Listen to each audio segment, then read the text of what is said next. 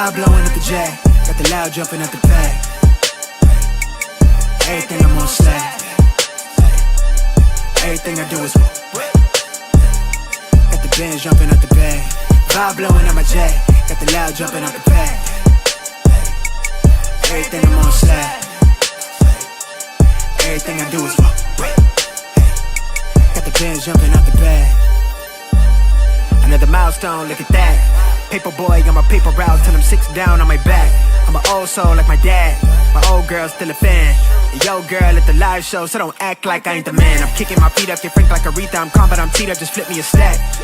The re-up just doubled up off of the muscle, I stuck to the task. They see me, I'm troubled, I'm bubbling up till it's stuck, and they want me to stay where I'm at. I'm good everywhere that I'm stepping, my presence is crucial. You know that this shit not on trend. On a big wave, I'm controlling the tide. Snake eyes when you rolling the dice. So with the stakes inside, I could never take another nigga advice. They can't reach the sky, I'm aiming up high. I just wanna know what it's like. Y'all know what it's like, I come from outside of this.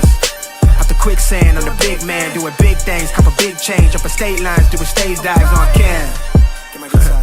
It ain't no limit to my vision. Check the temp, I'm on fire with it. Got the band jumping out the bag, Prosecco on ice. I'm nobody nice, but run up a check. Demand my respect. I'm doing the most, I never quit. They want me to quit. I'm good as it come, I'm good as it gets. Vibe blowing at the J, got the loud jumping out the bag. Everything I'm on slack. Everything I do is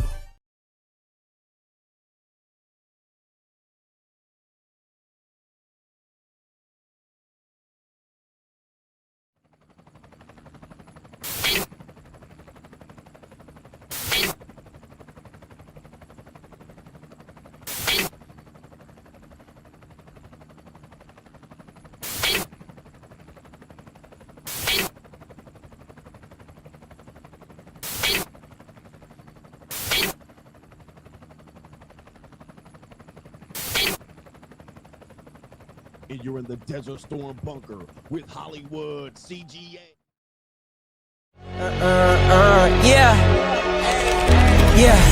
Legends ain't born, they built from the grind. From benches to banners, we sharpen the mind. We sharpen the sword and promise and swore that we going hard and leaving it all on the floor.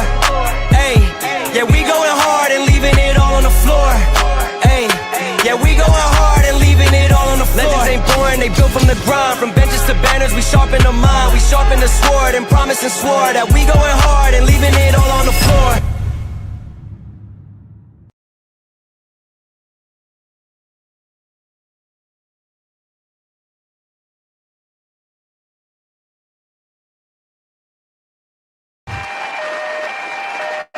What's going on, everybody? It is Coach Greg Adams back in here with another YouTube live stream. Shout out to the Coach Gang. And that's you. For being in here, being involved, and being active on this YouTube channel. And welcome back to the internationally known and recognized symbol of YouTube and excellence and entertainment, the Boss Up Show. Part of the Free Agent Lifestyle podcast here on the Free Agent Lifestyle channel. You in here with the Bruce Wayne of this ish, the King of Kings, the King of Content, and the Speaker of Truth. Yours truly, the Notorious One, aka Mr. Coachellini, better known as the Prognosticator, Coach Stradamus. And you're back in the Desert Storm bunker with Hollywood CGA and EWF. That is every woman's fantasy in the whole fucking show. I'm the CEO Niggero of Fixes Binds LLC, the unbinder, the undebatable, the undisputed best entertainment here on YouTube. You can call me Senor Gregorio Graybeard. The ladies love to call me Mr. Third Leg. Your Greg. third leg was just also the phenomenal. man with one throw by hole. That is the ecclesiastical mid slapper. Why I oughta. You're looking at the Anointed One. Acknowledge me. The founding father of the After Pill, the junior college sociologist, the Morpheus of the mating matrix, the chocolated Confucius, the Black Moses, the deliverer, also known as the man that walks in the spirit of Elijah. I'm the man with more nicknames than anyone in the game. You can call me Poppy Malo, Hentai CGA, the Notorious One, the Lord of the Lings, Genghis CGA, Mr. James Bryant, James Bind, Greg Fu Young, And you can call me a whole bunch of other names, but if in case you forget those names, just call me the benevolent monarch, CGA, see God Allah, and you're looking at the reigning and defending, undisputed, 14-time demonetized champion of YouTube, Greg DiBiase. I love that one. We're going to have to add that one to the names. Greg DiBiase. We got a great show for you lined up today, just as I predicted. That's why they call me Coach Stradamus and the junior college sociologist. All right. They call me these names for a reason. These are not names that have been bestowed upon me by myself without any meaning. This is why they call me the Bruce Wayne of this ish. New world order. As I predicted, anytime you have one woman accuse you of something, you're almost always going to have a second woman follow up and co-sign that woman. New and then you're going to have the third person enter like Hulk Hogan at Bash of the Beach in 1996. All right, then you're going to have the third woman. And now, this doesn't validate anything that they're saying. The biggest icon in wrestling. This doesn't validate anything that the women are claiming. This is just how things proceed. Now, of course, the internet normies are picking sides. Of course, this is a dirty story.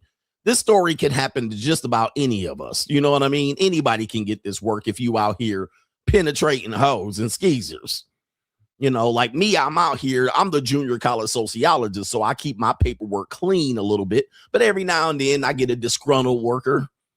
I get a woman that catches feelings, or I catch feelings for her, and it gets sloppy. It gets dirty. But when you got a tight ship and you run a tight ship and you got your game right, you don't end up in this situation. And for as far as I'm concerned, Abba, I cannot blame him for how he responded to these ladies, because it's a dirty game out here. I don't think he should respond to them on social media. I don't think that's the appropriate right of actions. And we're going to show you he's made some mistakes. His game is sloppy than a motherfucker, bro. This guy got some sloppy ass game, and I'm taking no sides in this particular story. All I do is I try to inform you normie mouth breathing motherfuckers out here that listen to me. I just try to inform you on how to get your ship straight. All right. I was on Instagram Live telling you about the monetized dating marketplace. It's no denial. I'm going to show you even more.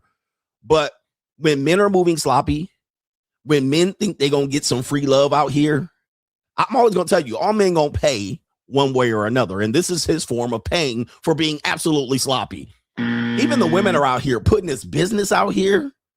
I mean, putting this business out here on Al Gore's internet. I think this is the despicable and disgraceful. All right. The way these hoes are acting. All right. They're acting very childish. And the one woman, the first woman, is in her mid-30s. I mean, this keeps proving everything that I say. Just because a woman's older does not mean she's going to be more mature.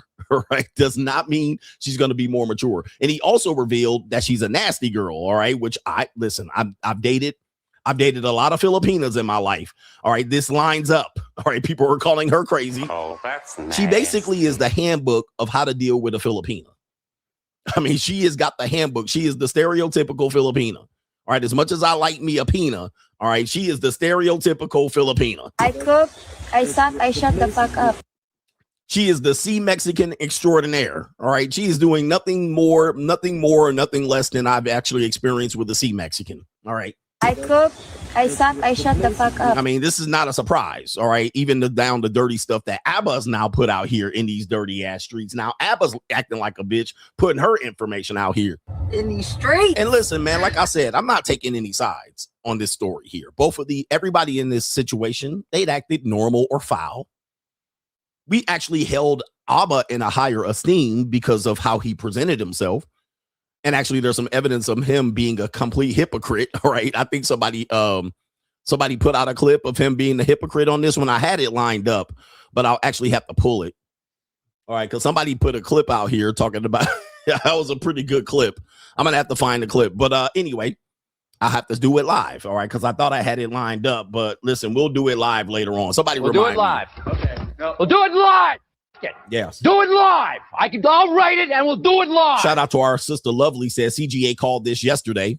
I called this the day of first show on this when I said there's going to be a second woman. This is going to be a second woman, and there's going to be a third woman like Hulk Hogan. So this is not a surprise. It's par for the course. It's what happens, especially when you're a man of status. Now, I don't know if Abba believes he's a man of status or he was using and abusing his status to get with these women. And I'm going to also show you the looks of these women. I mean, 5s and 6s at best, 4s, 4 and 5. You got a 4 and a 5. All right. And trust me, I done banged a lot of 4s and 5s in my life. All right. But, you know, that's the best he can do. Yeah, well, that's the best you can do on the free ski. A lot of shit going on with this story, man. Just crazy. We also have an update on Jamie Foxx. And we have an update on a charlatan being exposed after CGA exposed her first. But of course, nobody listens to me. I mean, people don't want to give me the credit. I actually told you this woman was a charlatan, but she's being exposed on the Al Gore internet and all of that. But to contribute to today's show, $ the notorious CGA on the Cash App. Venmo, Coach Greg Adams TV. PayPal is paypal.me/Coach Greg Adams. And that is near the top of the description box on the Free Agent Lifestyle channel. And you can super chat by clicking the link on the top of the live chat on the Free Agent Lifestyle channel. Let me hit you with a New World Order sound effect. New World All right. Order. Is Ko-Fi working? Let me see here. Or maybe it's just PayPal. Let's see if Ko-Fi is working. All right. Because it's been tripping. All right. It looks like it's not working. All right. Let me see what we got. Yeah, man, it was working earlier this morning, but you know, in the midst of it not working, what we'll do is we'll set you up with the PayPal. I appreciate you going through all of this with me. You know, it's tough being a content creator. As you can see, content creation is not the business everybody thinks it is. All right, a lot of people are fake as content creators. A lot of people got to go through struggles. You got to get your business drug out here in these streets. All right, content creation ain't what it is meant out to be. It is not what it meant to be, man. All right, I know y'all want to get rich being a content creator and y'all think this shit look easy. Coach AI can do your job. All right, your job is completely easy, but yet I have not seen anybody do this job like me. All right, I've seen people copy me and take my whole format and flow. All right, but nobody's been able to duplicate this at the level and at the consistency as yours truly, the notorious new world order. But you know, you got to have a thick skin to be a content creator. You got to let people get in your business. You got to share personal details with people up to a point. You know what I mean? But these people want more and more information about you. And I'm going to show you in the case of the second accuser, she already deleted her video. She already deleted her video because she was catching wreck. She was catching wreck. Anyway, she was catching wreck. She already tucked tail and bounced. And this is because people on the internet, they weirdos, right? They weirdos on the internet. You know, we're developing personal relationships with everybody. See, this is what people don't understand about social media. We're developing personal relationships with our audience. Our audience it's not like celebrity, like on the TV. We're like, oh, there's Will Smith. There's Brad Pitt. There's Eddie Murphy. You know, we didn't know these people. They were just stars to us. We're, you know, glitz and glamour and dressing up and putting on makeup and wearing fancy suits and dresses. Like they were just celebrities. We didn't have a personal relationship with them. We really couldn't feel the person. Pause. But as an internet personality, we're, you know, if you look at that movie, like we're with you. We're living life with you. You're living life with us. So you feel like you know me. There's going to be 2,000 people watching me concurrently today. They all feel like they know me, right? And they all feel like they know certain aspects of my life. Like I could tell you a story, and I told that story 4 years ago on my channel, and people will be like, I remember that story. Like they lived it with me. They remember that story I told, and the new audience is getting that story new. And somebody might ask me about that story 4 years later. Hey, remember that girl you talked about that was sitting there? And I'm like, no, I don't remember. You remember more than me. See, that's social media for you. And a lot of people don't have the stomach to actually live that life. Do you have the stomach? A lot of people don't have the stomach for people to be that interested in your life. And sometimes that interest crosses the line. You know what I mean? You're like, damn, do you need to know every detail? You know, but that's part of the game. Do you have the stomach? That's part of the game. That's the new world we're living in. It's kind of like that, you know, they had that movie with Jim Carrey where he was being recorded. Like that was a precursor. That was the early part of, what do they call it? When they program you, they show you predictive programming, where they show you how it's going to be. They show you a movie. And then it becomes that. And then you'd be like, oh, that's what it was. The Truman Show. All right. The Truman Show. So now they're like, hey, people are going to be recording their lives in real life. And you're going to be watching it. You're going to be posting your real life in real time. That's what the Truman Show was. They done showed us. They done showed us what happens. This is going to be our future. And people didn't realize that was predictive programming. And that's what we live today. I'm here every morning with you. It's kind of like I'm a part of your morning. I'm a part of your life and your routine. You know, it's bigger than radio. It's bigger than TV. So, yeah, a lot of people don't realize that your personal life is affected and you got to have thick skin and a stomach. You got to let people tear you down. Okay. You got to let people tear you down. Like every day I post, people tearing me down. All right. Some people building me up. Shout out to the people building me up and supporting. But every day I post, I got to think of the people tearing me down. All right. I'm like posting. I just posted something. I just posted me with a nice little 22-year-old flatback, a little 4'8" Asian woman. All right. It's cool. I just want to show y'all. But nah, man, it got to be the haters. But it is what it is. It is what it is. It is what it is. And you can ask Giz. But yeah. All right. It looks like I've been charged for reverse image searching. So you guys paid for that for me. I was the first person to do that. I did it live. Shout out to you, man. Yeah, some people have my phraseology. How many of you guys went out there and saw a white woman, a skinny white woman, and you thought flatback supreme? Press 1 in the chat if you saw a white woman that was an attractive white woman, slim white woman, and you saw her and you looked at her backside and you said flatback. Press 1 in the chat. Press 1 in the chat if you saw an average looking white woman and you said Millie Mouth Muskrat. See? You looked at her face and you was like, damn, that's a Millie Mouth Muskrat. All right. How many times have you done that? You got to admit, you've done that. Even that brother, Boosie, he was like, I like real white women, long backed it. That's interesting. Long backed it, you say. Because I used to say long backed it instead of flat backed it. How about stock factory issue? All right, you're a rating woman. Stock factory issue. Like a lot of things that I say, y'all say in your daily life. You say in your daily life. So it's important that you understand that this relationship is like, it's different than it used to. It's different than a celebrity relationship. We're kind of pseudo celebrities, D-list, E-list celebrities, but you live through us. We live through each other. Yes, indeed. All right. And some of these phrases I borrow from others, but I put them here on the airwave and then you can see it. You know what I mean? You can see it in daily life when you go out and you be like, damn, coach was just talking about this. How many times does this happen? How many times does this happen? You were dealing with a woman. This woman said or did something and you said, damn, coach said that would happen. Press 1 in the chat. If you were in a relationship, you were dealing with a woman, you were on a date, you were talking to your mama, you were talking to your girlfriend, you're talking to your wife, and they said or did something, and you immediately was like, holy shit, coach just said that last week. Because people think I'll be lying about these women and lying about these men. Almost all the time. You deal with somebody and you look at you like, coach just said that shit. Oh, my goodness.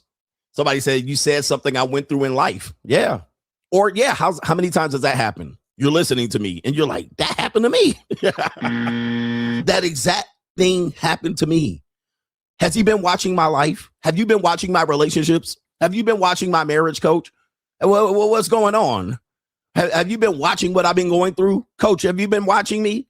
How many times does that happen where I say something and then describe it to a T and you're like, that's what happened to me. So that's why, to me,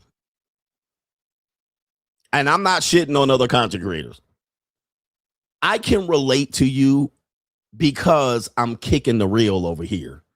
I'm the only one really kicking the reel. Shout out to all my other content creators, but I'm kicking the reel. I just tell you real shit and you can relate to it. That's why people watch me, because I'm not here taking sides. I don't care about ABBA. I don't care about that C Mexican.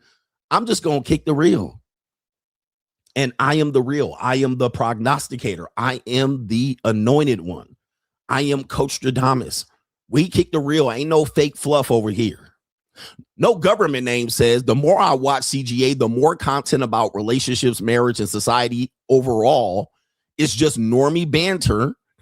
He says I cannot really watch it all the way through. All right. I even see this when I'm watching social media.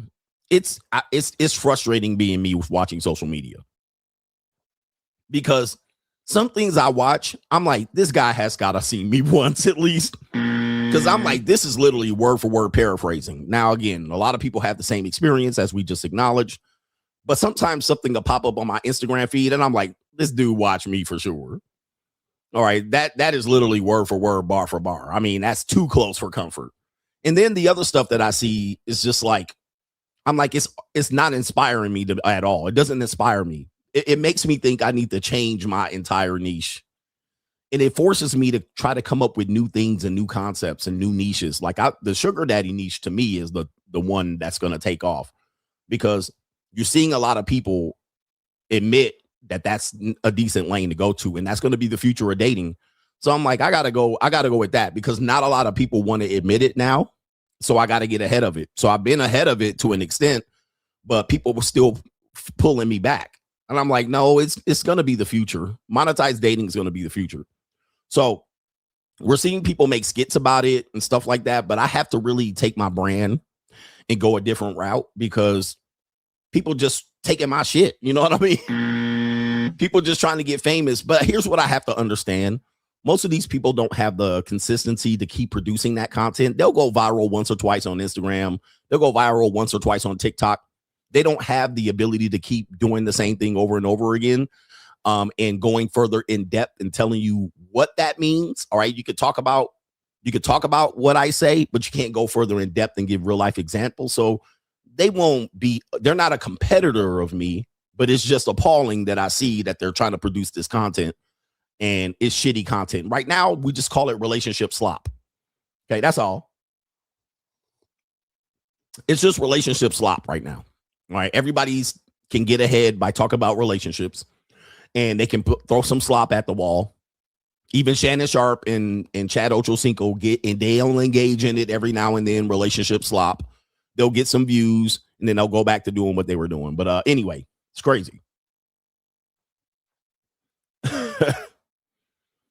Somebody says, I heard Fresh say you got. He said that's a CGA exclusive term.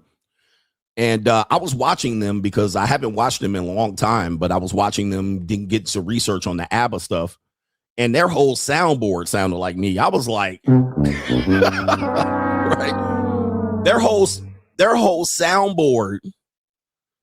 I was like, damn. All right, I was listening to the whole show. I was like, what? Their whole soundboard sounded exactly like my soundboard. Every time they hit the button, the only thing they didn't that I don't have is the fa. But the whole soundboard, they were doing it. I watched like the first 20 minutes and I was like, all right, I'm out of here. I was like, it just sounded like my whole fucking show. All right. All right. But yeah, I got God is an old head term. My homeboy Ali used to say that. You got God. I got God. All right. That's an old head term. So anybody using that today definitely probably came from the 90s. All right. Anyway, I didn't originate I got, but that's just an old head term. All right. My boy Ali used to say that all the time. You got. And it's funny hearing that. You got. It's definitely a black thing to say. All right. Shout out to our brother here. It is Gary says, I seen a very popular pro-black stealing your saying, but he remixed it this past Friday. He said, women about business, men too caught up in love. He's like, I'm like, holy shit. You stole Coach's saying, but remixed it. Okay. So that's an example. Just remixing it. Women are about business. Men caught up in love. It's like, oh my goodness. And the way men work, this is just a social experience of men. You guys know I'm the junior college sociologist, but I'm a sociologist non-degreed. This is how men work. Men always want to be the smartest in the room. They very rarely yield respect to other men unless that man is globally respected. So, for instance, Kevin Samuels would be globally respected. Andrew Tate in certain spaces will be globally respected. So your association with that person gives you credibility by yielding to that person. Oh, the great Kevin Samuels said. So if you say that, that comes from a term of endearment, and you yielding to that person in the name of respect actually gives it credibility. So if you say that this person, a credible person, says it, and you copy that person, then it gives you credibility. Opposite, if the person is not well known, renowned, it's just better to just take that person's stuff, remix it, make it your own thought. Okay. You just make it your own thought. I don't know what's going on here. So you make it your own thought. And by then you could just dismiss the other person. I don't even watch them. Myron tried that. I don't even watch him. Who? Oh, they're just jealous. I don't even know who you're talking about. I've never even heard of this person. So that's an example of how men do it. Oh, I can take that person's thought. Maybe not many people watched him. Let me look at his views. Not that many people watch him. Nobody's going to know I took his philosophy and didn't give him respect back. So if the person has a lot less views, a lot less social impressions, all right, he doesn't have 1 million subscribers, nobody's going to know. And we can also see this in which Kevin Samuels even did that to a person. All right, he did that to a person live. The person that he said, I'm going to quote somebody from a book. He read directly from that person's book. And he said, since this person is not well known, I'm not even going to acknowledge this person as the author. Right. So even he got engaged in that. And it was like, damn. It was like, wow, you're literally going to read word for word from the person's book, put that shit on the screen, but you're not going to give credit to the person. You know, it's what men do. We have to understand men are flawed. We talk about the flaws of women all the time, but men are extremely flawed, and we would want to be the smartest person in the room. Unless the person is well known where everybody can say, I know where you got that from, then they'll go ahead and give credit. If they can assume that nobody's going to know, or it's not even worth knowing, they won't give the person credit.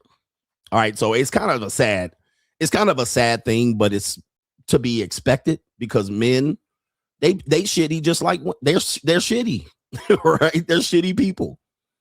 Anyway, getting back to it. Yo. And then here's the sad part. Now, if the originator responds and said, hey, that person stole my stuff, he gets dispatched and dismissed. Well, it don't matter if that's yours. Well, it's just a talking point. It's a red pill talking point. It doesn't belong to you. It belongs to us.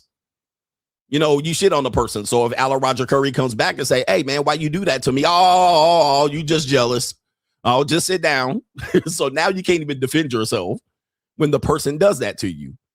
When you go in the comments and say, man, hey, look, give me credit. You know, we see this when people on social media, what people on social media do for people who want to be social media.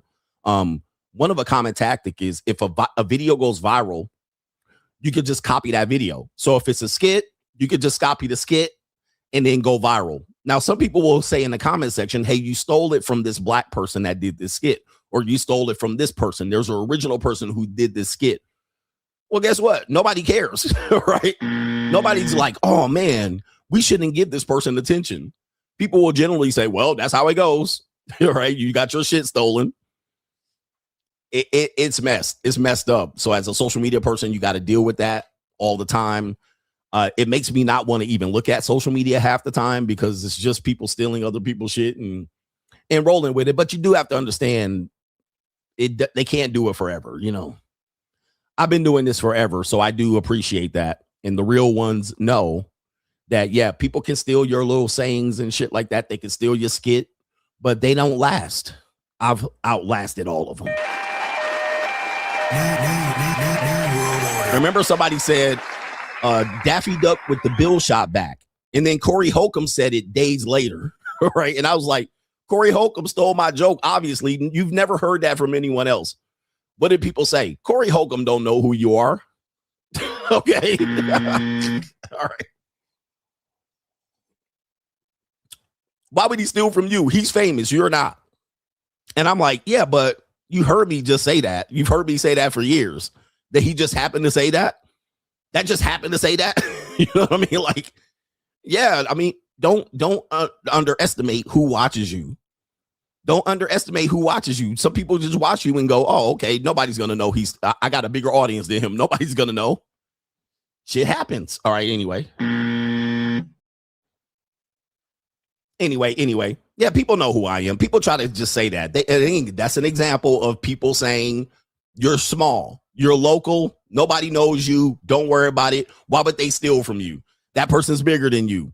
Obviously, he don't have time to watch you. Yeah, no, people watch people.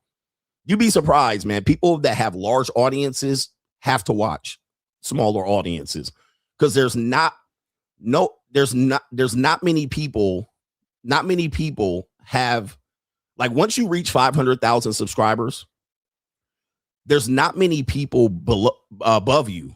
So you got to watch people below you. All right. Okay. So, like, you got 500,000 subscribers. There's not many people. Like, you can't just be like, I'm not watching anyone under 500,000. You can't do that because there's not much content out there, especially if you're in a certain niche. So you got to watch people below you. You got to watch people that have 1,000 views. They're going to pop up on your algorithm too. So it's what it is. So anyway, enough about that shit. Do we have any? Somebody said a very popular pro-black stole my saying, remixed it. Somebody immediately knew who that person was.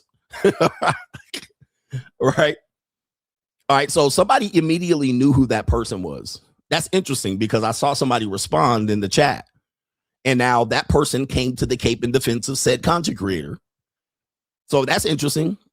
I mean, it's interesting. So people know who's watching. Like, you guys are watching both of us. So you hear similarities. Now, one thing I'll tell you, I don't watch him. Right? I definitely don't watch him. So anyway, where are we at?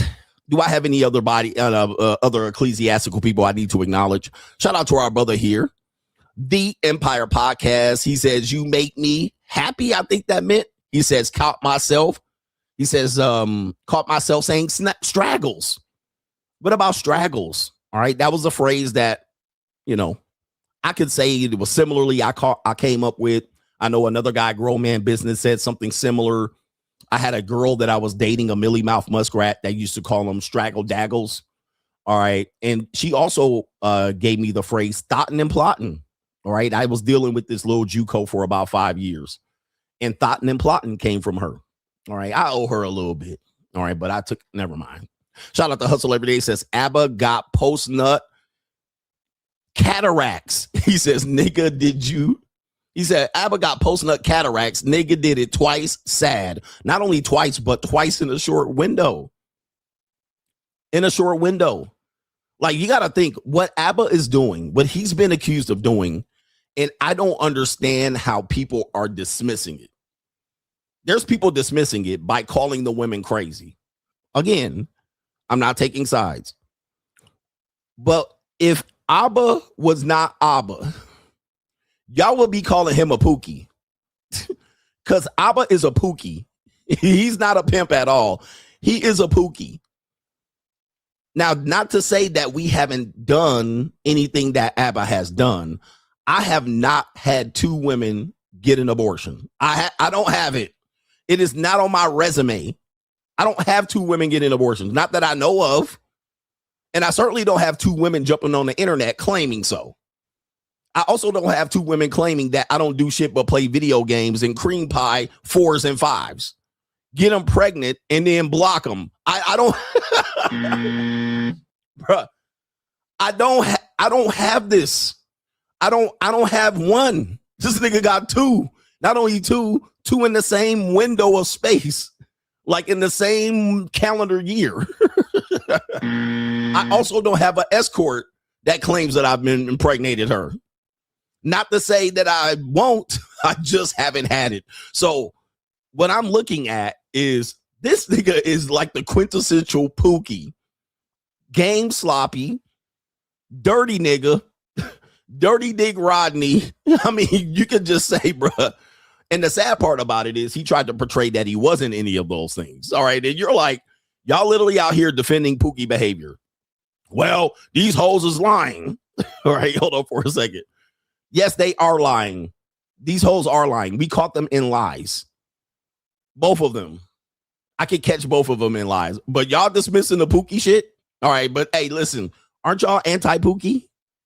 But that's neither here nor there. You're defending a nigga that cream pie 2 4s and then made them get abortions. Y'all. How many people can claim that they have 2 women in the same calendar year? Right? That had to get an abortion. How many people got that on their resume? How many people got that on their jacket? If I pulled your file, how many people got this? I don't even got that. And I'll be out here running through them. I don't have 2 women that I've taken to Planned Parenthood multiple times.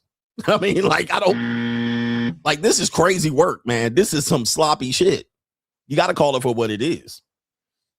You got to, this is sloppy work. Not even Pookies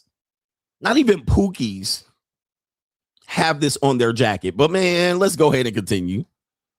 Shout out to Hustle Every Day, says flowers upon flowers, coach. Defense wins. Got to play defense out here. As you can see, this is a learning experience. Abba played a little good defense on this woman by recording her, and he produced some evidence and receipts. Not a lot of men can do that. So Abba played good defense right now. All right, but he didn't play any good defense dealing with his seed, allegedly. If these women were pregnant at all, and like I said, I doubt the female was pregnant, although she did pull receipts that she got an early termination of pregnancy. Some people missed it. She did pull a receipt that she got a early termination of pregnancy. But let's get into the part of the show that y'all want to see. It's Straggle Sniggle Theater. Let's go. Like, ride with me if you ride with me, you can slide with me if you feel like 550 on the 5 sticky, come get high with me, that's a deal, right? Straggle Sniggle Theater. All right, we got a guy here doing the street. Shout out to the street interview people. That is hard content to produce. You got to go out there. You got to have your microphone ready and batteries and all that shit. You got to have your camera ready and the lights. You got to people get them to interview, say different shit, go home, do the post edit, clip it. But man, street interviews is not like that. Ain't it? Shout out to all the street interviews. I could never do it. All right, but we got a street interview guy out here that interviews a Atlanta Pookie with the Pookie Shiesty mask. This is your typical Atlanta niggy with a Pookie Shiesty, the jewelry on outside the hoodie, tight pants, and hat on top of the Pookie Shiesty. All right, yeah, that's his evil work right here. Let's see what he's interviewing this guy about. Name your favorite 3 white people. George Bush. Okay, why George Bush? Because he put a lot of stuff on the map for us. Yeah, like what? He made cars. Yeah. Help pay folks get to where they need to go. Yeah. Transportation. Yes, sir. Made it a better place where folks can get gas for free. Free gas. Yes. Yeah. Made sure the slavers was all right. Into slavery. Yes. Yeah. What that mean? Wait a minute. Who are you? Okay. George Bush, your 3 favorite white people. George, I tell you, man, people think I'm tripping when I say people are dumb, lazy, deaf, dumb, and blind. You're dealing with a lot of NPCs and normies and mouth breathers and knuckle draggers. This is crazy work. So George Bush is one of your 3 favorite white people who invented cars, makes it so you can get free gas, and ended slavery. What an amazing man. Right? This is an amazing guy. He's Abraham Lincoln, he's Henry Ford, and he's Obama in the same one guy. All right. And he has the ability to vote. Well, he's probably got a couple of felonies. He probably can't vote. And made sure black folks and white folks can get on the bus. Make sure. Oh, damn. Okay. He was Martin Luther King too. He made it so black and white people can get on the bus. And Lyndon Baines Johnson. All right. All wrapped in one. And John F. Kennedy. Okay. Okay. 2 more people. I say, fuck it, Donald Trump. Yeah. Hey, what he do? Why you like him? Shit, he gave everybody taxes, the free taxes and shit. He gave him free taxes. Okay. Free taxes. He made it where we can get more. What you call it? What is it called? I don't know. Food stamps. Food stamps. Made it where we can get more food. More food stamps. Yep. Okay. And I say had a lot of folks vote for him. I can't. Yeah, he got a lot of voters. Mm-hmm. One more person. Give me one more white person. Hillary Clinton. Yeah, Hillary Clinton. I mean, so George. I mean, you see where his time is. He's somewhere around 2008 and 2026, but he probably missed a lot of it being in jail or high. Hillary Clinton. Yeah, why Hillary? Okay, she was gonna win, but Donald Trump beat her. But she in the long run, she was gonna make the world a better place. Better, yeah. And she was gonna make the world better. Type shit, you got. She was gonna make the world a better place. Yep.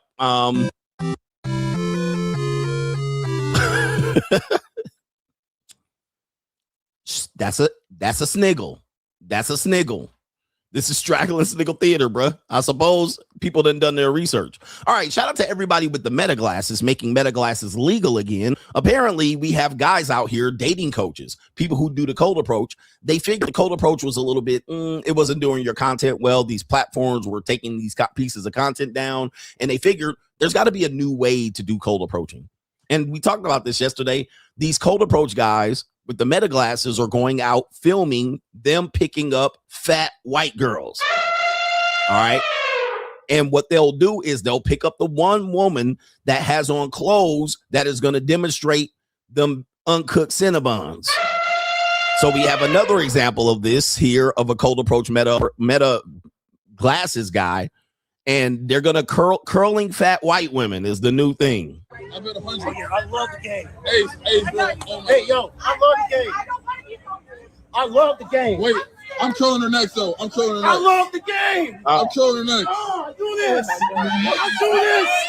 Yo. Okay. Wow, look at that one right there. Curling fat.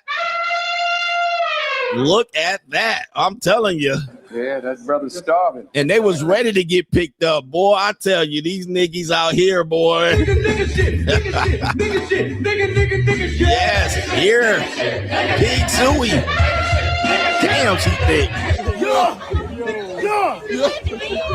And look. Oh, my goodness. I tell you, man, that's crazy work. Oh, the humanity. I got to take that off my screen. Woo! That is a lot of booty meats right there. That's a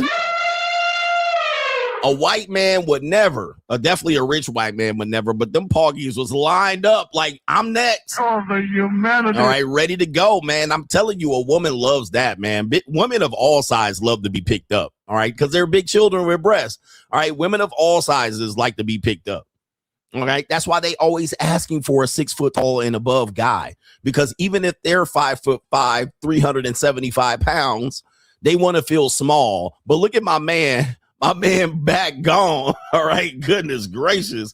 All right. My man back is gone. All right. Where's my sound effect right here? Okay. I ain't got it, but I'll say I'm always hungry. All right. He got her.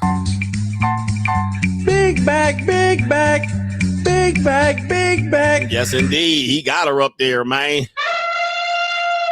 All right. Gone like the wind, like a moth to a flame. And look at him, bruh, showing all them teeth. But he in heaven. Niggas always gotta show they teeth. All right. He in heaven. All right, boy, I tell you.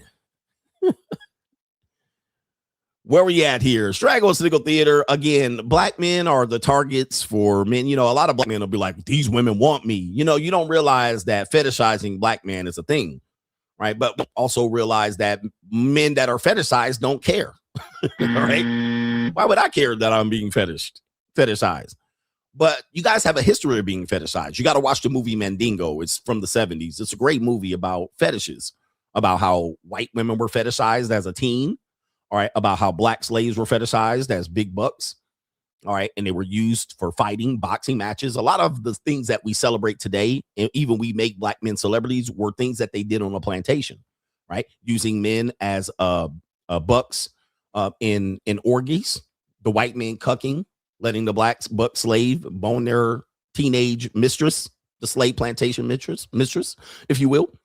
And also killing black men for having sex, non-prescribed sex with white women. Yeah, I mean, there's a lot of things that we've historically made acceptable in our culture today, but we're definitely part of plantation fetishes.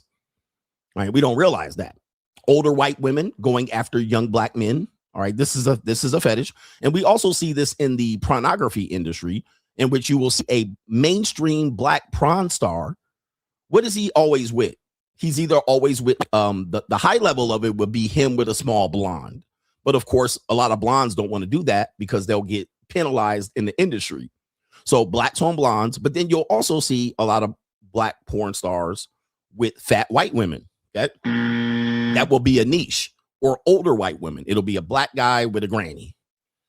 It will be Mr. Marcus with a granny. All right. And so because those guys are fed low-hanging fruit. Now, of course, that plays into your psyche, is because then when you see that over and over again, then you start to target that. You start to target that low-hanging fruit, easy. And those women fetishize you, so you're going. In fact, we've seen this with a football player. His name is Kellen Winslow. All right. He played for the Chargers. All right. His father played for, well, did he play for the Chargers or the Dolphins? I can't remember who he played for, but his father played for the Chargers. And he ended up going to prison because he was out there graping old white women. He got a fetish for older white women. Right. And so he probably was watching too much prawn. And then he went out there, and then he actually went out there driving around targeting older white women. He ended up going to prison. Somebody said the Cleveland Browns and the Miami Dolphins. But I don't know if you guys know, this is something that you're programmed to do. I'm not going to say what race, what people. We know I can't. And also say that. Women are engaging in this fetishization of men, and they watch prawn too. So they end up going out in public to basically practice those fetishes. They'll target you. They'll approach you. I've demonstrated this many times, and I'm going to demonstrate it again with this piece of information. So here it is right here. This is a guy who's a DJ. You see him right there dressed up. He has a good booking here. As you can see, this is a clean aesthetic. It looks like this a refurbished barn, and there's going to have an event, possibly a wedding. All right, so we're going to take the volume down here a little bit because there's some music. But he looks like he's dressed up, all right, like a lawn jockey.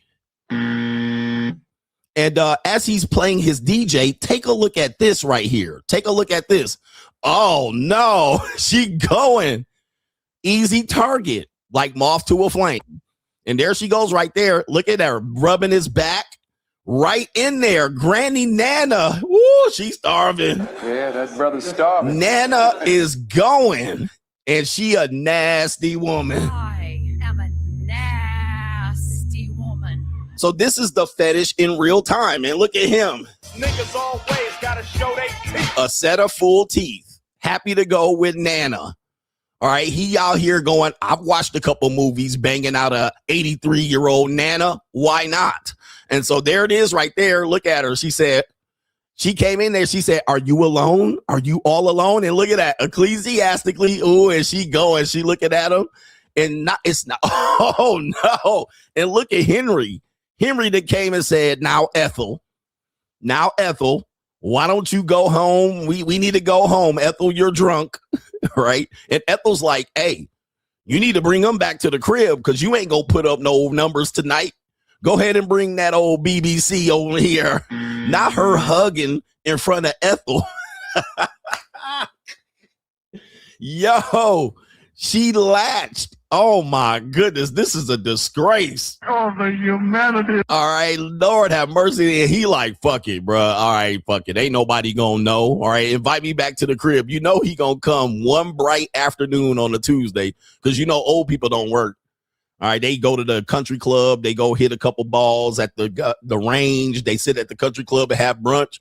And one of these afternoons, all right, 12 in the afternoon, fuck it. Let's go see Ethel. But Ethel, she done had too many motherfucking Mai Tais. She ready to go. She 2 sheets to the wind, as they say in the old white neighborhood right here. Look. And look at the husband. Oh, man. He's like, oh, not this bitch again. All right. She always fucking with the help. She like, look, he like, go with your husband.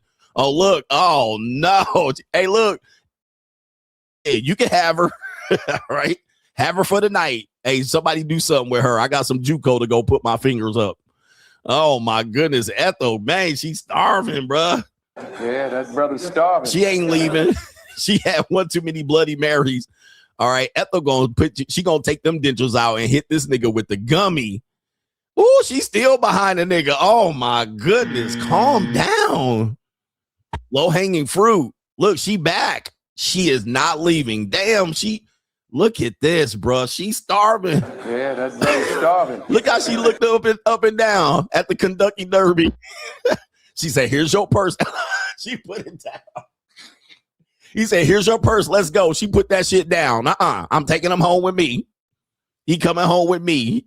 All right, look at that turkey neck. All right, he gonna hit that bitch with the gobble gobble. Damn, he can't even do his job, bruh. Damn, is this sexual assault? This gotta be a sexual assault. Damn, Ethel. Look at her. She went in and targeted him. Look, she looking at she like, yeah, let me get that. When I dip, you dip, we dip. I'm about to She said, fuck it, I'm shooting my shot. Damn, she looking like Droopy the dog. Oh my God. And the daughter even knows. She with her daughter. She like, oh, my mama's a freak. Damn, she touching on a nigga. This gotta be a sexual assault, man. At this point, look at him. Oh my goodness, boy. The Sogmeister done got this one. But that's an easy one, y'all. That's an easy one. You know how you niggas like it for free? Coach, I'll get it for free. All right, we got Straggle Theater. We have a strag here that says, men that don't argue back are sassy.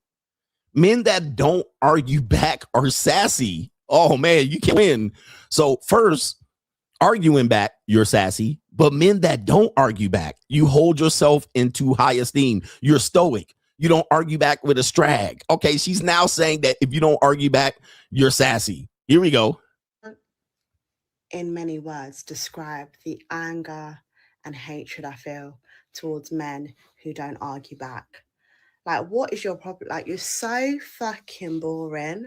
Like, you're so boring. Like, how am I sitting there arguing, giving you my best signs, cussing you the fuck out, and all you can say is, "Are you done? Are you done? Are you done?" You're not clever. You're not witty. You ain't got nothing about you. You can't give me nothing. Like, you can't. There's no give and take. There's no nothing. There's nothing. There's no fire. There's no passion. You ain't got nothing. Nothing grinds my gears more than that. Like, I just don't want to fucking speak to you. Like, I can't, in many words, describe the anger and hatred I feel towards men who don't argue back. Oh my.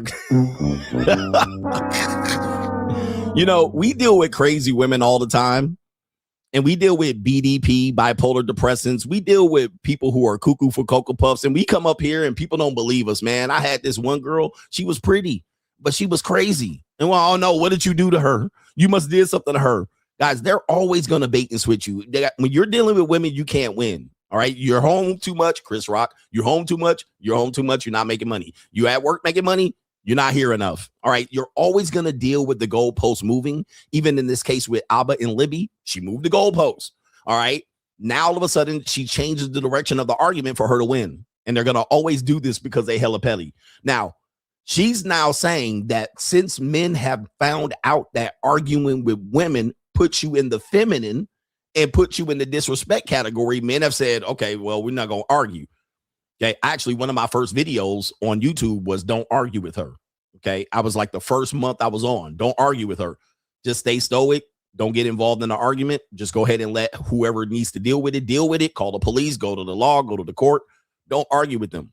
See, what Abba is doing is arguing with her, and he's losing the battle the more, because now she just brings in more simp enforcers. All right. And more people to support her argument. So in this case, since she knows men are taking that tactic, she now has switched the goalpost to men that don't argue with me are sassy. What? Is this a Caribbean English woman? What the hell is that, bro? Man, look, you can't win. The only way you can win is not play or get a woman on your program and get her ass tight. But most of the time, that's just temporary. Good luck, gentlemen. Never argue. Straggle Sniggle Theater. Like, ride with me if you ride with me. You can slide with me if you feel like 550 on the 5 sticky. Come get high with me. That's a deal, right? Shout out to you guys. All right. Are we back? We are back. All right. Do me a favor. Just give me the likes, don't pass a scroll. Mugga, low. All right, let's see if Ko-Fi is working here. Let me see. All right, ooh, ah, ooh, ah. All right. Shout out to you brothers here. Let me see here. I'm refreshing the screen. Bear with me. It's difficult to deal with women, especially attractive women or women that look attractive or look like they could be attractive. Those women are the hardest to deal with. Shout out to Brandon B. Says, I can confirm the grannies do come in hot at weddings sometimes, and I'm going. Good night. Right? Goodness gracious. All right. Shout out to Brandon Beach. All right. Part of our team. He part of the CGA Creative, and he does DJing. And he says, yes, the grannies come in hot, and sometimes he going. All right. He taking that deal. Yeah, that brother's starving. All right. We do have footage of this, Brandon. Apparently, we do have footage of you performing at the latest DJ event that you have booked. And this is Brandon going for the mothballs right there. Yeah, that brother's starving. All right, getting that neck. All right, he getting that ecclesiastical neck. Oh, man. All right, press 1 in the chat if you about to fold her up like a love letter from the 2nd grade. All right, if you about to hit that raw. If you about to cream pie that, because she ain't getting pregnant. She's not going to get pregnant, so that's that. You can avoid that. But a lot of them, you know what I mean, hitting this, you know, but these women can take a beat down. But how would I know that, CGA? Well, listen. From what I see, they can take a beat down. You know what I mean? And you could go in raw and cream pie and all that. But you know, a lot of niggas she done slaved a lot of niggas. And some of y'all gonna be like, she gonna pay me. Guys, let me just tell you something. Let me tell you something about old people. Okay. First of all, they're on a fixed income. I don't care if they save good for retirement or not. Most older people are on a fixed income. Most of the time, if they didn't save for retirement, they're on a fixed income with Social Security. That's number 2. So that means their resources are not that good, not that great. Number 3, old people's view of money is different from new people's view of money. So for what an older woman thinks about paying you is not going to be worth it for you as a today person. And I'm going to try to give you an example. I'll give you an example. When I was a young man, I one time helped this granny up the stairs. I told this story before. I one time helped this granny up. I saw a granny. She had a buggy. All right. And she was, I probably was like 13 or 12. And I saw her and I was like, let me be a nice guy. Let me be a nice guy and help this granny up the stairs with her groceries. So I went in there and she opened the door. It smelled like fucking kitty litter and cat food. But I fucking helped her up there, helped the bags. And I was like, all right, I did my deed. I helped the old lady across the street. You know, give me a Boy Scout fucking badge. So I helped her, right? Helped her up there, took her little buggy up the stairs. And I'm like, why does old bitch live up on the 2nd floor? Right? Well, maybe for safety. So I help her up. She go get that purse, bruh. She go get her purse. And, you know, she walked over there, got her little purse, and she got her little bag, you know, where when people used to keep a coin bag. We don't keep these anymore. She kept the coin bag. She goes in there. She went in that coin bag and gave me a quarter. And she said, here you go, boy. I kid you not. She said, here you go, boy. And gave me a quarter. Now, I wasn't expecting anything back from it. But to get a quarter, you might as well have kept that quarter. You know what I mean? But back in her day, a quarter was a good little tip. It was a good little tip. And on top of that, she called me boy, which technically I was, but it wasn't the boy like little boy. It was like boy like nigga. All right. So this is in 1980 something. You got to think if she's old, her teenage years was in the 20s and 30s, right? So boy was an appropriate word.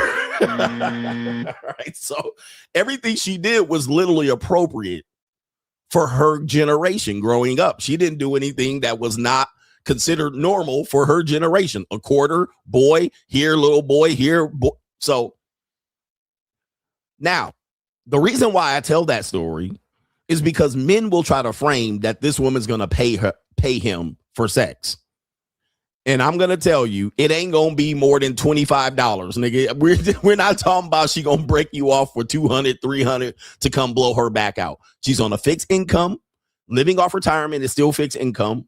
There's not a lot of new income coming in other than investments. And Social Security is fixed income. She's not going to splurge on you, niggas. So do never make it about, I'm going to bang an old woman out and she going to pay me. Unless they're super filthy, rotten rich. You're not getting more than $20, $15 tops for some old pussy. All right. Just don't never make it that she going to pay you. Trust me. I've actually had a business training people, and the older clients were the hardest to break off bread. Even the rich old people do not splurge and break bread. They are very, very stingy with their money. All right. The people who pay money, people are in their 40s and 50s. Above 50, they're very stingy with money. All right. They still see you as subservient, and they are barely giving you anything. Never, ever make it about this woman's going to pay me, because this is the bad territory to go to. The women that might pay you are in their 40s. All right. Sugar mama, 40, 45, 47, 48, 49, 50, 51, 52. Past 55, you can forget it. All right. And I don't want to hear it. The women pay me. They ain't going to pay you shit with old hot dog water, nigga. They gonna give you some motherfucking hot dogs and Franks. There ain't no fucking way, bro. Shout out to our brother here, no government name SD, says on your opening, you say that we take some of your phrases. This is true. Now my entire friend group calls people normies, and I'm the only one that watches you. Shout out to you. That's a common phrase. It's a common phrase, but I say it a lot. And a lot of people will say that's a red pill phrase, normies. But you guys got to think, man, most people are normies like a motherfucker. They normies. And it's sad to say, but if I want to correct it and don't want to sound like conspiracy theory or red pill, I would just say most people are deaf, dumb, and blind. Most people just live. They don't know what the fuck's going on in life. They don't know what they're doing. They basically flying by the seat of their pants. They're NPCs, bots. The NPCs, bots. That's most people live. And I gotta realize I'm extreme considered to most people. I'm like extreme. I live out what they call the outside the matrix, right? But I don't like to use those phrases because people find it a little bit icky. But man, I'm telling you, man, they get the ickies. But most people are bots, NPCs, knuckle draggers, mouth breathers, oxygen thieves, cornballs. And they're going to live their entire life just like that, not jumping off the porch. Kevin Sullivan says, send the tuition. I'm behind on the stream, but I wanted to shout you out and the train gang. Shout out to everybody in the train gang. Most people do not have more than 5 sexual partners their entire life. All right, most men, they don't realize it. They've been monogamous and faithful, normies, NPCs, bots. They don't do look. If nobody told you, like this is an example, when people get laid off their job, they don't know what to do. You get laid off, fired from your job, you literally lost. Well, I'm applying for jobs and I don't know what to do. Now I have to ask yourself, as a blue chip, you don't mind this part of the stream because I'm here teaching. And I've seen this happen to people that I love. They will get laid off their job and literally sit there and do nothing. And I'm like, you don't have another talent. You don't have another skill. You don't have something else that you can do to bring in money. Like you can't consult. You can't you know what I mean? But they don't know what to do. They're stuck. And most of the time, because they define themselves, I'll always ask you, how do you define yourself? You define yourself. How do you box yourself in? If your job is how you define yourself, you're already losing in life. Well, I'm an executive. Like you'll see people, and I'm jumping around here. You'll see people that have a certain job and they'll dress like that in their regular life. Like if a person's a teacher, they dress like a teacher on Sunday and Saturday and Sunday. When they go to Kmart and Target, shout out to Kmart, they go to Kmart as their job, as their teacher, as their profession. Do you understand what I'm saying? Like they're never not the teacher. Like they're off the clock and they're still dressed like the fucking teacher.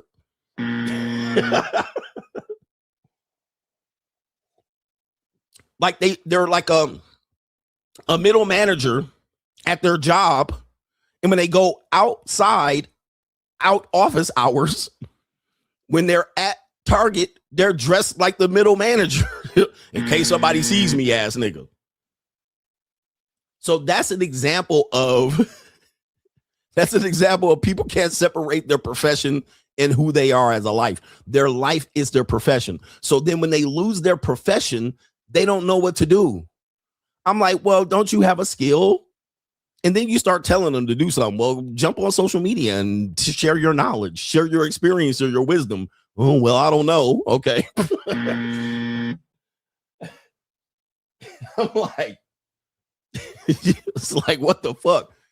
And then they'll have a skill. And I was like, you could do that. You realize you could do that and tailor that and to, do it for your neighbors. You could put it on Etsy. You could do something. And they just, well, I don't know. All right, well.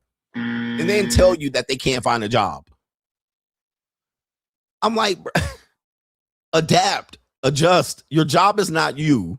You're not your job. That's what you do to earn money. But you can do other things. You have certain skills. You have ability to do anything. You can paint wine glasses and sell them on Etsy. Well, I don't know. I don't really like to promote myself. I don't like to put myself on social media. I don't like to create accounts. I don't want my name out there. Fucking bot. It's like these people are bots.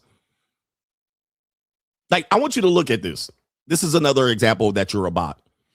Go in your wardrobe right now. Go to your closet. Some of you niggas don't have closets. If you don't have more than, if your only clothes are clothes that you wear to work and pajamas and shorts, you're a bot. Okay. Go in your closet, pull out your chest of drawers and shit and look in your drawers. If it's only work clothes and t-shirts and basketball shorts, you're a bot. You're a bot.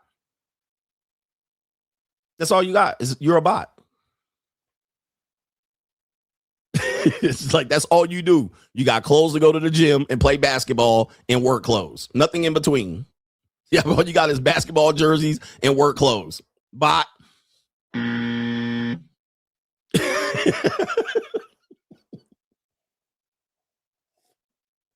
You're a bot. Plain and simple. Like you just an NPC.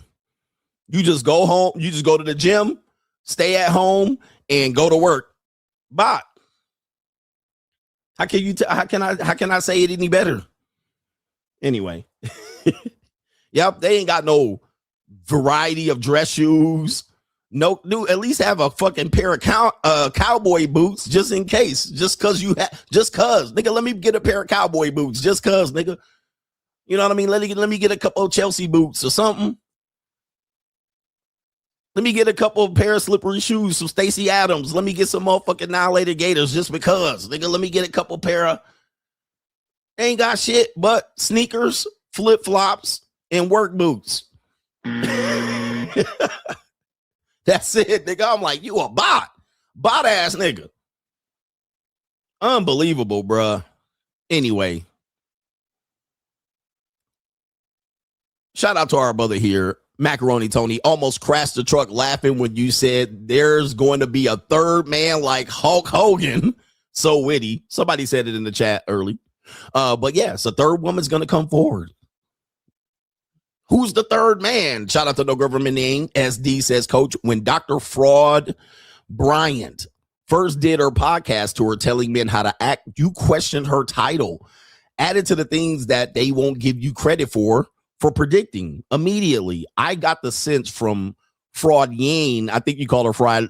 I can't pronounce that, but you called her Dr. Fraud Bryant. I immediately said, this woman, we need to look her up. And I knew she graduated from Cal State Northridge, which immediately gave her a lack of credibility. All right. Well, I graduated from Cal State Northridge. So I was like, well, there's that. She one of them Cal State Northridge skeezers. And she's just about my age. So I know Northridge skeezers a mile away. Shout out to everybody in the San Fernando Valley. So yeah, I immediately said she's a fraud. Then when I saw she went to pay, what do they call them? For profit university. I immediately said that. Now people are not going to give me credit because I get it. They're going to give it to Corey Holcomb. But I immediately said this woman is not a legitimate doctor. She's not a credible therapist. Like from the beginning, from the first time. And I saw her years ago. I was looking at her. I was like, she's not a credible doctor. Then people started looking at her. She started going on Paul Pierce. She started to get some run. But this was when she was just doing content before she had appeared on all these nigga podcasts. And the only reason she appears on this nigga podcast because she's attractive. All right. And I was like, this woman is not legitimate. All right. Because the half things she's saying is bullshit. But that's neither here nor there. All right. But anyway, yeah, nobody's going to give me credit for that neither. You know what I mean? They only just call me ruining the marriage prospects. Anyway, look. What do we got coming up here? We got crime and law CGA. I love crime. And it's a good day to run a banner on this one or run the intro.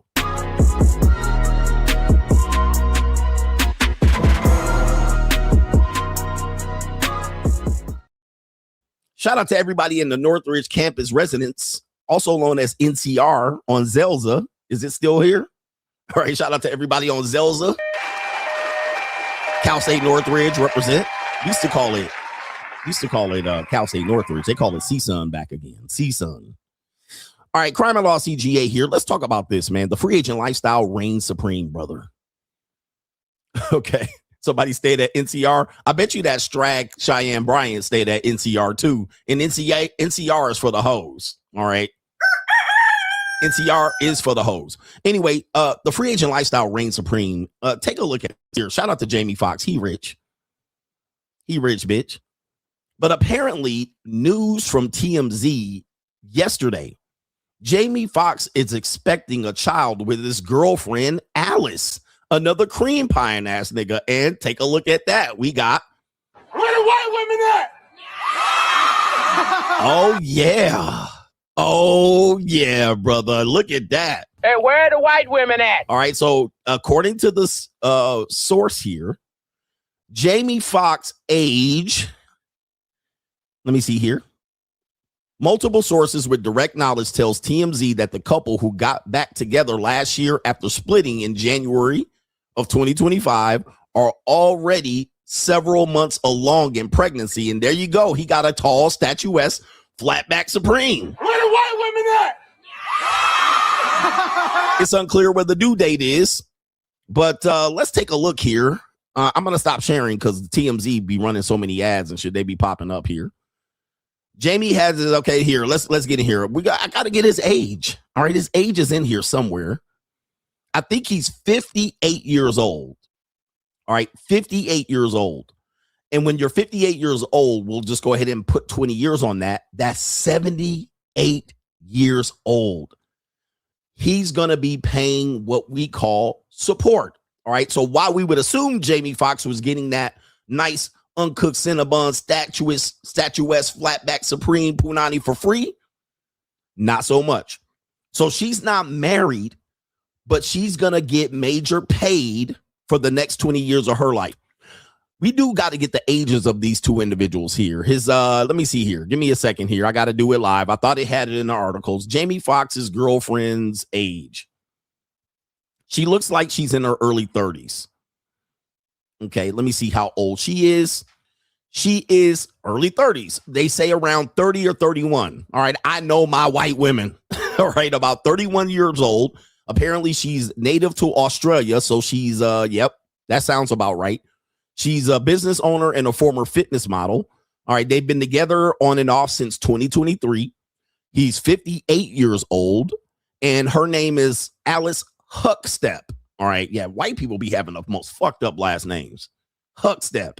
That's why they want to get married so fast. A lot of white women want to get married because they got a fucked up last name. You know, I don't know if you know that. That's very popular, especially in the American South. And then ethnic white women, you know, Italians, Irish, you know, Greek. All right. A lot of them got some terrible last names. All right. And a lot of them want to just get rid of it. They'll get married and then get married and get rid of their shitty ass last name. All right, so a woman named Alice Huckstep definitely wants to be Alice Fox, but of course, Fox is not his real name. So there's that. All right. All right. Alice Huckstep. So let's go back to the picture so you can see ecclesiastically what this white woman looks like right here. All right. And yeah, she didn't have the maybe come up just for being a tall statue. That's definitely a flatback supreme right there. Let's go. All right. And she cashed them chips in right on time. If she would have stayed on the marketplace maybe another 5 years, she would have been screwed. All right. But she got the Academy Award winning Jamie Foxx to cream pie all of that. And she came up. This is her first pregnancy, according to this source right here. And Jamie and Alice first linked up in August of 2022. So it goes further when she attended the world premiere of his movie Day Shift, and things started to heat up that summer of 2023. And when they were seen at the Noble Hotel in Cabos. Okay. Multiple sources say they've been, okay, we already read that part right here. He's about to be a daddy again with his long-term girlfriend. Now, here's what we talk about right here. According to me, now this could happen to me in the Philippines. This has happened to Abba a couple of times, as we can clearly see. And this is why we're putting that part of the show here. We got 1,700 people here. Why I wrote the free agent lifestyle. Now, for Jamie Foxx, he's way richer than me. He's got a lot of money. He can afford to absorb this, although it's going to be a major expense for him. And who knows if they're going to be under a good relationship 20 years from now. Anything can happen once the woman becomes pregnant, as we've seen with this woman who claims to be pregnant with Abba's baby, that they become hysterical, they change, and they can change who they are. They can move the goalposts, and then no longer she can remove herself from Jamie Foxx. She can take the kid and run, because now she's got the prize. The prize is now the kid. The prize is no longer Jamie. And so now he's looking at, I guess, paying child support until 78. And also paying the expenses of having children further along. Now, we know he's rich. He's famous. He can afford it. But for you definitely don't want to be in this position. And I was not in a financial position or willing to dedicate myself to this type of activity going forward. So when a person says, listen to this. When a person says to me, Coach should be getting married and settling down. Well, this doesn't make sense, because if I got married and settled down, I would be on the hook 20 more years for supporting another woman and supporting another child, if not more child and grandchildren. Okay. So for Jamie Foxx, this is fine. For me, this doesn't make sense. I'm 50. If I got married again, let's say today at 50, to a woman who wants children, so she's in her 30s, maybe her early 40s, and she wants her first child, that would not make sense. That would not make sense for me to do. Okay, let's say the woman does have a child or children by other men, and she's my age or a little bit younger, and she has children already, which most of them will. You're like 75% of women my age who wants to get married probably has children by someone else. That means I'm actually committing some resources to not only the woman, but to support a household with a woman with children. And then going forward, those children are going to have children. Then I'm going to be a step grandchild. She wants a lot of my resources to go to that. Why would that make sense for me to volunteer to do? Let's just say the woman has no children and she plans to have no children. Okay, that would be the best case scenario for me financially. But why would I go with an old broad that don't have children? Why? What would that do for me? With a woman around here going to her job back and forth as an NPC normie, fucking up my career, all right? Dragging some old broad around to Cabo San Lucas. For what? Why would I drag an old broad around? Now, the best case, the other scenario would be me going with a younger woman and giving her children. Now, that, again, puts me on the financial hook for now having more children. So this doesn't make sense because it makes me vulnerable to the court systems and her taking the kid and running and divorce. Why would that make sense for me? Why would I do that? So staying free, right? Staying free would be best case scenario because I don't want to be paying child support until I'm 70. I don't want to be getting a divorce at 57. Jamie Foxx is 58. He actually can put these resources there, but this is the next part of it. This is the next part of it. This is what I call, and Abba is guilty of this too. And this is going to be a lesson. I got this from Greg the Guru. He doesn't make content anymore, but shout out to him. I actually featured him on my show. But this is called inadvertently raising a woman's marketplace value. And men have to be aware of this because in the dynamics of men and women, despite the fact that women will claim that they're the prize, almost all association with a man that has a higher status than the woman, you're going to raise her marketplace value way higher than it would have been if she didn't associate with you. Okay. This is an obvious clear-cut case of raising a woman's marketplace value based on your status and association. I don't care if this woman was black, white, Puerto Rican, or Haitian. Shout out to Five Dog. But this woman obviously could have got with another celebrity because she likes to, she's able to link up with celebrities very easily. But this is an example of raising her marketplace value way higher than it would have been regardless of her race. She goes up higher. Abba is doing the same thing with the Filipina. So it doesn't have to be on this level. But you do have to recognize as a man of high status, you have the power to do that by either giving her your seed or paying with your money, energy, attention, and time, establishing relationships with women. This is how it works.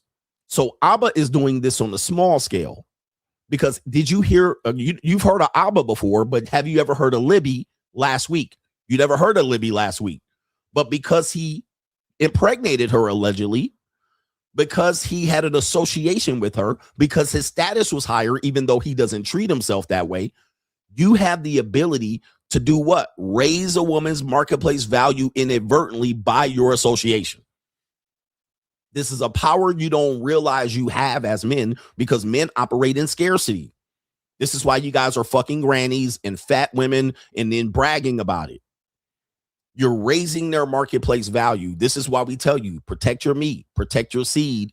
And then why I, as a guy that realizes that, look, okay, I'm going into my 50s. Why would I do that? Why would I raise a woman's marketplace value? Why would I participate in that? That's a major expense of money, energy, attention, and time to dedicate my life to someone and take them from zero to, take them from somewhere to up. Got to realize I have status. All right. I have enough status to have any group of women come out here and claim that I impregnated them. So there's a benefit to that. I would want fair exchange for that benefit if I were to do so. I'm not just going to give it away and be a utility and then say that I'm doing ecclesiastically the right thing. I would want a fair exchange for raising her marketplace value. Not many women have the marketplace value that I have. Like, they don't have the status. Now, they might say I don't qualify for them in looks or height. They can play that game if they want. But not many women do. Even a woman, if she was a consecrator, I still have more status and ability and long-term ability than she has. She's going to give up after a while. She's going to get comfortable. I know that I have that. Why would I exchange that with just any old random woman? Why would I exchange that to dedicate myself to get screwed by the legal system for 20 years? All right. I would want fair exchange for that value. And if they're not willing to give fair exchange, or they're going to come to me and be like, well, I'm the prize because I'm young and beautiful, or she got a pussy.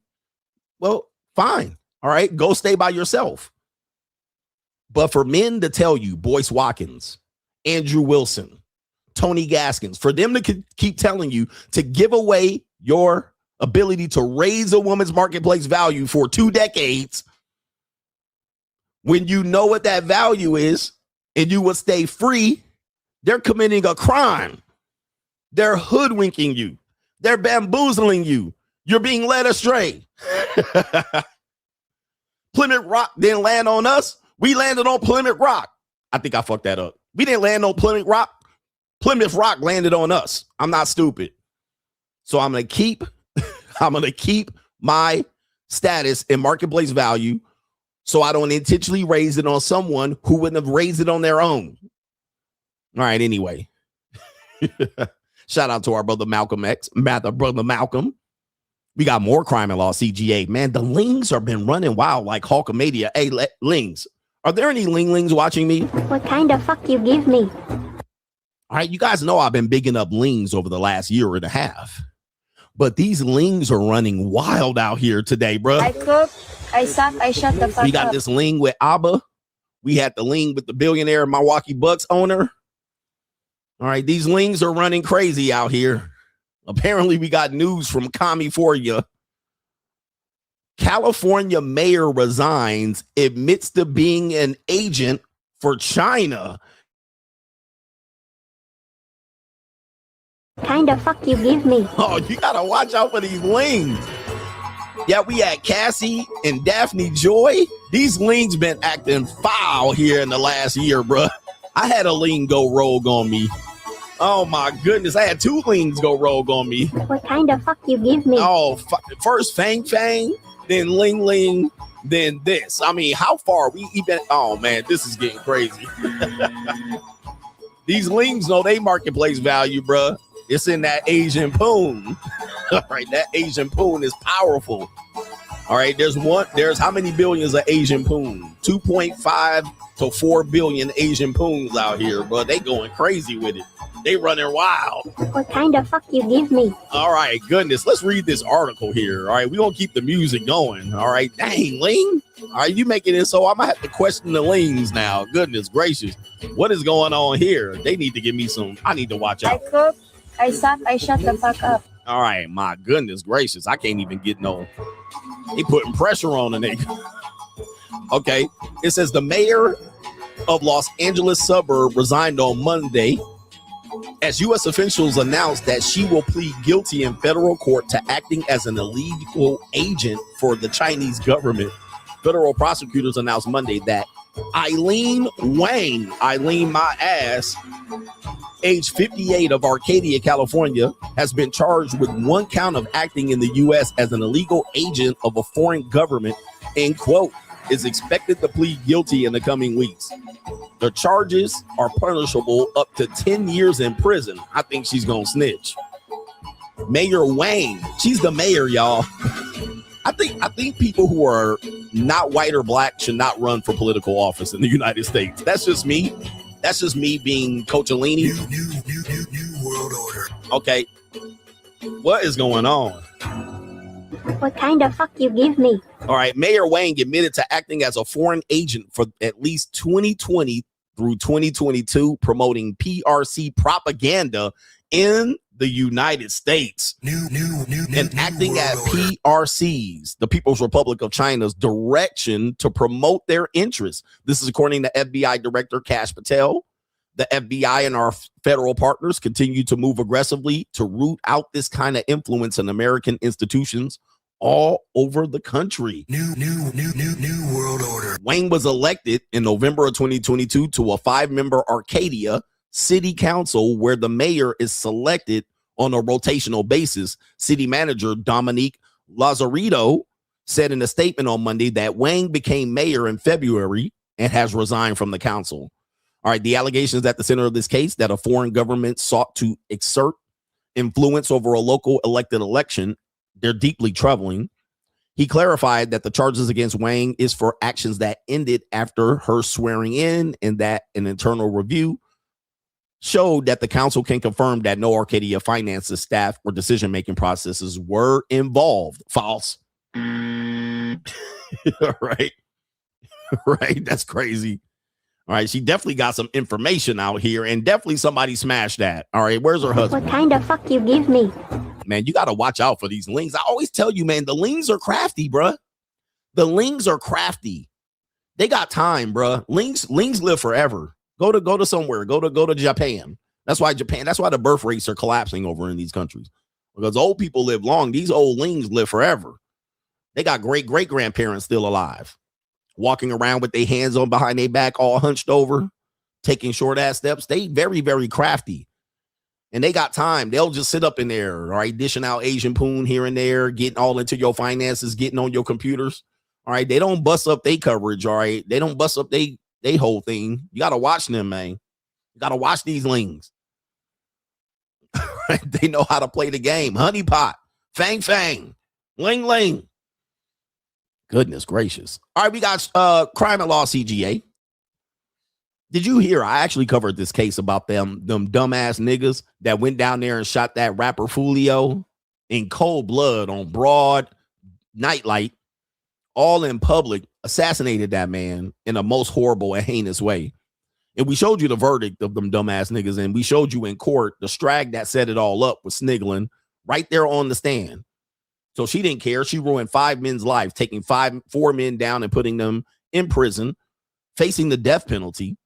and she got the one nigga killed. All right, absolutely tragic, man. These straggles out here. You got to watch these women, man. Boy, the Bible was right.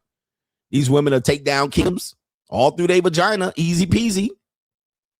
Apparently, right here, there's the guy right here. They actually had a hearing to see if they were going to put his ass to death. Okay, they had a hearing where they're going to put him to death. You realize he's facing the death penalty in this case, execution, y'all, execution. But his name is Sean Gaithright, I suppose his name is. Apparently, he was at a hearing, and this hearing is going viral. All right, this hearing is going viral. I want you to know how important what you're about to hear is for you black niggas. All right, listen to this. This is what they're suggesting. They're actually trying to go and they're having a hearing whether they should put him to death, and they're trying to spare his life. All right, you realize that's what happens. They're trying to spare his life. And when they spare his life, they try to say he has value for living. All right. He has value for living. He's going to turn his life over to the Lord. He's going to do some community service. He's going to pick up trash on the side of the road. Listen to what they say. And this is a very deep message. And this is a message not only going back, reflecting the past. This is a message going into the future of how they see you niggas. Okay. New street niggas.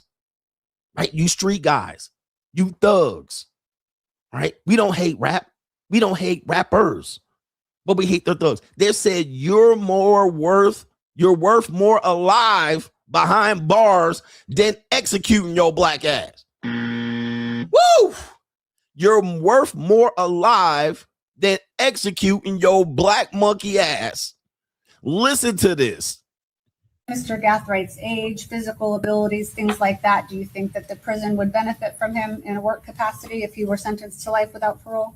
I say yes. With my experience, not only just in classification, but as former warden and even as a jail administrator, he's someone that's young, he's healthy. In reality, we need that labor, we need that sweat equity, and we will put him out there to work because we do have an aging prison population, jail administration. We have that. So we put these young individuals to work and get some sweat equity out of them since they are young and actually can do the work. New world order. Are y'all hearing this? Did you hear that? Sweat equity. You're young, athletic. We have an aging prison population of niggies that we put in prison and overcharge them in the prison industrial complex.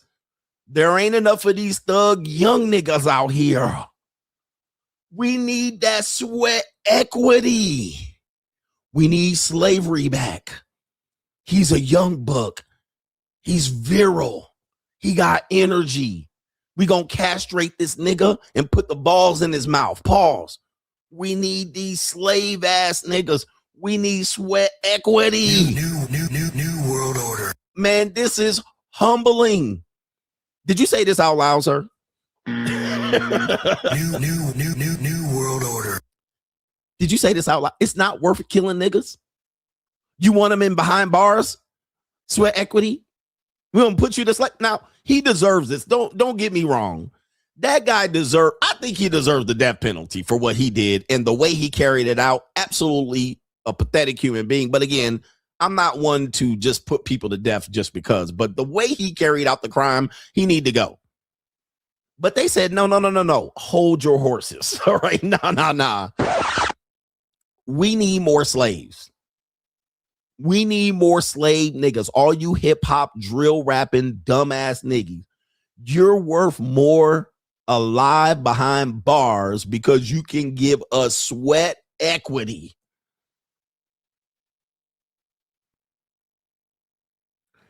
Rather than taking your ass out and hanging you. In 2026, I told you slavery never ended. And people who are smart know slavery has never ended. It's never ended. All they did was just made laws that would basically entrap certain populations of people and made it so that they would probably be predictably commit more crimes. All right. And so they changed the laws. They changed laws to benefit or to not benefit people who cannot pay for a defense force, right? You couldn't pay for lawyers. You didn't know your rights. You were ignorant. You were young, dumb. And so more than likely, they just pivoted the laws to actually make it more likely that you're going to commit a crime, or we can trump you up with charges to put you behind bars, right? So they just changed it to the plantation, to the prison industrial complex, and then also gave you paid slavery, all right, which is kind of an oxymoron. They just made it so that they low wage you, put you in jobs, distract you, and then make you think you are free, but you're not. Just like we said, a lot of people don't even have time outside of work and commuting to work. They don't even have a reputation of who they are outside of their employment. So employment is a form of this, what I say is a pseudo slavery, but you're paid. Even the NCAA was a slave operation up until the NIL money. It was a slave operation. Even the person who was over the NCAA admitted that once these people realize their value, the whole NCAA will crumble, because we're literally have them under slavery, all right, by saying they're getting a free education and that they're a student athlete. But essentially what they were running for 40 or 50 years with the NCAA was slavery. All right, they were using sweat equity to build buildings on campus and give coaches high salaries. And they said they were paid in education. And then when you look, a lot of these kids were not even graduating. They were going back to their hometown with nothing to show for it. Now they have the NIL and people are mad. A lot of coaches resigned and stopped coaching because they saw that these kids were going to get paid. Roy Williams, Mike Krzyzewski, what's the dude name from Alabama? Nick Saban. They started seeing that the slaves was going to start getting paid and they couldn't win no more. So they all dipped. They all left. They got out of the business. That's an example of the plantation slave owner realizing the slave got power and it's time to go. Okay.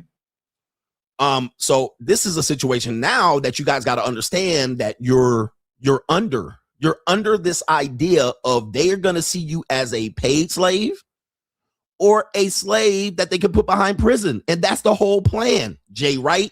Yep. Nick Saban, Tony Bennett, all of these coaches left. They were like, nah, we ain't going to win under these scenarios. All right. So the slaves are going to get paid. No, we can't win. Right. So this is what they got for you.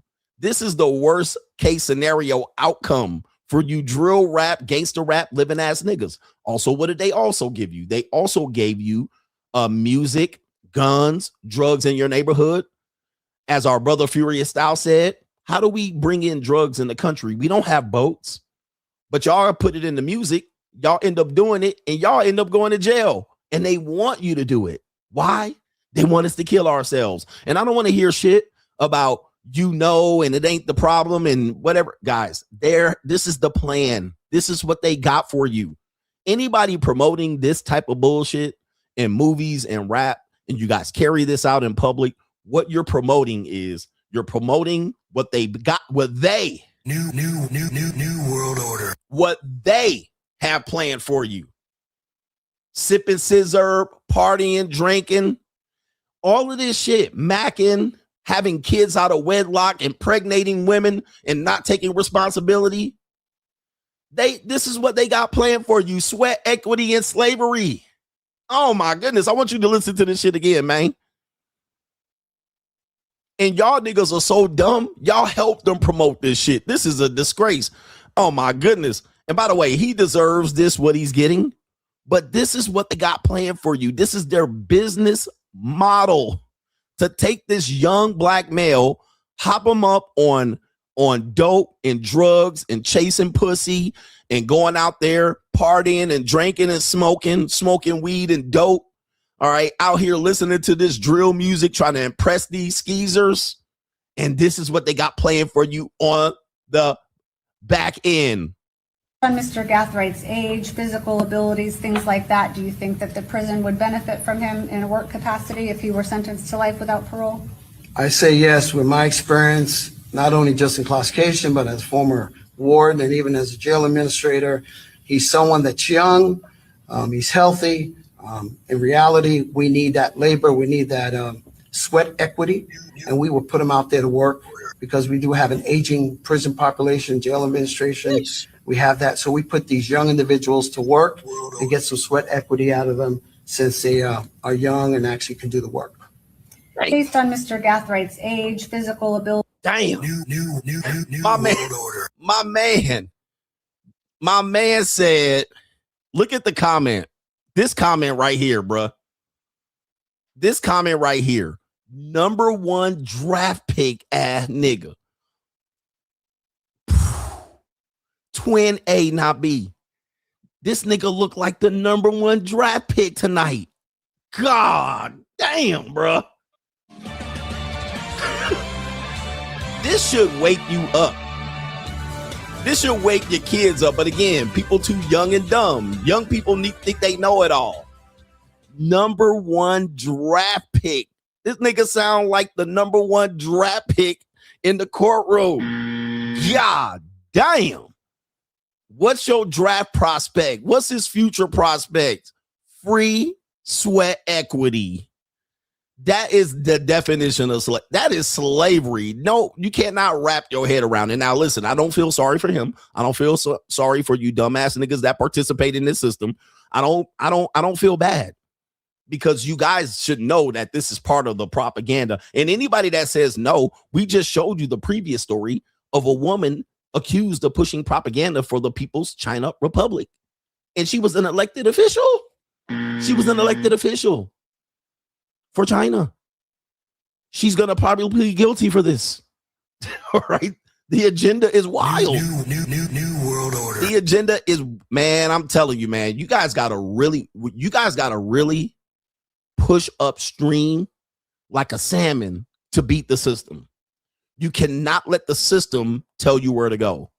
If you just let the guidance counselor at your funky ass high school tell you where to go, you already fucked up. If you have parents that are ignoramuses and then they don't teach you how to read and write before you get to kindergarten, and they expect the kindergarten and the first grade teacher to tell you to do it, you already behind the 8 ball. If your parents, this is why I don't believe there should be 2 incomes, the 2 income trap. If your parents are not actively involved in raising you and they put you in daycare, this is the daycare, public school, prison pipeline. You're going to jail, especially if you're a black person or a Latino person. You're going to jail if your parents are out there working, barely making enough to cover the idea of going out there working, the expenses. And she's so much of a feminist and thinking that she's making an impact on society, going to work and having your ass at the daycare. This is directly going to influence the direction of your life, the likelihood of you providing sweat equity for a boss or the prison is likelihood. This is literally you providing slave labor to the system. I've been saying for a long time, most people that have jobs are just providing slave labor, just over broke. Well, not everybody can start businesses. Well, go fuck yourself. It is what it is. If you so dumb, and scared money don't make money then. Okay, don't start a business. Go be a slave. They're literally telling you slave labor, sweat equity. God damn. They ain't got nothing planned for you. You have to buck the system. You got to step outside. When I call you a normie, NPC, knuckle dragger, mouth breathing, oxygen thief, it's real. When I say you don't know who you are outside of your job title or where you went to school or your religion or your race, it's real. This shit is real out here. They ain't got nothing planned for you but sweat equity and slave labor. Don't lie to yourself, nigga. Don't say it ain't me. Look, I'm a slave to YouTube, nigga. New world order. I'm a slave to YouTube. Guys, social media made it to the point where they ain't even paying you no more like that. It's even hard to get paid and paid consistently. They just changed the algorithm. Oh, fuck it. Right? And they can do that just like that. They remove your monetization and remove your motherfucking algorithm. Just take your ass out the algorithm. Nigga, you like, what happened? They got you. And then what's happening? You so used to making motherfucking content. Go ahead and make content for free. They got everybody on TikTok. They got everybody on Instagram Reels. What did you find out? They stopped paying for Instagram Reels. What do people keep producing? Instagram Reels. You keep producing it. And they're like, go ahead. We got y'all trained to get something, popularity, views, followers, that we don't no longer even have to pay you to do so. And y'all keep producing. So social media companies even know the enticement was to make you famous and rich. Then they taught you how to do it. And then they pivoted to not even paying you for it no more. Slave labor, sweat equity. And the goal, I told you, was to find a way to monetize yourself off the platform, not on the platform. I've been teaching that for years.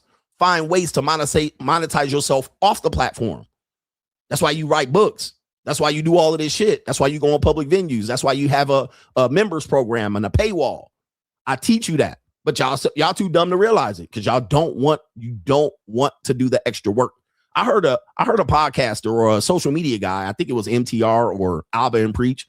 They was like, oh, I work 3 hours a day. Then I don't know what else to do to myself. So I'ma quit. I'm like, wait a minute, what? 3 to 4 hours a day and you couldn't find another place to make yourself valuable? So you're giving up? Like, come on, bro. What they got you to do is to try to do as less work as possible. When I've been telling you, it don't matter, bro. I said you have to work all day, every day, no matter what. You always constantly have to be coming up with new ideas. If you get too comfortable, you're gonna get bored and you're gonna give up. You always have to work. You can't get out of this idea of, I'm gonna just work 3 hours a day, 2 hours a day, and then just rein it in. You're gonna get bored. You always have to constantly be pushing and challenging yourself. All right, coming up with new ideas and concepts, trying to beat the system in the game. Okay, but it is what it is, man. It is what it is. Don't listen to me, though. But look, you can join the money mindset. If you don't think the agenda is real, shout out to everybody who's like, man, you can't think of it. You want me to save your fucking life for free. That's another thing. A lot of people want me to give them free ideas. All right. You want me to change your fucking life, man. Look, I got enough even just managing my life. If you want to interrupt my day, I have platforms. I have plenty of content that you can dive deep into this particular thing here. I'm telling you, life is something else. I've learned a lot in my life in over 50 years. I can help people who are even richer than me and have a lot more experience and whatnot. Dude, you always have to be challenging yourself constantly. But a lot of people are stuck like a duck. But I'm going to tell you, if you stuck, talking to the black men, if you're stuck, don't think you're going to stay stagnant or just sit still. There's only one way this works. You're either going uphill or downhill. Right? You're not ever going to stay stagnant. You're never going to be like, I'm content, I'll sit here. You either going uphill or downhill. Downhill has a lot of momentum. You go downhill fast, avalanche, or you got to go ahead and push that rock up the hill. That's the only way life works. The minute you become stagnant or lose direction or don't know where to go, you're going downhill. That's where you're going. And downhill fast, nigga. Downhill fast. I'll say it this way, just so you don't just get it twisted. There is no middle ground. Losers always asking for middle ground. CGA, where's the middle ground? Where's the middle ground? Is the middle of the street. There's a sidewalk on the left. There's a sidewalk on the right. Pick one. You can't pick both. But I guarantee you, if you stay in the middle of the street, you're going to get ran over. You're going to get ran over by a truck. There is no middle ground, nigga. There, you cannot depend on the middle ground and just say, I'm going to play it safe and stay in the middle. The middle ground in class system is poor, rich, and the middle class. Most people are in the middle class and they're fighting their way uphill or downhill on an everyday basis. There is no staying in the middle class. You're either going to be on the poor side in relative fast time, or you're going to push the stone uphill to become rich. There is no staying in the middle class. Come on. Come on. And there is no playing both sides. You either pushing uphill or you're going downhill. There's no middle ground. So I'm telling y'all the lessons of life. You need to carry these things, but I'm telling you, we go deeper into this on the money mindset on a weekly basis. On a weekly basis, the system, your college guidance counselor, your church reverend, they don't have shit planned for you. The jails, the job, the economy, the government, the politicians, they don't have anything planned for you, bro. But sweat equity and cheap labor, right? Period, point blank. And if you want to go ahead and think you just gonna stay stagnant, well, I'm gonna just stay in the middle and I'm gonna stay here and I'm gonna just keep, you're going downhill fast, nigga. You're gonna be this nigga. Here we go, right here. Be this nigga, man. Even your mama ain't got shit for you. Dude, you can ask your people, the closest people you know, about how to improve your motherfucking life, and they're gonna tell you stay in the middle. Oh, don't push too hard. Don't do that. Don't ruffle any feathers. Don't rock the boat. Don't try to put yourself out there. Just stay on the low. Bro, they don't got nothing planned for you, man. People, you have to take your life seriously. This is your life. Take your life seriously, because what they got planned for you, dude, you know how many loser niggas told me to just be a loser? And I'm like, bro, this is my life, bro. I'm not going to be no loser just because you're uncomfortable with it. I'm not just going to do regular shit. Just be a teacher. It's a job. It's a job. Just be a teacher. I don't want to be a fucking teacher. Fuck that. I could do it, but I don't just want that. Well, it's a job. A job's a job. Like, what the? Come on, man. Anyway, enough of that. Enough of that. Because I get too triggered and emotional about this. Because I'm passionate about this. This is not being angry or triggered. This is me passionate about it. I just don't understand people. And people say, you can easily say that now because you rich. First of all, I ain't rich, nigga. I'm well off. I'm well off. I don't consider myself rich. But I'm definitely in better shape than 98% of people at this very moment. All right, just today. But people don't understand that I had this same mindset when I was homeless. This is what people don't get. When I was living in the car, I had the same mindset. That's why I'm not living in the motherfucking car no more. Right?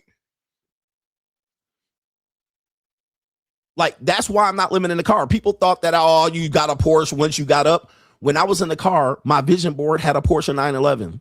And I'm in my car on Tumblr going, I'm going to have that one day.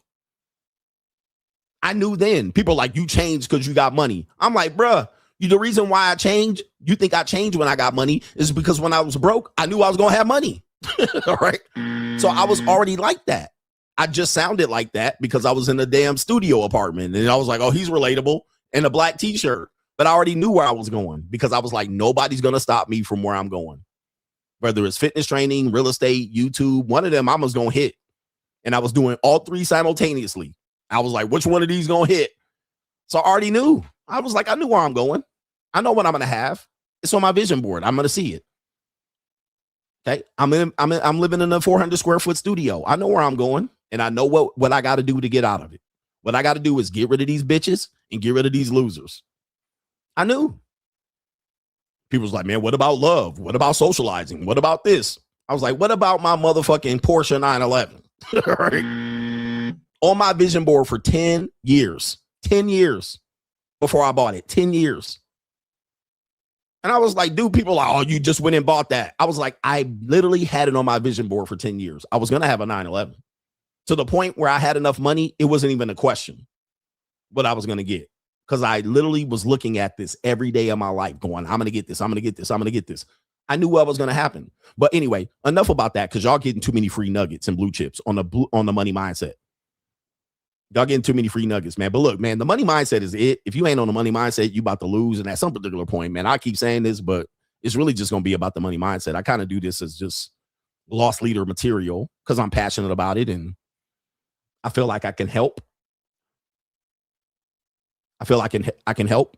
But at some particular point, it don't even benefit rich people or people who are well off to help poor people. Right. You can make a bag off of people who want to get better, but it don't even benefit to help poor people see that they're poor. Okay. It don't even help trying to help people not become slaves. They want to be slaves. They want to be poor. They want to be struggling. One of my famous phrases among many is the struggle didn't choose you. You chose the struggle. So if you choose to struggle, what am I supposed to do? Teach you not to struggle? Fuck that. You want to struggle. The struggle didn't choose you. You didn't choose to struggle. One of the reasons why wealthy people don't help poor people, because it don't make no more fucking sense to help them. It makes sense to employ them to keep doing the same thing over and over. The best thing that a rich person can do is give a goddamn poor person a job. But to give them money and give them ideas, it don't help them because they ain't going to do shit with it anyway. You just wasting your goddamn time. That's the reason why rich people don't help poor people. It's a waste. It's a waste. I can give you the game. 80-90% of you aren't going to do anything with it. And now I just gave the game away for free. But you don't want to wake people up. You need people to do jobs. You need people to drop fries and flip burgers and make sandwiches. You need them. You need them to give away their time. Look, what's your most valuable asset? Money or time? When I hear a dumb nigga say that money is more important than time, that's a dumb nigga. I'm like, that you got to be the stupidest nigga in captivity. Time is way more important than money. And you're not using time wisely, you are pissing off your opportunity to get money. That's why dudes are like, you giving these women money, but I ain't giving them my time. Okay. I'm not giving them my seed. I'm not arguing with them on the internet. I'm one of the only content creators associated with men's content that has not had one woman come out and fucked up my life after my ex-wife. Time is way more important. But because you have access to time, you use time indiscriminately because you have that resource. Today, tomorrow, it could be lights fucking out because time is not scarce to you. You have a scarcity of money. So money's more important than you. So you never turn the switch on to say time is more important to me because you have access to time. It's not scarce. It's only scarce until your life is threatened or you have a near-death experience. But you think you're going to live fucking forever. So you can piss away time. But I'm going to ask you this. If I gave you a guaranteed $1 million, would you take it? If I said, I'm going to give you $1 million, would you take it? The answer is most people would say yes. Then I would add a caveat, but you die tomorrow. You die tomorrow. Here's $1 million. Would you take it? Yes. Okay, but tomorrow you die. You're dead than a motherfucker tomorrow by noon. All right.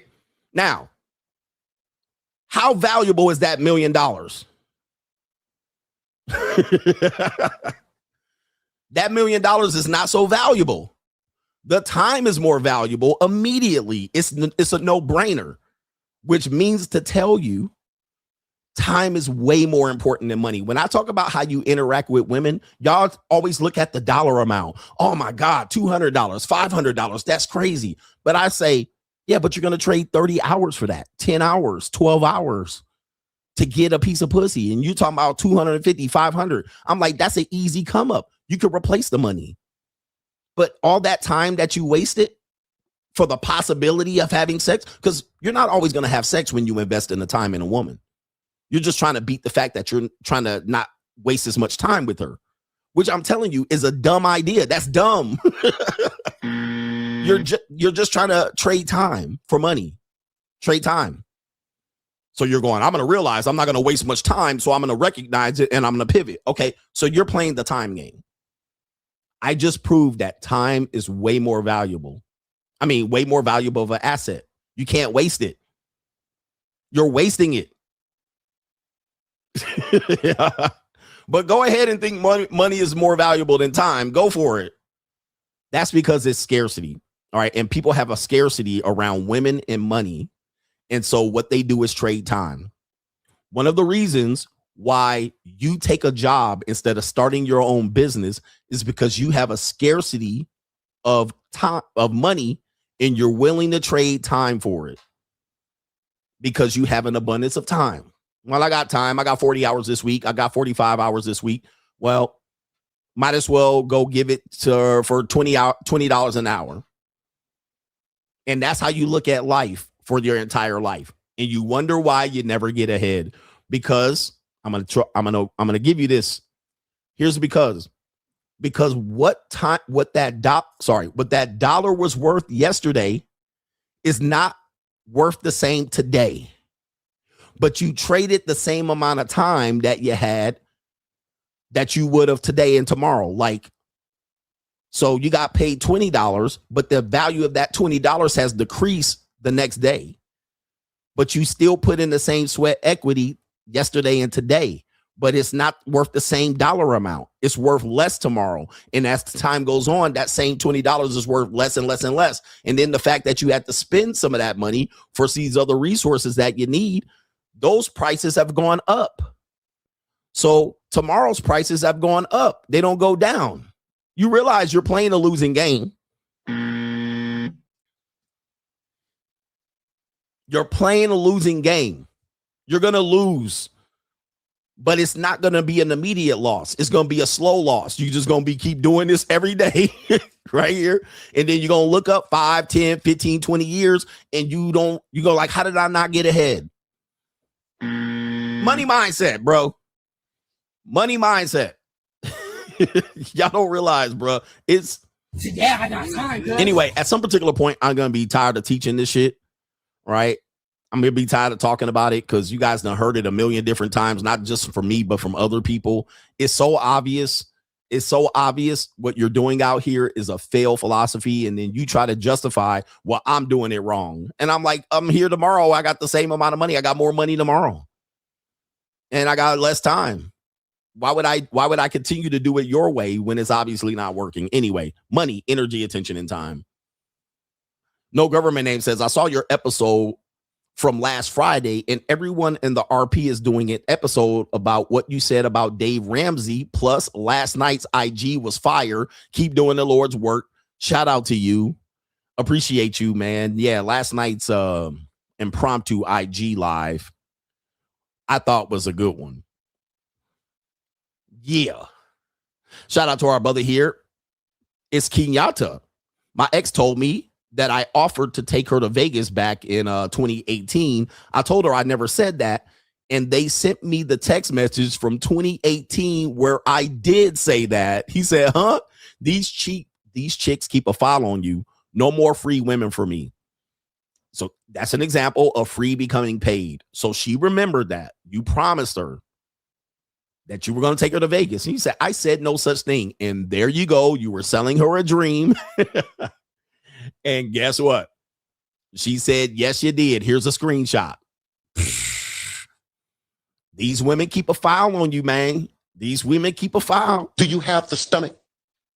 And now that that's a reason for her for now to dip. All right. You said you were going to do it and you never do it. Stop promising me things. Shout out to our brother Dewan. He says, keep saving lives, coach. And that's a double up. Shout out to you, man. Thanks for doubling up. I don't know if I can say your name because, a lot of these guys use Ko-Fi to protect their name. And this might be a protected name, but I want to acknowledge you for doubling up. Thank you, man. That was a 2-timer for the people who could not donate. What do you see value in?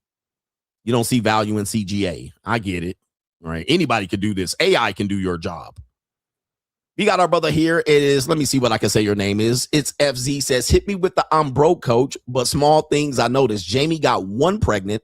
And one of the ways brothers, he says, one of the ways man brothers did you cover that.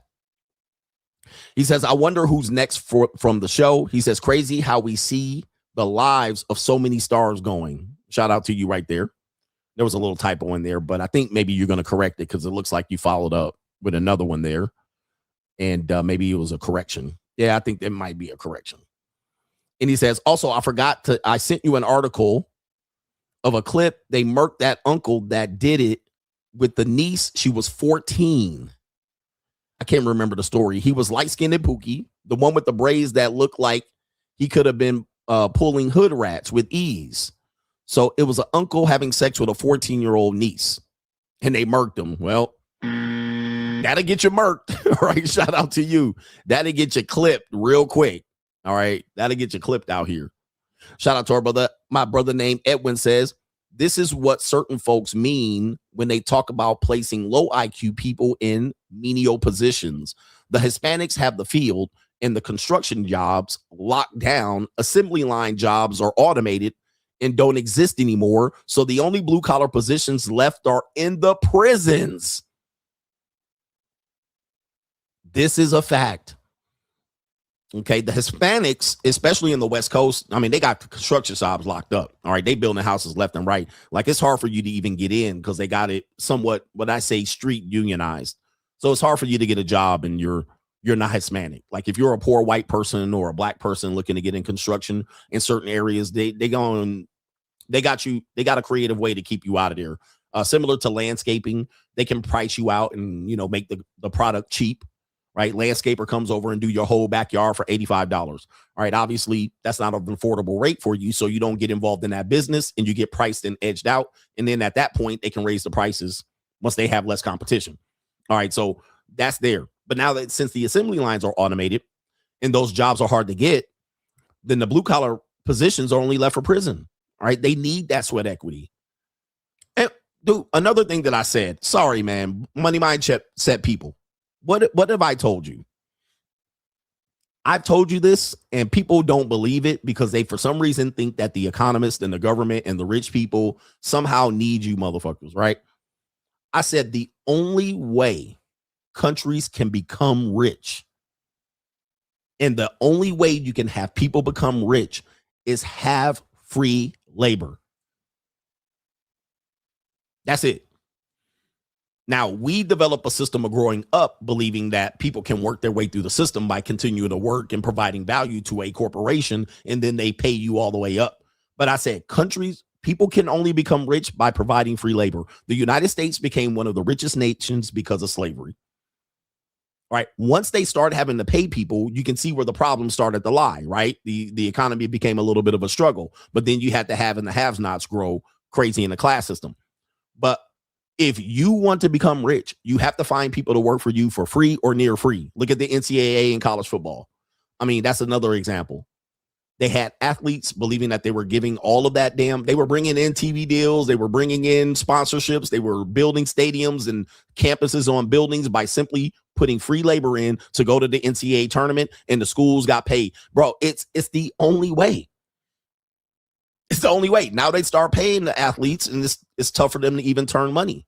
Now you see them expanding the NCAA basketball tournament to 78 teams. They got to find a way to squeeze money out of blood out of that turnip.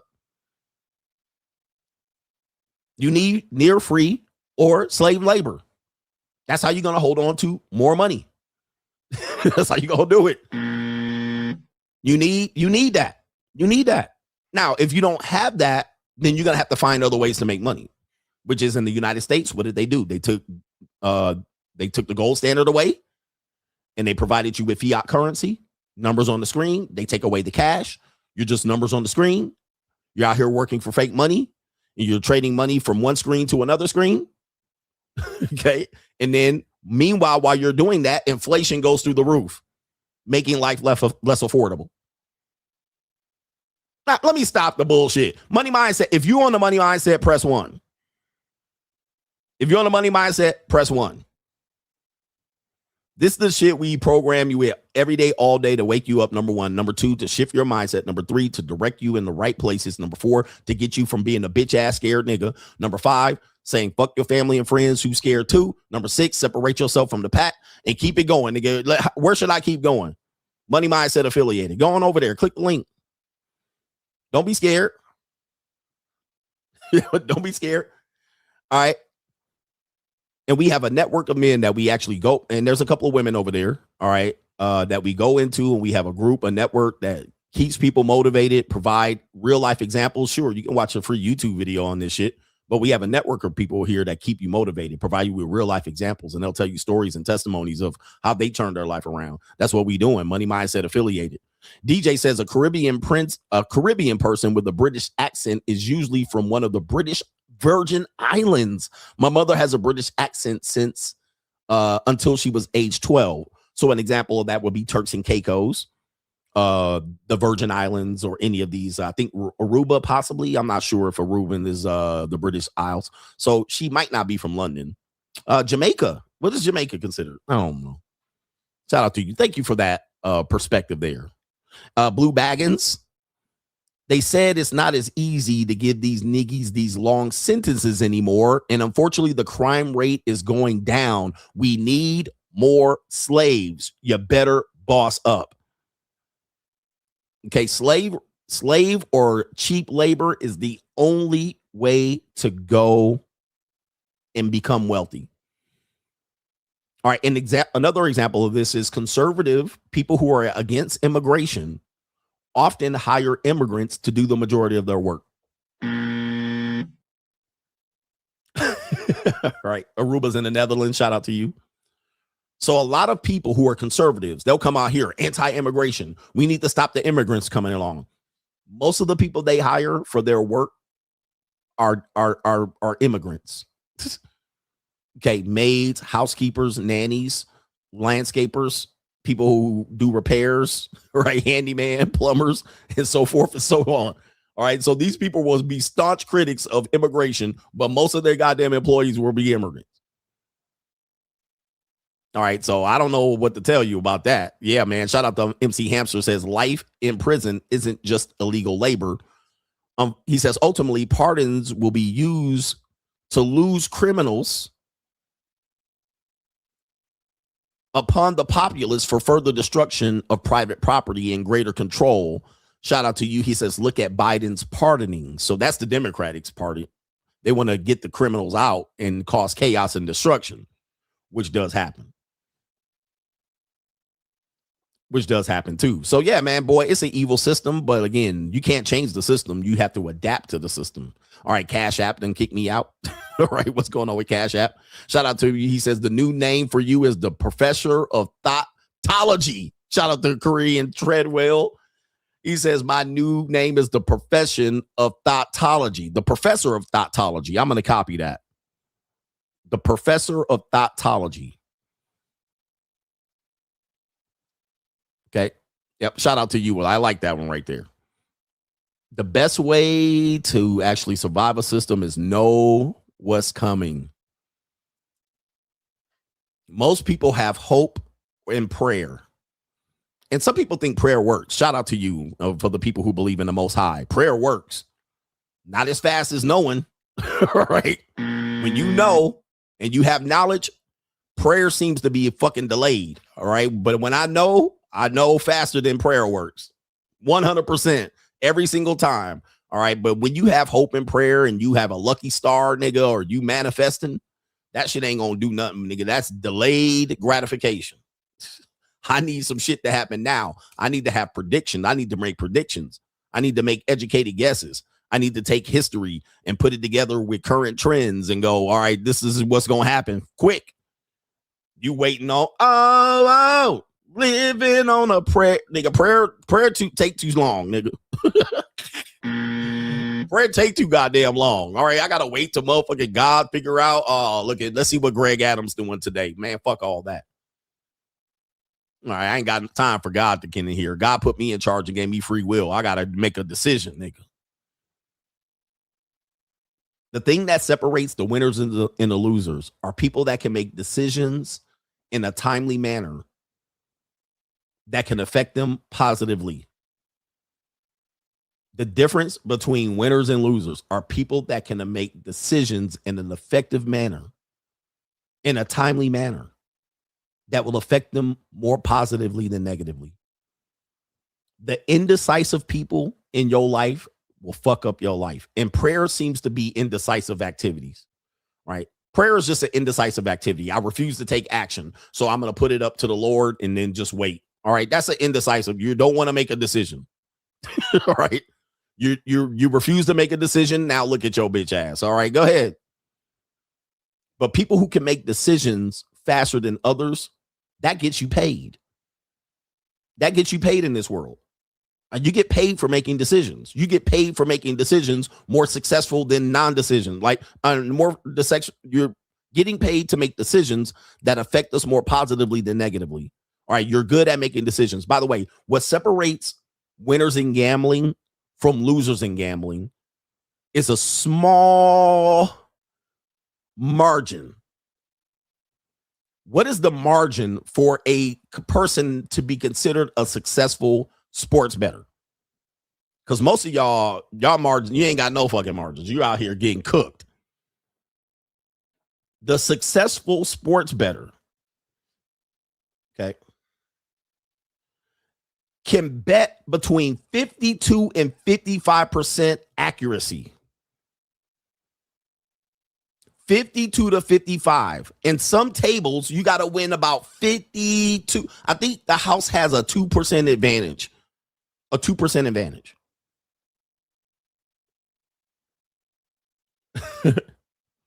No, if you depending on prayer, you're losing life. All right, period.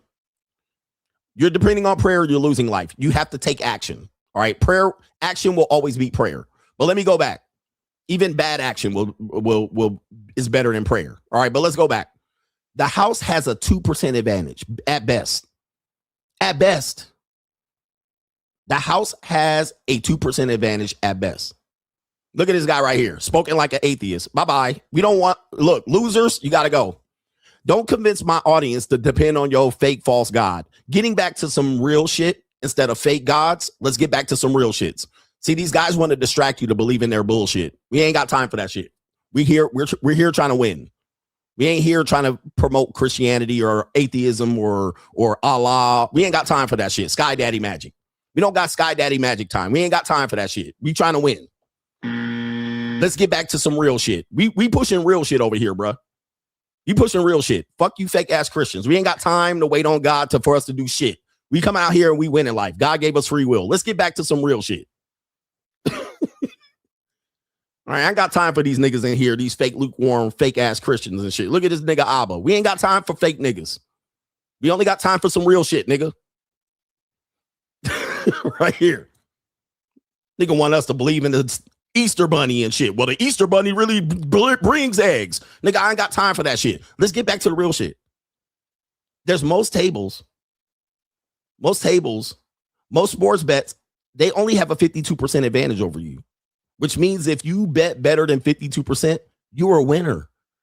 If you do that on a routine basis, they will kick you out of the casino. If you bet at 60% at a casino, you're considered an advantage player and they will kick you out of the casino.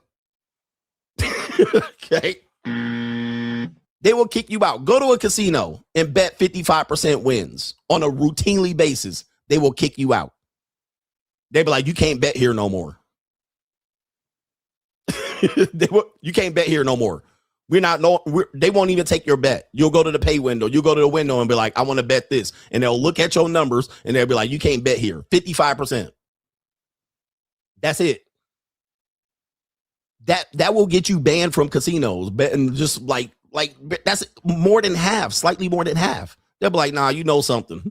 You fucking up the game. You costing us money. That's the difference between winning and losing. That's the difference between winning and losing when it comes to this. You don't have to bet 70, 80, 90%. You don't have to get 90% right.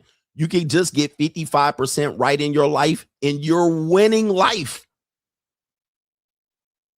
You're winning life at 55% because most people win in only 25%, waiting on God to rehab their situation.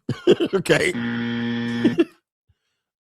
So that's how you have to look at life. But look, as soon as I start talking this real shit, the loser Christians try to come in and distract it with they fake God. All right. And they fake Christ. All right. I don't have time for this shit, bro. We trying to win. Stop distracting us with this loser formula, nigga. Look, if it wins for you, go for it, nigga. If you want to sit here and wait on God to change your life, go for it. We don't have time for that shit. Most of you guys have been living that life and your life is a loss at 25, 30, and 40 because you've been waiting on God to chime in. And every now and then he'll give you a fucking nut. Right? And then he'll go disappear off on business the rest of your life. You got to get up every day. Every day. You can't wait for God to change your life every day. He don't got time. Trust me, he told me to tell you that. He doesn't have time for that shit. You have time. He gave you the blessing of time if you believe in that. So use the time wisely. Don't wait on him. He said he gave you free will and time. Do you? But y'all want to come on here with the Easter bunny and the fairy tales and shit. Bro, come listen to me, man. God brought me you. God brought me you. God brought you to me, nigga. God brought you me, nigga, I should say. God said, go bless these niggas with the message because I ain't got time for these motherfuckers. But you out here trying to say, I need to listen to God. God brought me to you and you to me. The fuck? God opened up the airwaves, nigga, to me to come in here and teach you niggas. All right, but y'all here try to ban me. The fuck?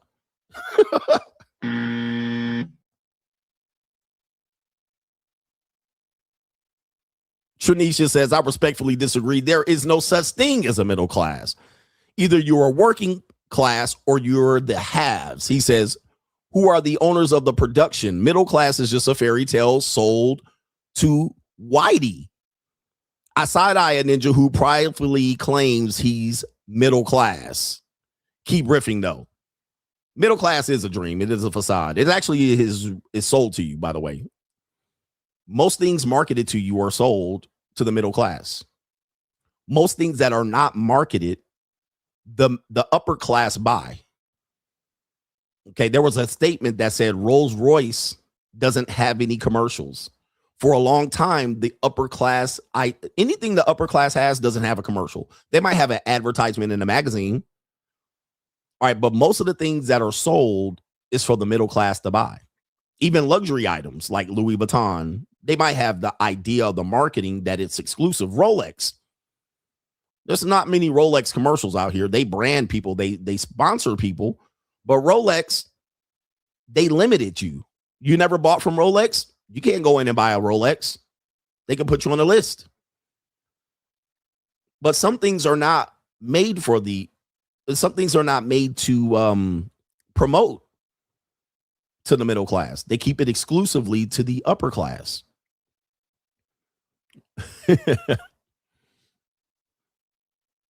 All the God people get irate. Look, CGA tells the truth until I talk about your fake phony ass God. And why does that hurt you so bad? It's your belief system.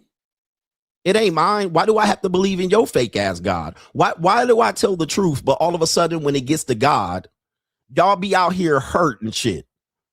Like I told you the tooth fairy don't exist. Like, why does that hurt you guys so much? I don't get that. If you have faith in your sky daddy, I should not shake your faith in your belief system. But if I tell the truth everywhere, how am I faulty here? I'm kicking the real to you, nigga. I don't believe in your fake ass God. That don't make me flawed. That makes you flawed because you're hurt about it. I don't give a fuck about your fake ass God. I don't care, nigga. But if you have unshakable faith, you don't need me to motherfucking advertise for your phony ass God. I don't give a fuck. But you have shakable faith. You don't believe in that shit. And if I take away your belief system and that your whole life is a fraud, that's why you're scared. But if you want to believe in them, go ahead, nigga. Go ahead and believe in the motherfucking yuck mouth and all the shit out here. Motherfucking boogeyman. Come on, nigga. Look, if you believe in God so much, that shouldn't even bother you that I come out here and say it. But what happens is you have shakable faith and you need to see God to believe in him. You need to have a belief system in it because your life don't mean shit without him. And then you get shook when I say it.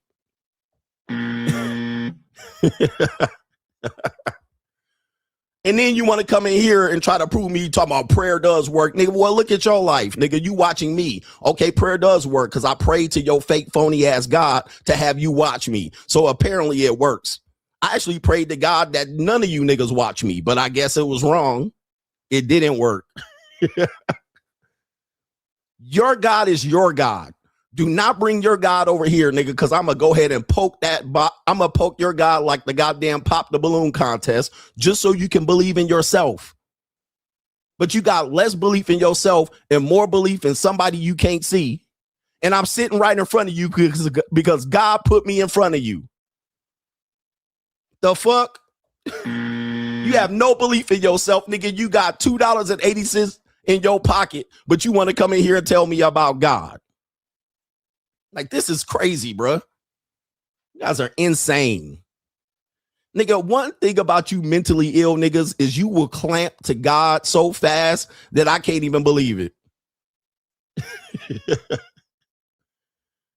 Lord have mercy. Take that shit somewhere else. Stop bringing that shit to my show, nigga. I can't stand these fake ass niggas out here then jerking off the porn talking about God.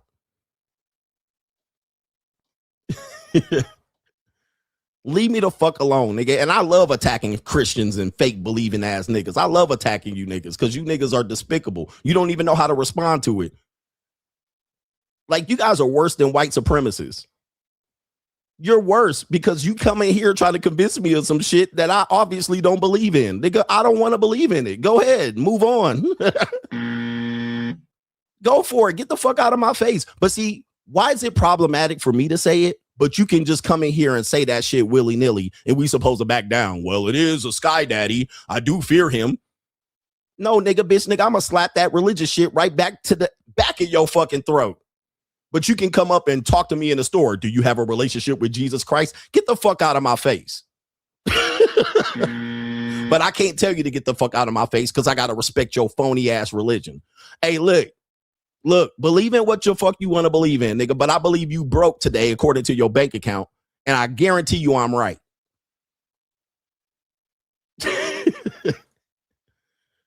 All right. I believe you're broke today. I pray to God that you broke. I won. I pray to God you ain't getting no pussy tonight. I won. You see how easy that works? Hey, God, watch this. Our Father who are now in heaven, make sure these bitch niggas don't get no pussy tonight. All right, I won. Look at that. Motherfucking God works in mysterious ways.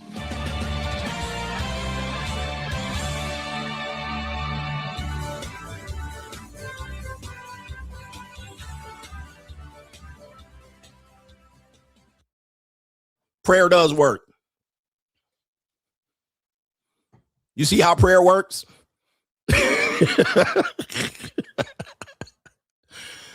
All right. Jesus. All right. Anyway. See, I can make that shit work. Nigga, I can make that shit work however I want it, as long as it's in the land of make-believe. If we just make-believe it, nigga. All right. I make believe y'all niggas don't get no pussy tomorrow. I won.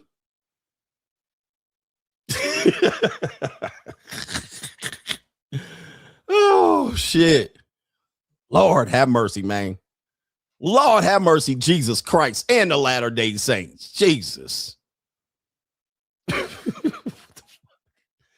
Oh, my goodness. Let's get back to this show before we piss off these niggas and they start trying to pray that the Holy Ghost finds me or some shit and I'm weird out on the internet.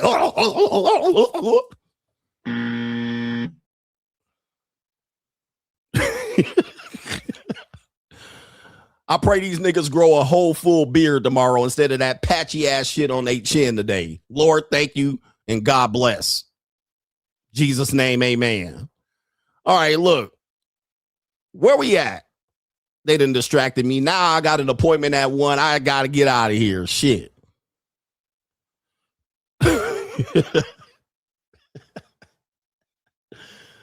Oh, man. Anyway. If you really like me, you will pray for me. But you don't know what God you praying to. Let me stop with these niggas. All right, anyway. And if any of you niggas try to come up in my comment section with that bullshit, inside the modern women. Check out what this woman says right here. One of your sisters. All right, this is what this sister said right here. Let me know if you agree. Inside the modern woman. Where we at here? Let's share the screen. God help me share the screen. Oh, it worked. All right, so here we go right here. It says right here, no game is needed. All right, in 2026, game is not needed. All right, let's see if you agree with her here. You niggas do know that in 2026, y'all do not got a lot of and sweet talk y'all way into some pussy. We just want to fuck too. Don't nobody want to be your girlfriend? Okay, so this is a ecclesiastical skeezer here. You niggas do know that in 2026, y'all do not got a lot of and sweet talk y'all way into some pussy. Okay, so listen, you don't have to lie and sweet talk yourself into some pussy. So this is what I've been talking about developing in the modern system. Okay, where dudes that think they got a mouthpiece their way into sex, you don't have to anymore. These women are sex demons. They want to have as much sex as you. In fact, they're already having more sex than you. They're already out sexing the men. All right. We could see this clearly. Even a woman like this, she can get sex any time of the week. She has a roster of men that she can choose from on a weekly basis. All right. She's young. She kind of is attractive with her butterscotch skin. She kind of a little too straggle for me. I don't deal with that. She's a little too straggle for me. But it's true. The whole idea of finessing women out of their panties is a misnomer. It doesn't work anymore. That system is dead. And a lot of guys are trying to push people to that system. It's dead. Like, you can get women, and women are now selling themselves to an extent, but you don't have to sweet talk them. In fact, a lot of guys that thought they were sweet talking women out of sex, I've been telling you, she was already down. The whole ideas of a numbers game where men have to find 100 women and then to get 3 women asleep. I was like, all you're doing is finding the skeezer. You're finding a woman that's down. You're not talking her to anything. And this is what she's saying here. You don't have to do that anymore. By the way, I've often said women have an immunity to words, especially if she has a high body count. She's not immune. She's immune to words. She's already horny. She's already ready to go. You niggas do know that in 2026, y'all do not got a lot of and sweet talk y'all way into some pussy. We just want to fuck too. All right, we want to fuck too. And then also, if you add older women, you will find that older women just want to scratch that itch, and they don't want you to stick around either. They're like, all right, just come over, deliver the dick, and go. Unfortunately, men haven't found a way to capitalize on this. The sex is enough reward. So once a woman's broken that 35, 40 body count, she just wants to get laid and dismiss you. And most guys see that as a win. That's like, okay, I got lucky. But you don't have to. Game is becoming one of those things in terms of running game on them is becoming a thing that doesn't need to happen because you already got sex demons already. They're already succubis. They already can open themselves up to sex very easily. Not only that, they're already choosing their sex partners. This is something I've been telling you. They already choose their sex partners. They choose them faster than you could choose them.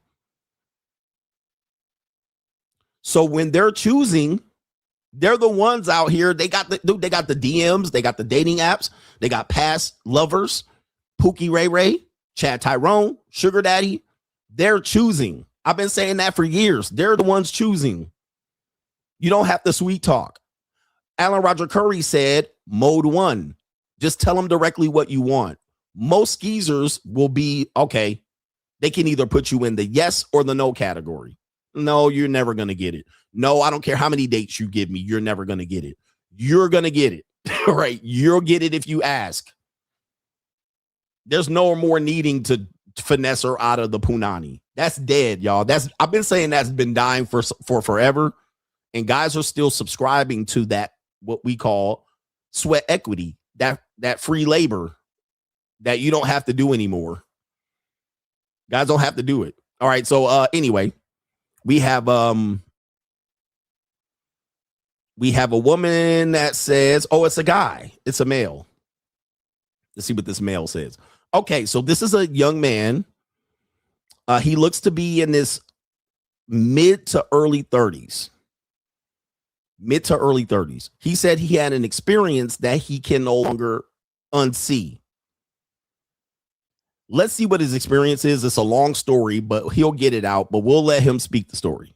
Our relationship was very low key. Nobody really knew about us. I liked it that way. You know, people stayed out of our business. But one day she gets sloppy drunk. She calls and says, hey, I'm at this party. Can you come get me? I said, sure. Mind you, I did not have a vehicle. So me come getting her is literally me walking to the party and then walking her back to her dorm room. Now, I don't believe in, trying to get some while you're intoxicated. That's just me. It doesn't matter if you are my girl or whatever. I just don't believe in having sex with you when you can't you're not going to consciously remember what happened. Right. So obviously he's taking I don't want a false allegation, but of course, guys, if you're filming up your nose, please clean your nose and probably shave down the nose hairs. Gentlemen, you men are despicable. I mean, shout out to this guy out here. He's got a story here. Sorry to interrupt. He's taking a safe route. He doesn't want to have sex with a woman who's going to claim she didn't consent after she comes out of her inebriation. But guys, I'm gonna have an Amazon store. All right, and I'm gonna start putting things that I buy so you can give me some affiliate points. All right, I'll make $20 a month. Get a nose hair trimmer. You niggas get a nose hair trimmer. Like, clean that shit up. And every now and then you'll sneeze, you know what I mean? The fucking pollen will hit your fucking nose and the nose hair doesn't protect it and you'll sneeze and get an allergy outbreak or something. But it's better that than to see you niggas film up your nostrils. And women, you too. I don't want to see up your nose with all these boogies and hair nose boogies in there because you know mucus attached to the nose hairs and they create boogies up your nose that you don't see. I don't want to see this shit, bro. Like this is crazy. This is crazy ass work. But that's just me as a mature man giving you guys some advice. You can follow it or you can pray that nobody sees the boogers up your nose. I don't know what you're telling. This is crazy.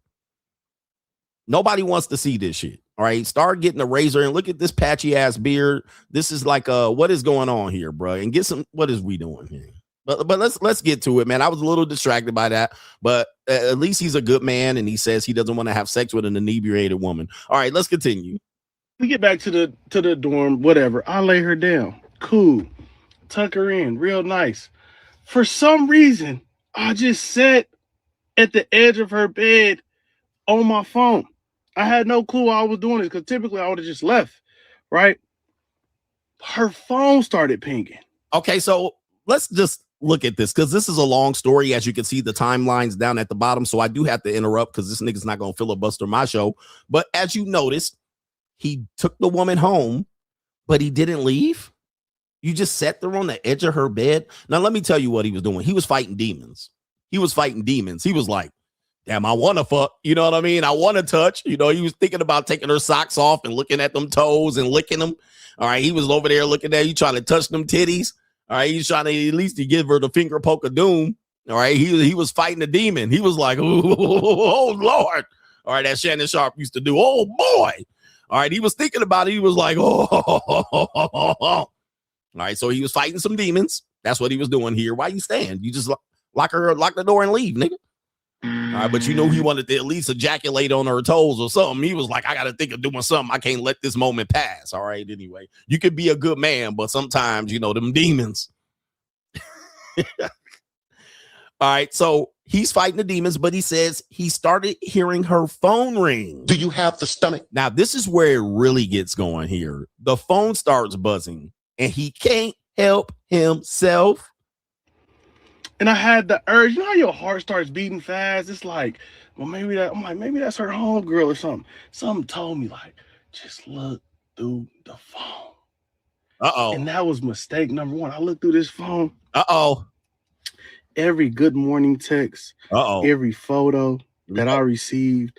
Every conversation. Y'all think I'm playing any conversation she was holding with this other dude. Do you have the stomach? See, one thing I'm going to tell you, and this is why I don't let women send me photos. I mean, she could send me photos. I'm not going to respond to them. Some women be sending me videos. Hey there. I just said I was thinking about you. Bitch, she's sending them to 50 niggas. Is she not saying, hey, Greg, I'm thinking about you? Oh, hey there. I just wanted to say. She's sending that to everybody. Do you have the stomach? Do you have the stomach? The same picture she's sending of her touching herself in her pussy in the picture in the mirror, she's sending that to 5 other niggas in Snapchat. Right? You're not the only one getting them pictures. In fact, any picture a woman sends you, just go ahead and download to your fucking iPhone pictures and watch them shits go all the way up, get dispersed throughout your calendar. All right, you be like, damn, where's that picture I just saved? It's up there, October 2024. It's a picture of her in the shower. She sent that picture of you like she just sent that picture of her in the shower. Bitch, that picture was from 1.5 years ago. She done sent that out everywhere, nigga. If you find her goddamn OnlyFans or a Snapchat, you will find that there on her Snapchat highlights. All right? Come on, bro. You got to know that going in, but y'all think I'm crazy. Do you have the stomach? Okay. You ain't got the stomach, bro. And then you're going to find out. He found out. He checked the messages. She sent them same photos, the same good morning, the say hey babe, the say hey there, the same hey, big head to multiple people. You better recognize this. Right?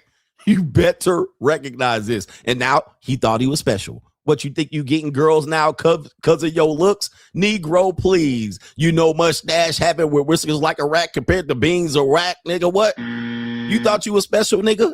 Because she hit you up. Hey, can you bring me home from the party, bitch, nigga? Hey, you thought you was special. And now he ain't got the stomach. Do you have the stomach? Now you ain't got the stomach. Let's see what else he said. So if she texts me at 9:08 good morning, she texts him at 9:08 good morning. Yep. If she sent a provocative photo to me, she sent the exact same photo to him. Do you have the stomach? You ain't got the stomach, and his stomach was nervous. Uh-oh. I was about to lose my mind, but then I was like, no, let me go home. I'm done with the situation. Cool. I just left the messages open. I had her phone where the display screen was just open. And so she knew that I saw it, right? Yep. So the next day she comes up to me so player. She says, are you mad about what you saw? I said, absolutely. We're together. She said, Josh, I know we're together, but he's paying me.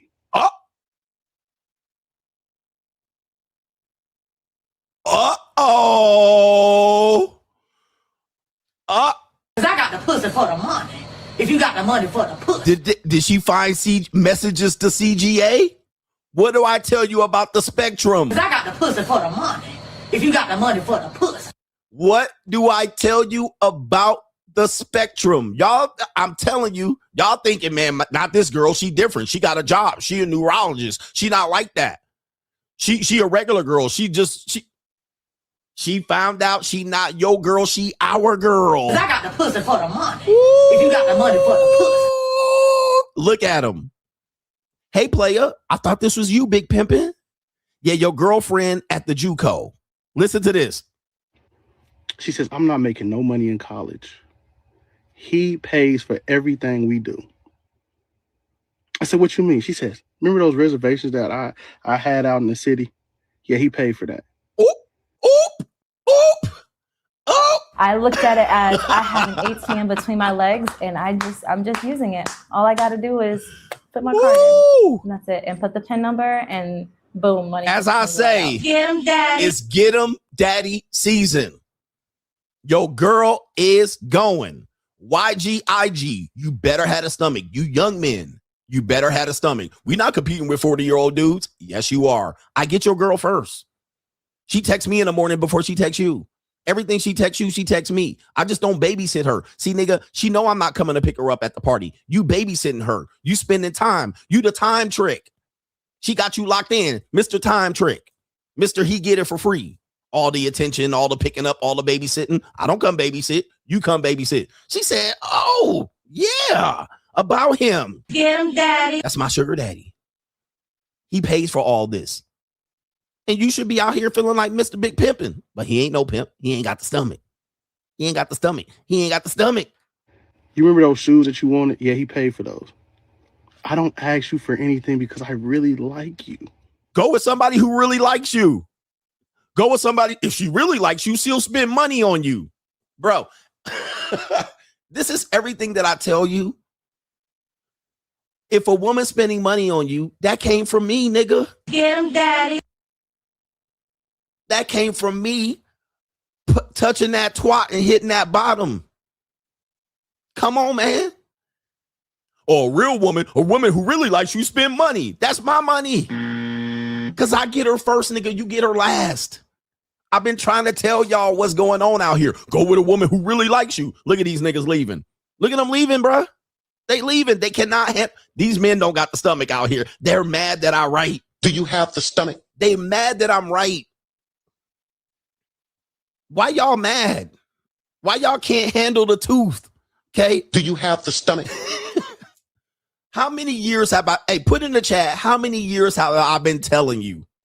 How many years have I been telling you, bruh? Do you have the stomach? He ain't got the stomach. He ain't got the stomach. That's not your girl. That's our girl. That's not your girl. That's our girl. Go babysit that hoe. Go babysit that 304. Go babysit that skeezer. She gotta play.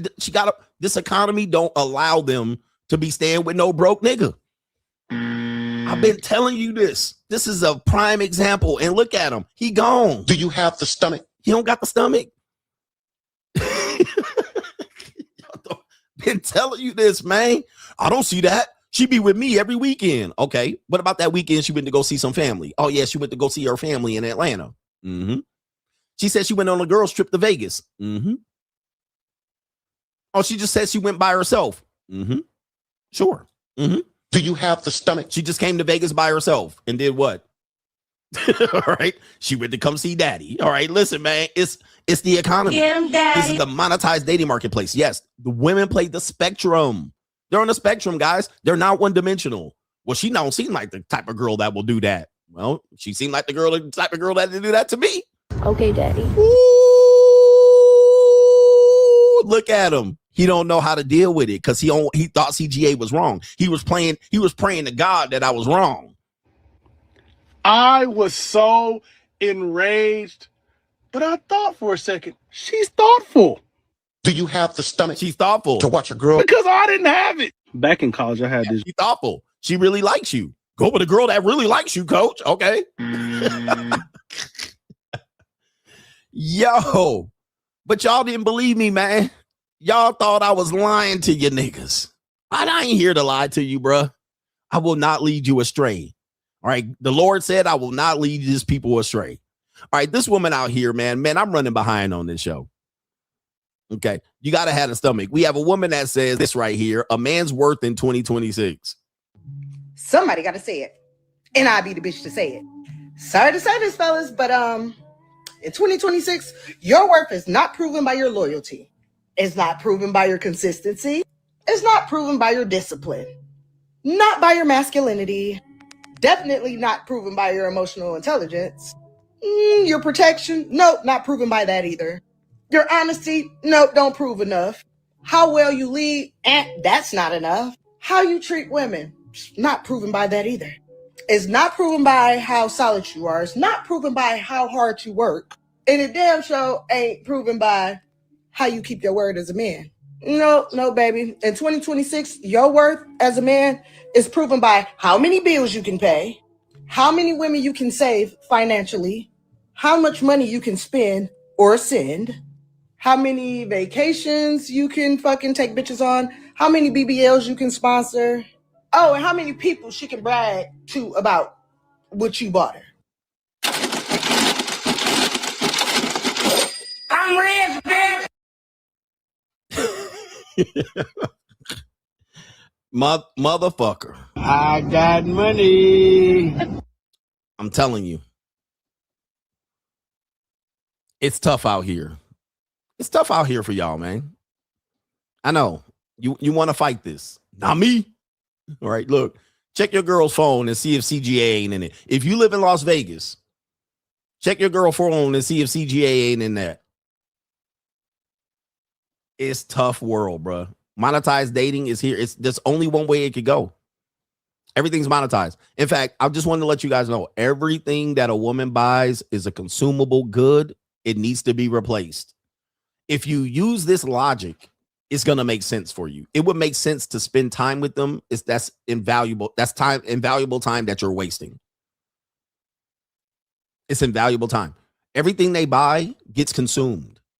Perfume, lotion, hair weave for braids, wigs, lamb chops, hookah,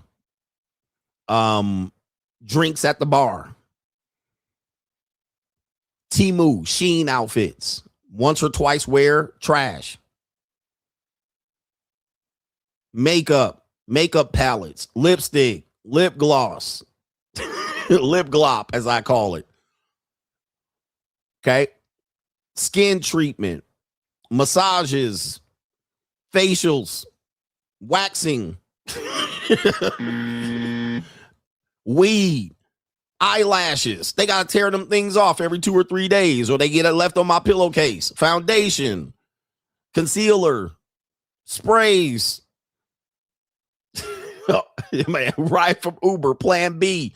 Like where? Nothing they get and use is stuff that maintains and they keep it. If they do get something that is like that, it's like a kid or a dog, a pet that shits, and they got to get pet collars and pet dog beds and put dog doors in their house, and so it's something that costs. It's something that costs. So I'm just telling you, man, they're always gonna be in some need. So yeah, somebody said therapy, mental health pills, Any drugs that they consume, Molly. I mean, dude, they're spendthrifts. Everything that they do is a spend, all right? And they expend and they run out of it. Nails, manicure, nails they stick on and press on and glue on and gels. And then they got to take the shit off. You know what I mean? Everything they buy is to feel good. It's emotional. It doesn't mean that it's something that they're going to keep, which means somebody said vape pens. They got to charge their vape pen. Going out to nightclubs, dinners at restaurants, trips, vacations. They come and go, gone. When she come back, it's gone. Anyway, when you know that, you know it. And they can almost not get through life without this. All right. And if they don't have it, they're thinking that they can get it. They're thinking how they can get that. And most of the time, they're not thinking. If I work hard and get my own money, all right, they might manifest that, but it's going to take them too long to get it. Anyway, inside the modern woman. Let me go to the next segment here. Speaking of, he said crab boils. What do they call them? Seafood boils. It's all of them to make them feel good. Cell phones and screens on cell phones and the latest cell phone cases with sparklers on it, like license plate frames with sparklers on it. Okay. The only thing that they might keep is handbags. But if I gave a woman a handbag, there's 9 out of 10 chance she's going to sell it for cash. Right. Like if ladies, hey, tell these guys out here, I figured it out and y'all here trying to fight me out here. I don't know what to tell you guys. Ladies, tell these guys, if I bought you a handbag, how long would you keep that handbag before you try to resell it? Tell these niggas, man. You getting these girls gifts. Now, I don't buy a girl handbag. I'm just saying they even won't keep the handbag. They'll even get the bag and ask you for the gift receipt and take that bitch back or put it on one of these wholesale sites. They'll send it. They'll pay. They'll take the money. And then what they going to do, spend the money on things that go away. Perfume and nails and hair and eyelashes and shit.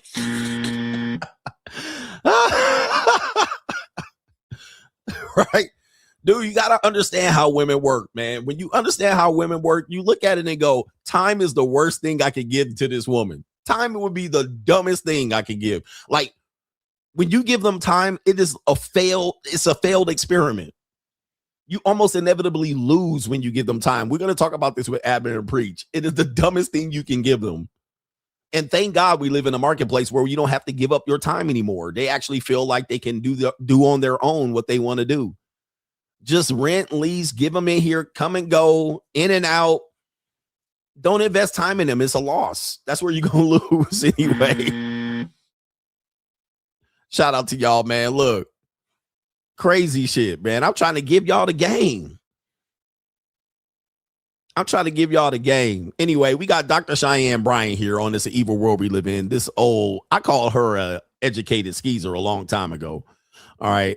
This woman is a fraud. I called out her fraudulent activity when she was just starting making content, but the nigga community wanted to put her here because she was an educated black woman, allegedly, and she was so-called knowledgeable. But what we don't realize is she capitalized on the simp market. All right. So this is an example of capitalizing on the simp marketplace, right? So all these podcasters started giving her legitimacy by babysitting her and giving her a platform and a microphone because she claimed to be a doctor. Now, we're going to see that her shit is imploding in front of her right now. Even her supporters are turning against her. And people are saying that they exposed her. And what they're saying is the therapists themselves are exposing her. Now, let's just get it straight. I exposed her from the beginning. I was like, why would we listen to her? She's not a real doctor. She is skeezer. All right. Everybody can see that. Paul Pierce then figured that out. Then Corey Holcomb, then Paul Pierce. Everybody called her out for her bullshit. And she's just good, very eloquent with words. And black people love eloquent speakers. Black people love eloquent speakers, especially when they're attractive, especially when they're a woman. So she's curvaceous. She's attractive. You can't really tell what her age is, although it's older than 35. She looks good. She's not dark skinned. Right? She just looks like a regular Los Angeles skeezer to me. So in my opinion, I called her out on her bullshit. Now if I ran around here saying I was a doctor, y'all niggas would have called me out a long time ago, but I'm not a doctor. All right. I'm the junior college sociologist. I'm the Morpheus of the Mady Matrix. But let's see what's happening here. We got a couple of educated people, which I call ugly men and women calling out Dr. Cheyenne as a fraud. All right. So we're going to start with this woman right here. Okay. This woman right here. So this is an example of a woman that probably already has the educational background and the certification to be a therapist, but you would not see her being on the Breakfast Club, on Paul Pierce. You would not see her paraded around. Why? Because she's dark, nappy headed. Let me stop. She's not attractive, but she has the educational background to actually support her philosophy. All right, so let's see what she has to say about this situation here. They're saying they exposed her, but she'd been exposed a long time ago in MySpace. I had a conversation with somebody on Threads who posted this. Cheyenne Bryant never referred to herself as a therapist. So I then posted the receipts of her actually presenting herself as a therapist. This is something that is posted on her highlights right now, where she posted an article written by someone at NBC where they referred to her as a marriage and family therapist. This is posted on her page. When I showed this to the woman on Threads, her response was this, essentially saying that that's an article saying that she was a therapist. That's not her saying that she's a therapist. And so this is what people are doing to Abba too. They're giving him a pass, even though you're putting it right out in front of them because you like them or you support them or you don't want to see them do harm. And they're also doing this with Cheyenne, even with the evidence. If she reposted an article that was written by her, calling her a therapist, that is her intentionally spreading misinformation. This is true. And when it comes to these small publications, everyone knows that you can write in or pay to have an article written about you. This is true. And even if that wasn't the case with this particular article, they did not just claim that she was a marriage and family therapist out of nowhere. They got that information from her. I also mentioned the fact that there is a video out there where, while telling a story of a past client, she said these words. It's so Oh my God. It was like my first year of being a therapist. The girl was still going back and forth with me, debating on whether a license is needed to practice in the mental health field. Just don't understand why so many people think that this is okay. If there was a person pretending to be a medical doctor, doing surgeries, seeing patients, treating patients, but did not have a license or the degree required to be a medical doctor, I feel like people will understand a little bit more. There is no way that any... Yeah. All right, moving on to the next person out here. All right, enough about that long ass speech. Everybody gets what they're saying here. This is another guy who is a older black man who obviously doesn't look like what would be considered the marker beauty. So he's a professional, but why is Dr. Cheyenne no longer saying she's a therapist?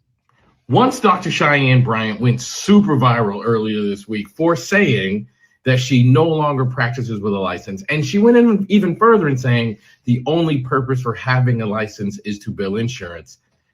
The internet went crazy and a bunch of people asked my opinion. And honestly, I really wasn't going to say anything, which is why I'm only now addressing this. I think that people practicing without a license do harm. And let me explain to you why. Number one, because when you have a license, that means you're accountable to an ethical board, and that ethical board has standards that govern how you behave as a professional within this field. Okay. Everybody sees what's happening here, right? I gotta kind of cut this short, but everybody sees what's happening here. We have the people in the field that are calling her out on her BS, right? And I've been calling her out from the beginning. I was like, I actually went to her website on one of the streams to try to pull up where her degree was from. Well, apparently she got her degree from a university where the university has since closed down, and she can't get proof that she has a degree. But listen to this. Longer practice under a license. And right now I'm in private practice, I'm saying. And that's what people don't understand, right? So just to educate some folks a little bit. Hello, my name is Dr. Raquel Martin. I'm a licensed clinical psychologist, professor of sciences, and podcaster. And so this is another educated woman who actually has the degree and the certification, but she doesn't have the looks. I mean, let's go through it. She kind of has wild hair, kinky hair, dark skin, niggy nose, right? So she ain't going to be on no podcast. She ain't going to be out there grifting and writing the book. Let's continue. host who specializes in Black health and well-being, and I want to break down a clip from the Joe Budden podcast featuring someone You look like Whoopi Goldberg who presents herself as Dr. Cheyenne Bryant. But before we dive in, I want to make something incredibly clear. Having a doctorate does not mean someone is a licensed mental health professional. You can have a doctorate in literature and be unlicensed, and you are still a doctor.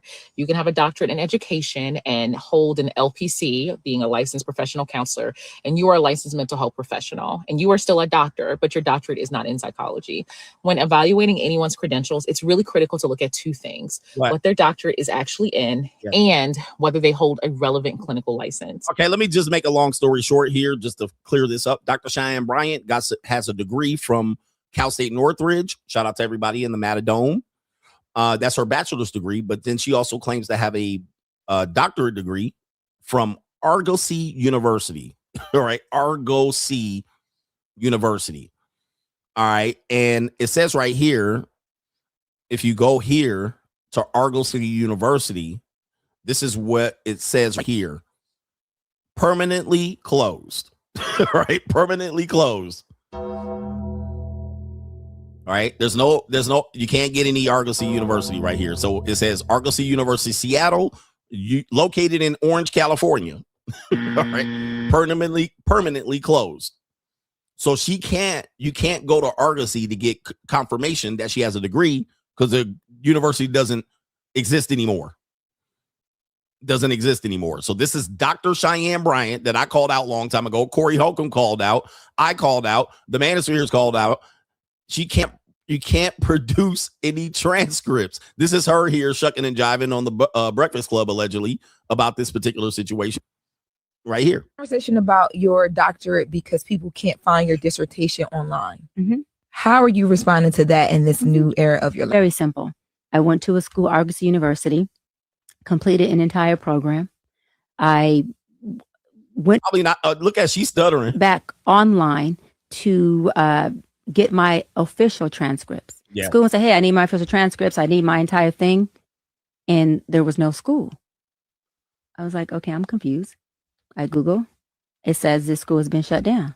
I said, "Oh, well, they got to have records. I mean, they were accredited when I attended the school. They were accredited when I finished the program. Not anymore." I go and look, there is a third party that has the records. Why I contact the third party, that third party only holds records for 2 years. I was past my 2 years. So that means that I had no access to records. And the conversation about your doctor.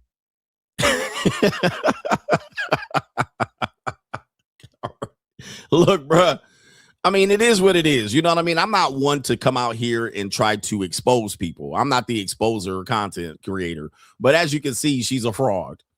All right. She was scrambling and scraping for shit, and humming and oohing and ahhing. And really, I said the only reason she's relevant is because she's attractive. All right. And a lot of black guys like older black women. To me, she's older in the older category. She's 42.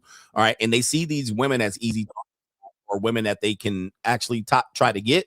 And then when they can't get them, then they start exposing them. But it's an evil world we live in. Sad reality. It's an evil world. You got the main event coming up. Do me a favor, hit the like button. I need to get all through these super chats and the supports. Interesting. Interesting. Shout out to QD Exec says Jamie Foxx has a thirst for that sweet white nectar. Oh Lord, have mercy.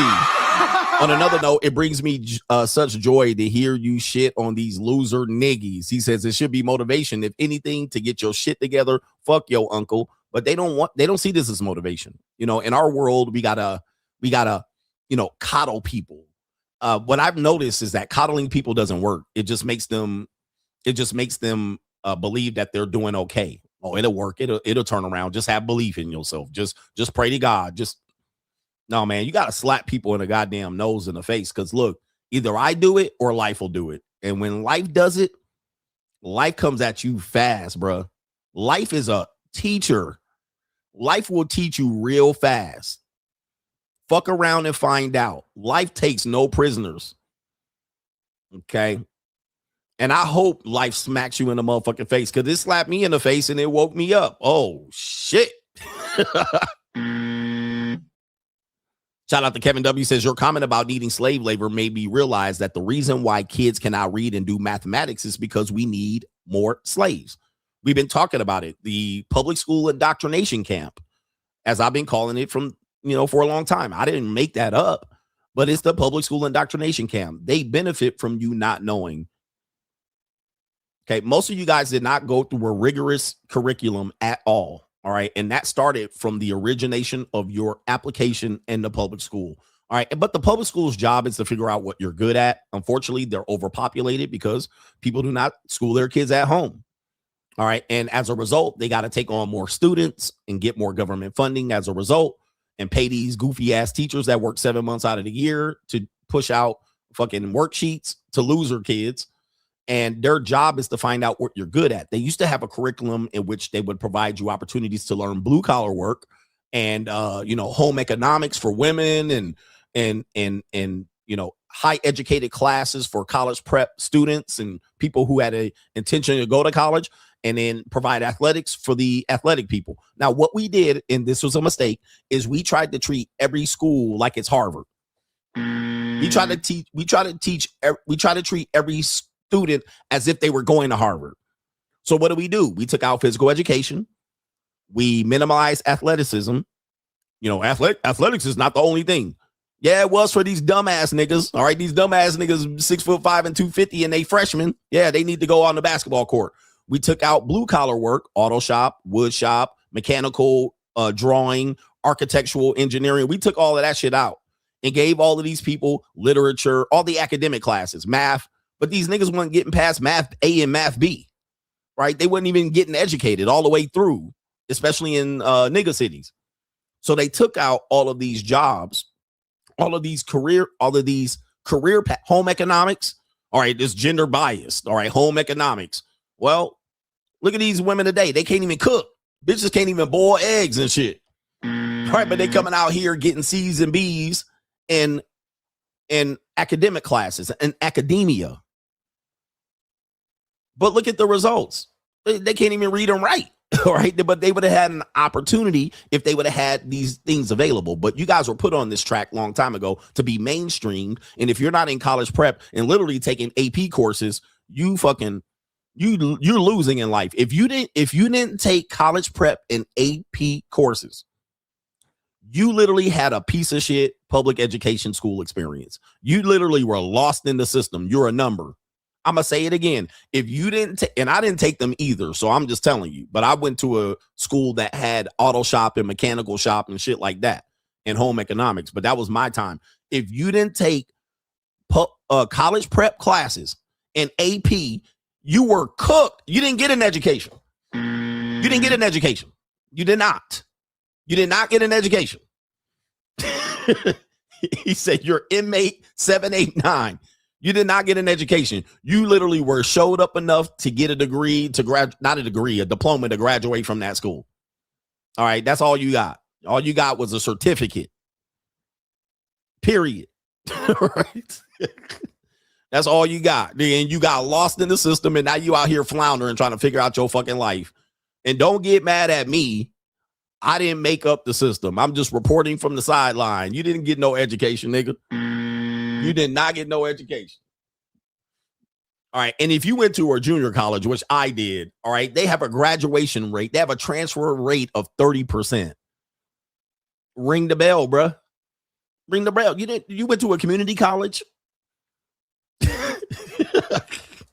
But I went to a community college, but I transferred to a 4-year. All right. And I graduated. I went to a state school and got out of there in 2.5 years. But most of you guys think you got an education. And then let me just take it further. If you went to a 4-year institution and got a liberal arts degree, okay, you're wondering why you lost in life, how you can't figure out life. You literally just went through, like, it's the equivalent of what they used to do in Taekwondo. Like, they used to have these karate studios that would come up, and they were just black belt mills. They would just run you through the system. Oh, you got a black belt, right? And you do your little form shit. You break a couple of boards, and they be like, okay, you get a black belt. That's what you went through school. You went through a belt mill. All right, so you went through no AP classes, no college prep. You got a certificate. You got a certificate. You didn't do any home economics, no blue collar work. They made you think you motherfucker was going to be Mr. Academia. Yo, bitch ass can't read past the 7th grade. They let your ass out of school because leave no child behind. You went to a community college, then you transferred to a 4-year college, took the easiest fucking major you can do to get up out of there. You piled up with student loan debt. Now you sitting up here, can't get a fucking job, don't even use the degree you even went to school with. Nigga, you in the loser category. Go ahead and loot. You about to chunk up L's. Now you about to spend 5, 10, 15 years trying to figure out how to use that fake ass, dumbass degree that you got from a degree mill university with $120,000 worth of debt, like Cheyenne Bryant. And you're gonna wonder why. Guys, you wasted like 14. Look, you wasted 20 years of your life already. Just think about this. 20 years of your life has been a complete L, from motherfucking the day your mama dropped you off at daycare, all the way to now. You're 26, 27, 28, 30, 34, 30 with $120K in student loan debt. Your whole fucking life has been a fail, one failed day after the next. Now you got to turn this shit around and re-educate yourself. The re-education of the Negro. Now you got to re-educate yourself and relearn and figure out where you went wrong and shit. And you got 20 years of failure piled up in your back pocket, weighing you down. Coach, man, what do I need to do? Okay, let me unfucking live your life real quick. Remember, one day you're going to wake up praying to the Holy Ghost. You're going to look at your life as a complete lie. Every day you live, and then look at the people who educated you. Go back and look at them 20 years and see all the people that you passed through in life. And look at these fucking morons that got you to the point where you at. Guidance counselors, teachers, your parents, your goddamn family members, your uncles and aunts, nigga, your cousins. Your whole 25 years of life was a waste. All the women you fucked, dated, had kids with, married. You're going to look at the first 30 years of your life and say, what the fuck?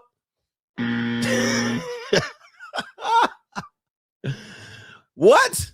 See, your job is to realize this as early as possible. All the women at your church, all the men at your church, the deacons, the pastor, go back and look at go back to talk to the pastor of your church of the that you went to as a kid and have a conversation with that motherfucker. You're going to realize he's a pure idiot.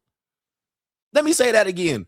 The pastor at the church you went to as a kid, go have a conversation with him about life, and you're going to realize he was a pure, unadulterated idiot, alcoholic, couldn't even keep his marriage. He probably divorced. The church ain't even filled up with new parishioners, just old motherfuckers that listening to this fucking ignorant motherfucking pastor.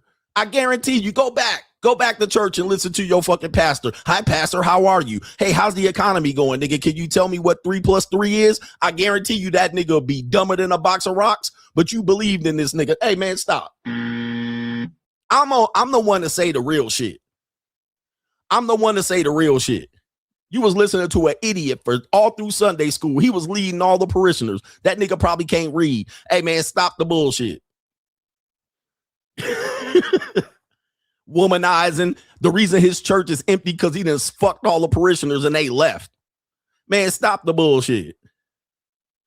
He said 2 of my ex-pastors are divorced. Come on, bruh. Come on, man.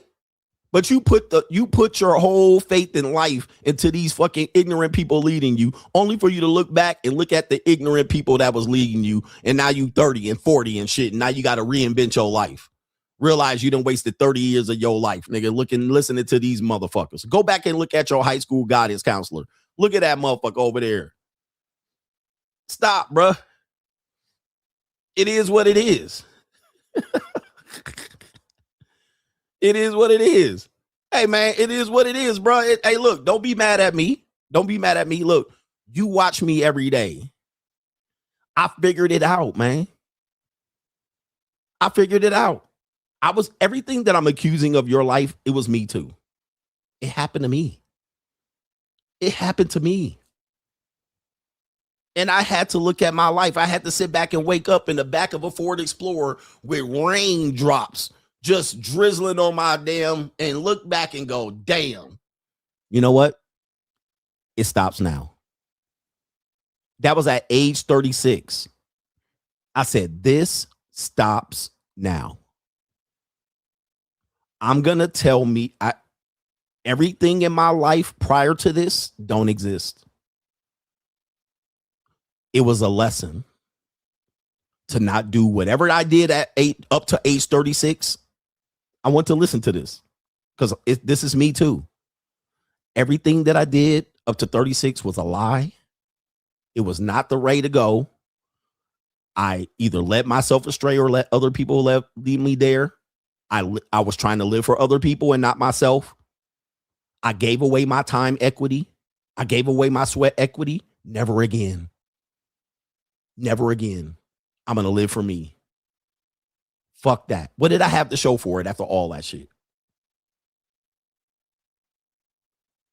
I looked within myself. I didn't have anybody to tell me this. I had to look at myself and go, you know what? I let people lead me here. I let people lead me here. Never fucking again. Because where are these people at now? Lord, where you at? Girls, ladies, where you at? Mom, dad, where you at? Pastor, where you at? All right, where you at? Teachers, educators, where y'all at? They got their money already. They passed you through the system already. They gone. They passed you through Sunday school. They passed you through the 12th grade. They passed you. All right, mom already had you. You don't mean shit to her anymore, but somebody to take care of her later in life. Lord don't need you no more. You already got the belief and you already put the money into the church. Where y'all at? Okay, guess what? Where the hoes at? Where the women at that care for me? That said they care for me and love me. Where they at? I'm by myself. Guess what? Never again. Never again. Where all the basketball players I coach? Where they at? That I gave scholarships to? Where they at? Gone. I guess it's up to me.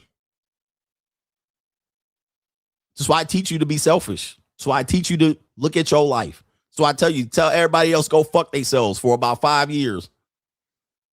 Then when you come out on top, you're going to go back and look at them. Where they going to be at? The same place you left them. Where they going to be at? The same place you left them. Go find them. They're going to be the same motherfucking place. The high school guidance counselor going to be in the same goddamn room. The teacher going to be in the same goddamn room. All right. Your mama going to be in the same damn house. All right. Your sisters and brothers and them going to be in the same damn spot. All your homies that you went to school with going to be in the same damn place. People going to be at the same job, going nowhere, getting fat. All them hoes going to be fatter and older. Your ex-wife going to be broker, doing DoorDash.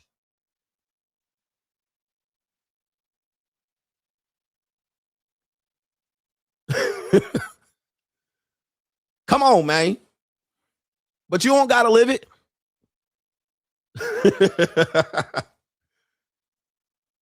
going to be like, what the fuck was I doing listening to these motherfuckers? Your pastor going to be older, broker, and dumber, and divorced. You're going to be like, what was I doing? What was I doing? All the niggas that used to get bitches gonna be broke, busted, and disgusted on child support, old, fat, black ass lips, bald, old, fat nigga wearing jerseys and cargo shorts, still thinking they got the mouthpiece. You gonna be like, yeah, nigga, okay. Woo! They ain't gonna be parking lot pimping no more.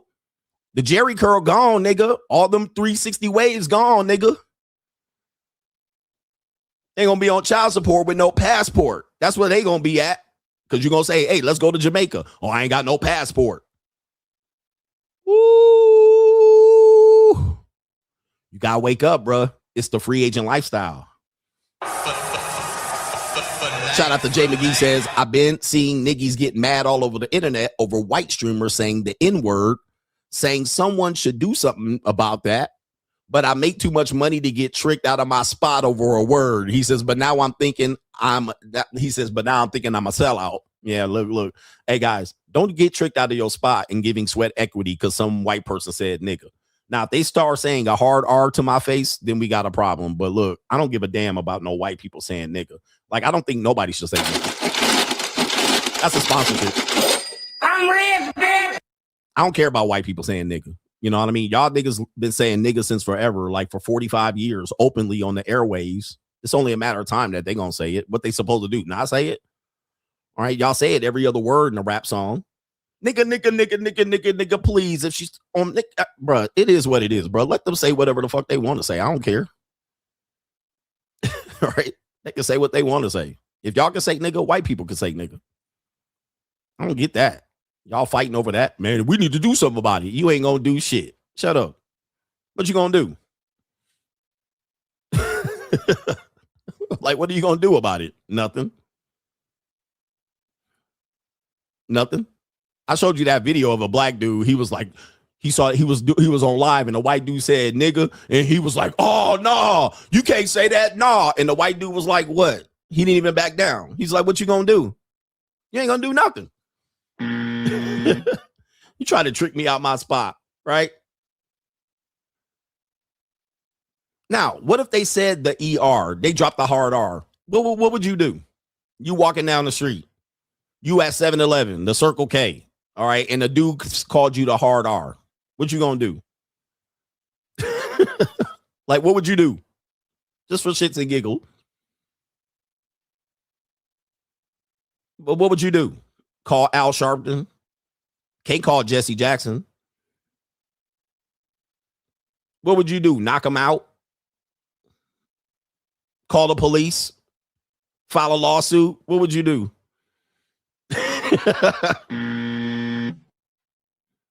The answer is anything you do addressing that shit is a L. Okay. I would just be like, right? Yeah, anyway, that's what I would do. And jump in my 911. Skirt. Let this nigga watch me drive off in a G-Wagon.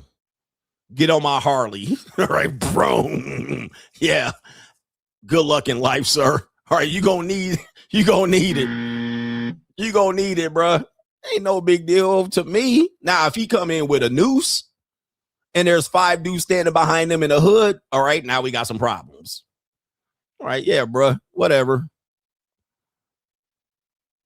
If that's what you believe, I'm gonna show you a cold ass nigga. All right, we got the main event up for grabs, up for sale. I know y'all been waiting, but we got the main event. I'll do the bell here. I'll ring the bell because this has been one long commercial, but we'll do that. We'll do the intro. Fuck it. We'll do it.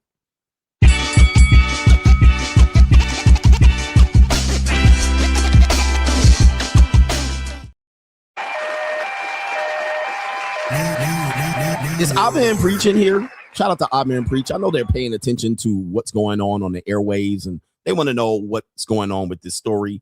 Abba has a second accuser.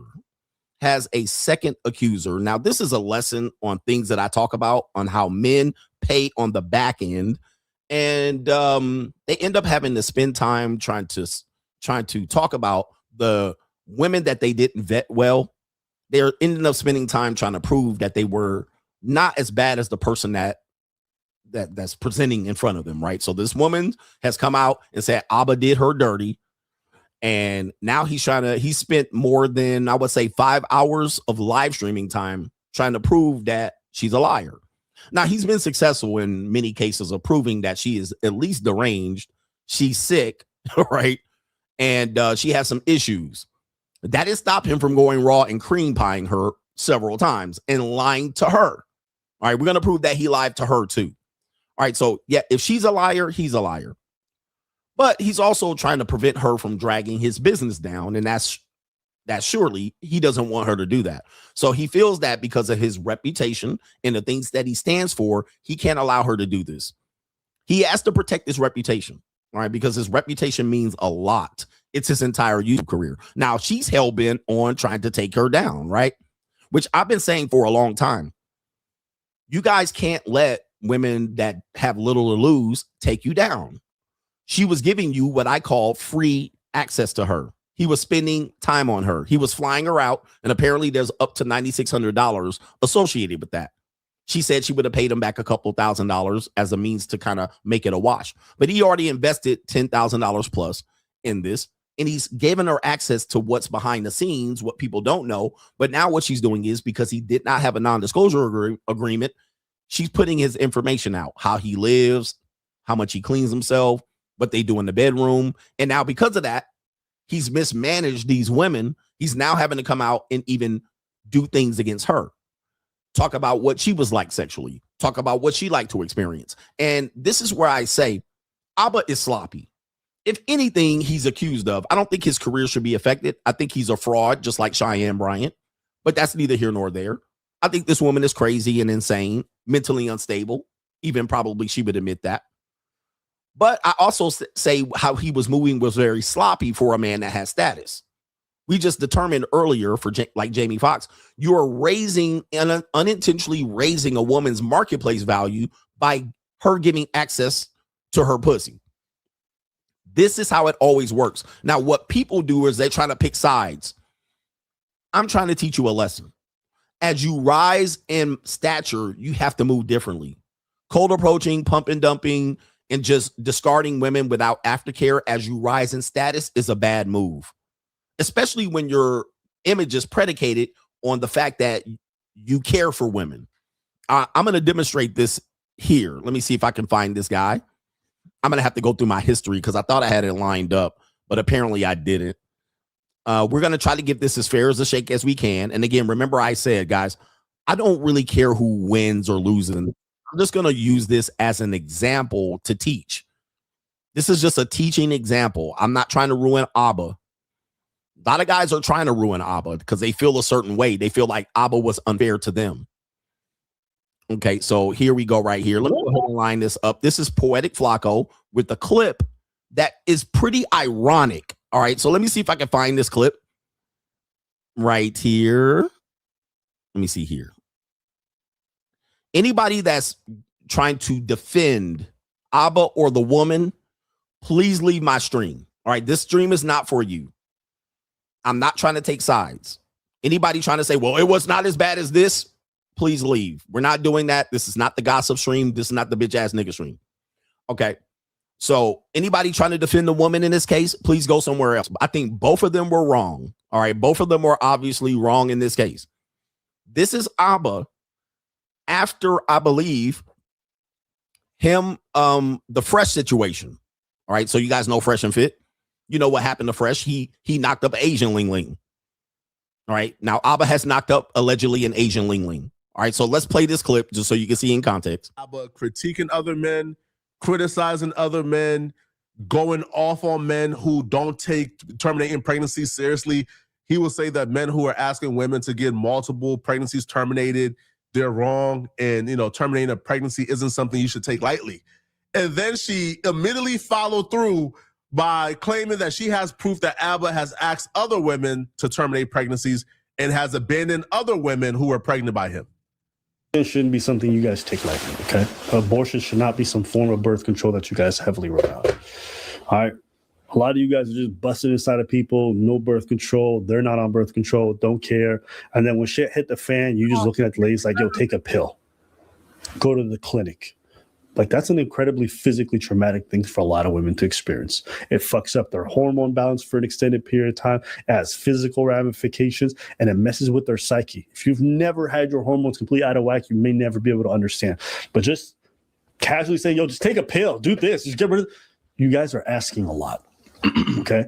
So I'm not saying that you guys can't have conversations about abortion, but the way some of you guys approach it and the way you guys talk about it so flippantly, y'all are so goddamn irresponsible about it. I don't even care if you guys get caught up having to pay child support. Y'all should be a bit more considerate of what you're asking the opposite sex to do in regards to their own body when it comes to abortion.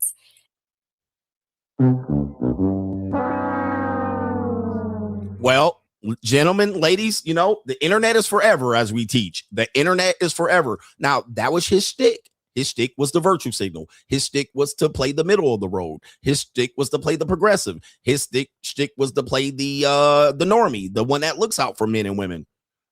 But, okay, now this is why, this example here is why you see people not willing to give Abba enough consideration, I should say. This right here is why you see why people not willing to give Abba consideration. Why you see people going so hard on Abba? Just that clip right there, right? Because you're like, whoa. I mean, that's interesting. Now, some people are going to say, well, he never asked her to get an early termination of pregnancy. Okay, from what we know, right? But that's fine. But he still has participating in the fact that he's talking about busting in women raw, irresponsibly using termination of pregnancy as a birth control. That definitely would be hypocritical based on what we know about the one woman. But as I predicted, when these things happen, you're basically going to see more women come out, either the clout chase, to get attention, or to demonstrate that your behavior with one woman is similar to the behavior with the other woman.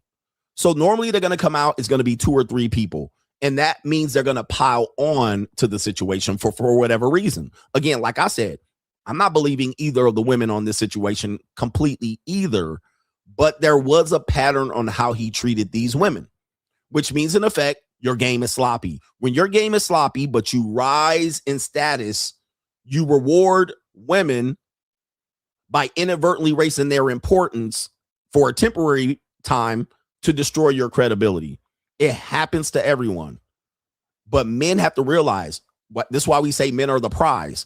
They're not the prize in the sense of you're better than the woman. You're a prize in the sense that most of the time you can't take the same course of action in ruining and destroying a woman's credibility, but she can destroy yours, or she can get access to money or access to attention for a temporary time or a long period of time based on you showing up.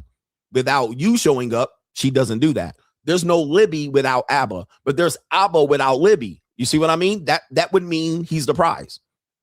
Like, he doesn't need Libby to be Abba. Libby needs Abba to be Libby. Okay. So that clip alone shows that he was not living what he was saying. That would be similar to me being engaged and married. Okay.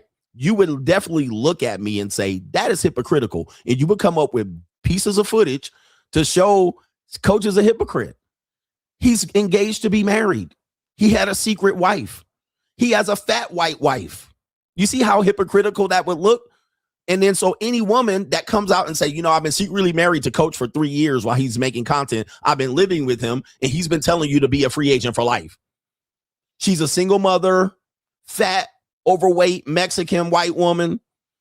All right. Ugly. She's a 4.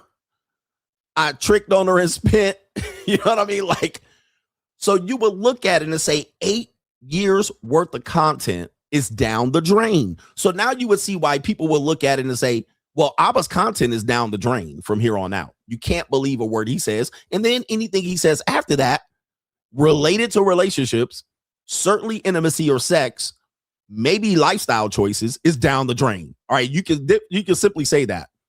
Okay, now, here's the thing. We're just going to review this. People are going to say, well, Abba showed receipts. Yes, he did. So I'm going to highlight this to demonstrate that Abba did show receipts that the woman was lying. But as a man, I keep telling you guys, showing receipt that a woman lies means nothing, all right? Because you have a reputation to lose. You have an asterisk. She doesn't get an asterisk. She's a walking asterisk. So this is a story Abba's going to show, and he spent the better part of 3 or 4 hours over the last couple of days dealing with this, spending time. This is a story that she told that Abba kicked her out into the cold of Montreal. He's going to show that she left on purpose. Let's play the clip. Text message was scribbled over here. Okay. This is the booking confirmation that I sent her. Okay. Here is her texting me after running outside like a goofball. And she goes, my phone is going to die. I don't have service. Then I'm like, come back to the building. I'll get you an Uber. I'm in the lobby. I'm still trying to help this goofy ass person. Well, you're two goofies, technically. Fair. I'll own that. I'm being goofy. You're two okay. Goofies. But what? So shout out to Preach in this situation. And Abba has acknowledged Preach, keeping it real, said you both are goofies. And this is my point. This has been my point. I'm not trying to shit on Abba or the woman. They both goofy, but Abba should have known, because based on his content, he should have known, right? We would have to say, you should have known based on what we just saw earlier of what you gave as advice in criticizing Fresh. You should have known. But how did you get in this situation? right? That's the point we're making there. You shouldn't have been in this situation, Mr. Know-It-All, Mr. Virtue Signaling. One thing I did not do is verbally and emotionally abuse. Okay, I'll own I made plenty of mistakes. I'll own this was a toxic relationship. Was it crazy? It wasn't that crazy. She was definitely. But I played into it and I entertained it for too long. But there was none of that. Everything she claimed never happened. And I'm still trying to help her. Watch how crazy this is. And I want you to see how she weaponizes. I'm still texting her, come back to the building, come back to the building. I'm even literally putting it in an image and I drew it so she could see to come back so I could get her to safety, okay? Because even though I know she's being manipulative, I'm still trying to make sure she's safe. This is right. I just said that it was two goofies, right? But actually, what? I really believe that the fact that you were goofy in that situation actually is the thing that saved you. All right. So in this, I agree with that. So preach is the voice of reason. I do agree that what he was doing to correct the situation and recording himself and texting her to try to make sure she was safe instead of just ignoring her, these receipts ended up helping him prove that Libby's a liar. All right. She misframed the situation of being kicked out into the cold as a pregnant woman. And then he's showing this. But guys, I'm telling you, he let her into the house. He let her there. He showed up to 3 early termination of pregnancy appointments. He never got confirmation she was indeed pregnant. So he was moving sloppy for a guy with high status. But to be fair, Abba's receipts protects him in a variety of ways to not look like an a-hole. Okay, so he spent a lot of time showing this, but I do want to show one more receipt that he ended up showing. I don't know if I'll be able to find it live. Here we go right there. So he had a whole conversation. And by the way, he is also still associating with her, which is another mistake. And I'm going to show you another mistake that he made right here. This is going to be Abba right here trying to shit on her image sexually, which is going to be a mistake. But let's continue here. So we're going to put it all out there. Okay. I mean, it's she want to talk about it. All right. She did that. You know, she want to lick stuff off glass. All right. So as you can see here, I'll blow it up, but I got to be careful with YouTube. You can read it here. This is these are texts allegedly from the woman. I want to lick the something off the glass tonight. It's a shame your wife is not take it. Well, basically, this is what she's saying in the text message here. Okay. All right. But you are who you fuck. Wait. All right. So this is what you want to do. And guys, I've been telling you, Filipinas, her name is Libertine, as Trinisha really exposed what a libertine is. All right. And if you guys don't remember, first of all, almost all the Filipinas I deal with are like this. All right. So this is not a surprise. But a libertine is a person typically described with disapproval who lives without moral restraint or conventional social behaviors, often indulging in hedonistic sensual pleasures. All right. So this should not be a surprise. If you're dealing with Filipinas, they're what we call little brown fucking machines. All right. But there's also an indication that a wife was involved. There's that might inadvertently expose, okay, what he's doing in the background. I have no idea, bruh. But let me go further here. There's some more stuff that he wants to expose about her and her sexual nature and background, which to me kind of shows you what he was dealing with. This exposes him more than it exposes her because her reputation is already in the mud. But it sounds like this is what got you going. Because then let's go ahead and go further. That's okay. I mean, she did that, so I wouldn't do it. Right. She's like some good Christian girl who pretends like, oh, I'm such a petite, like whatever. This girl likes a dog collar on her neck. And she like. All right. So this is what he's saying here. He is showing that Libertine wanted a dog collar around her neck. Guys, I've dealt with Filipinas like this too. All right. So a lot of Filipinas, like I said, little brown fucking machines, see Mexicans. They are very small. I would say sexual creatures. All right. They also, like Asian women, want to be dominated. All right. We know this. I like to get dominated. Now, what he did show is that what he didn't say was that he did walk her in the dog collar. So as much as he's shitting on her, you did put her in the dog collar and walked her at your house. And people call this kink shaming type shit. So my thing is this. Can I wear a collar wherever we go? This is Libertine, allegedly, right here. She says, I need a collar that belongs to Abba.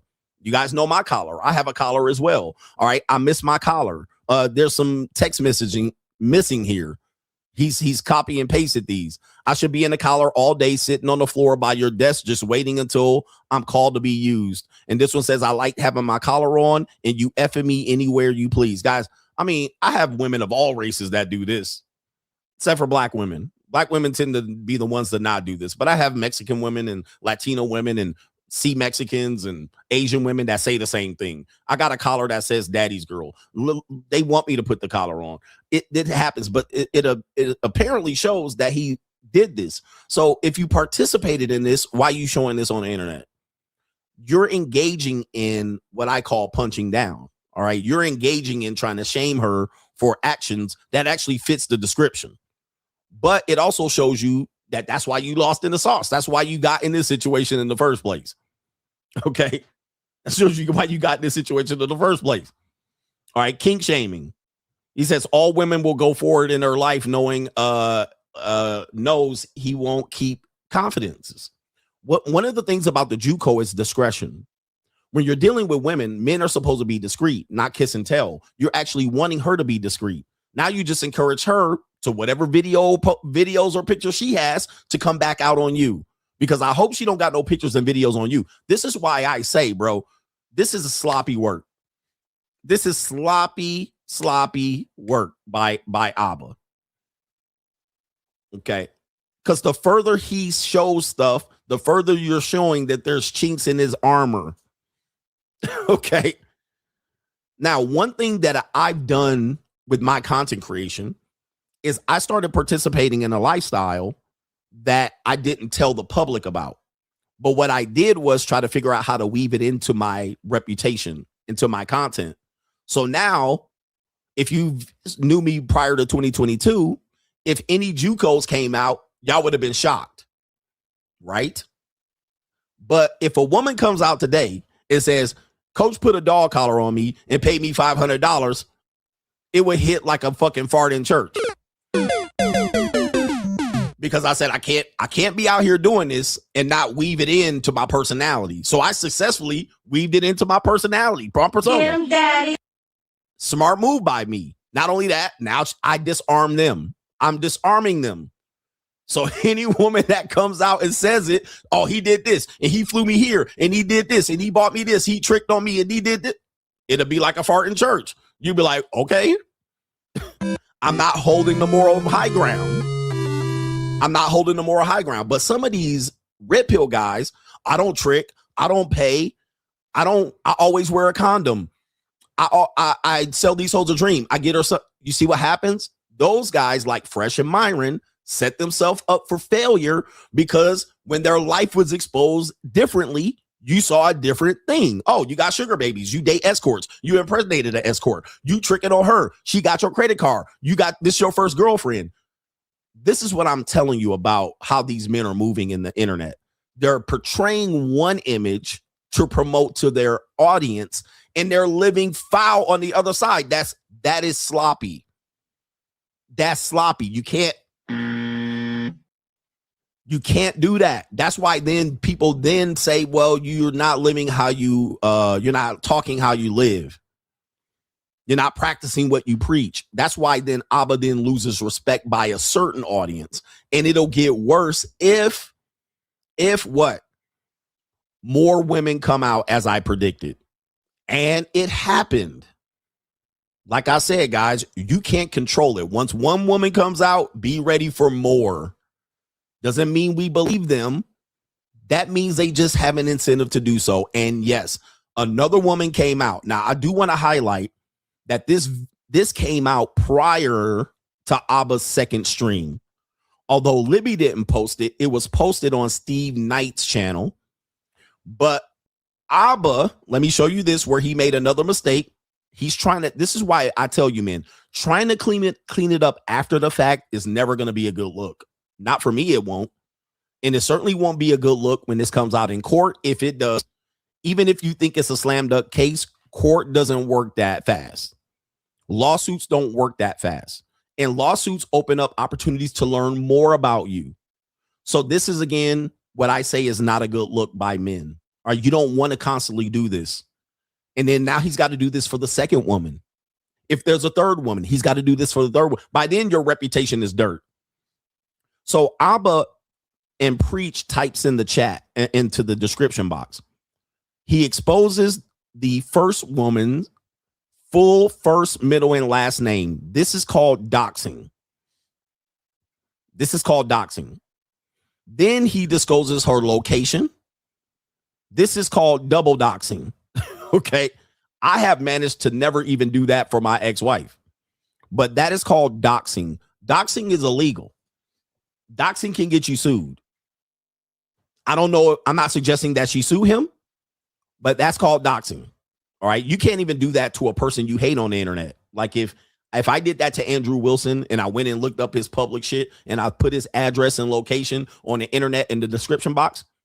All right. I couldn't even do that. That's called doxing. All right. I will not listen. I can't give any advice to Abba or Preach, but I'm going to just tell you as a man, you do not participate in this. Don't do that. Don't do that.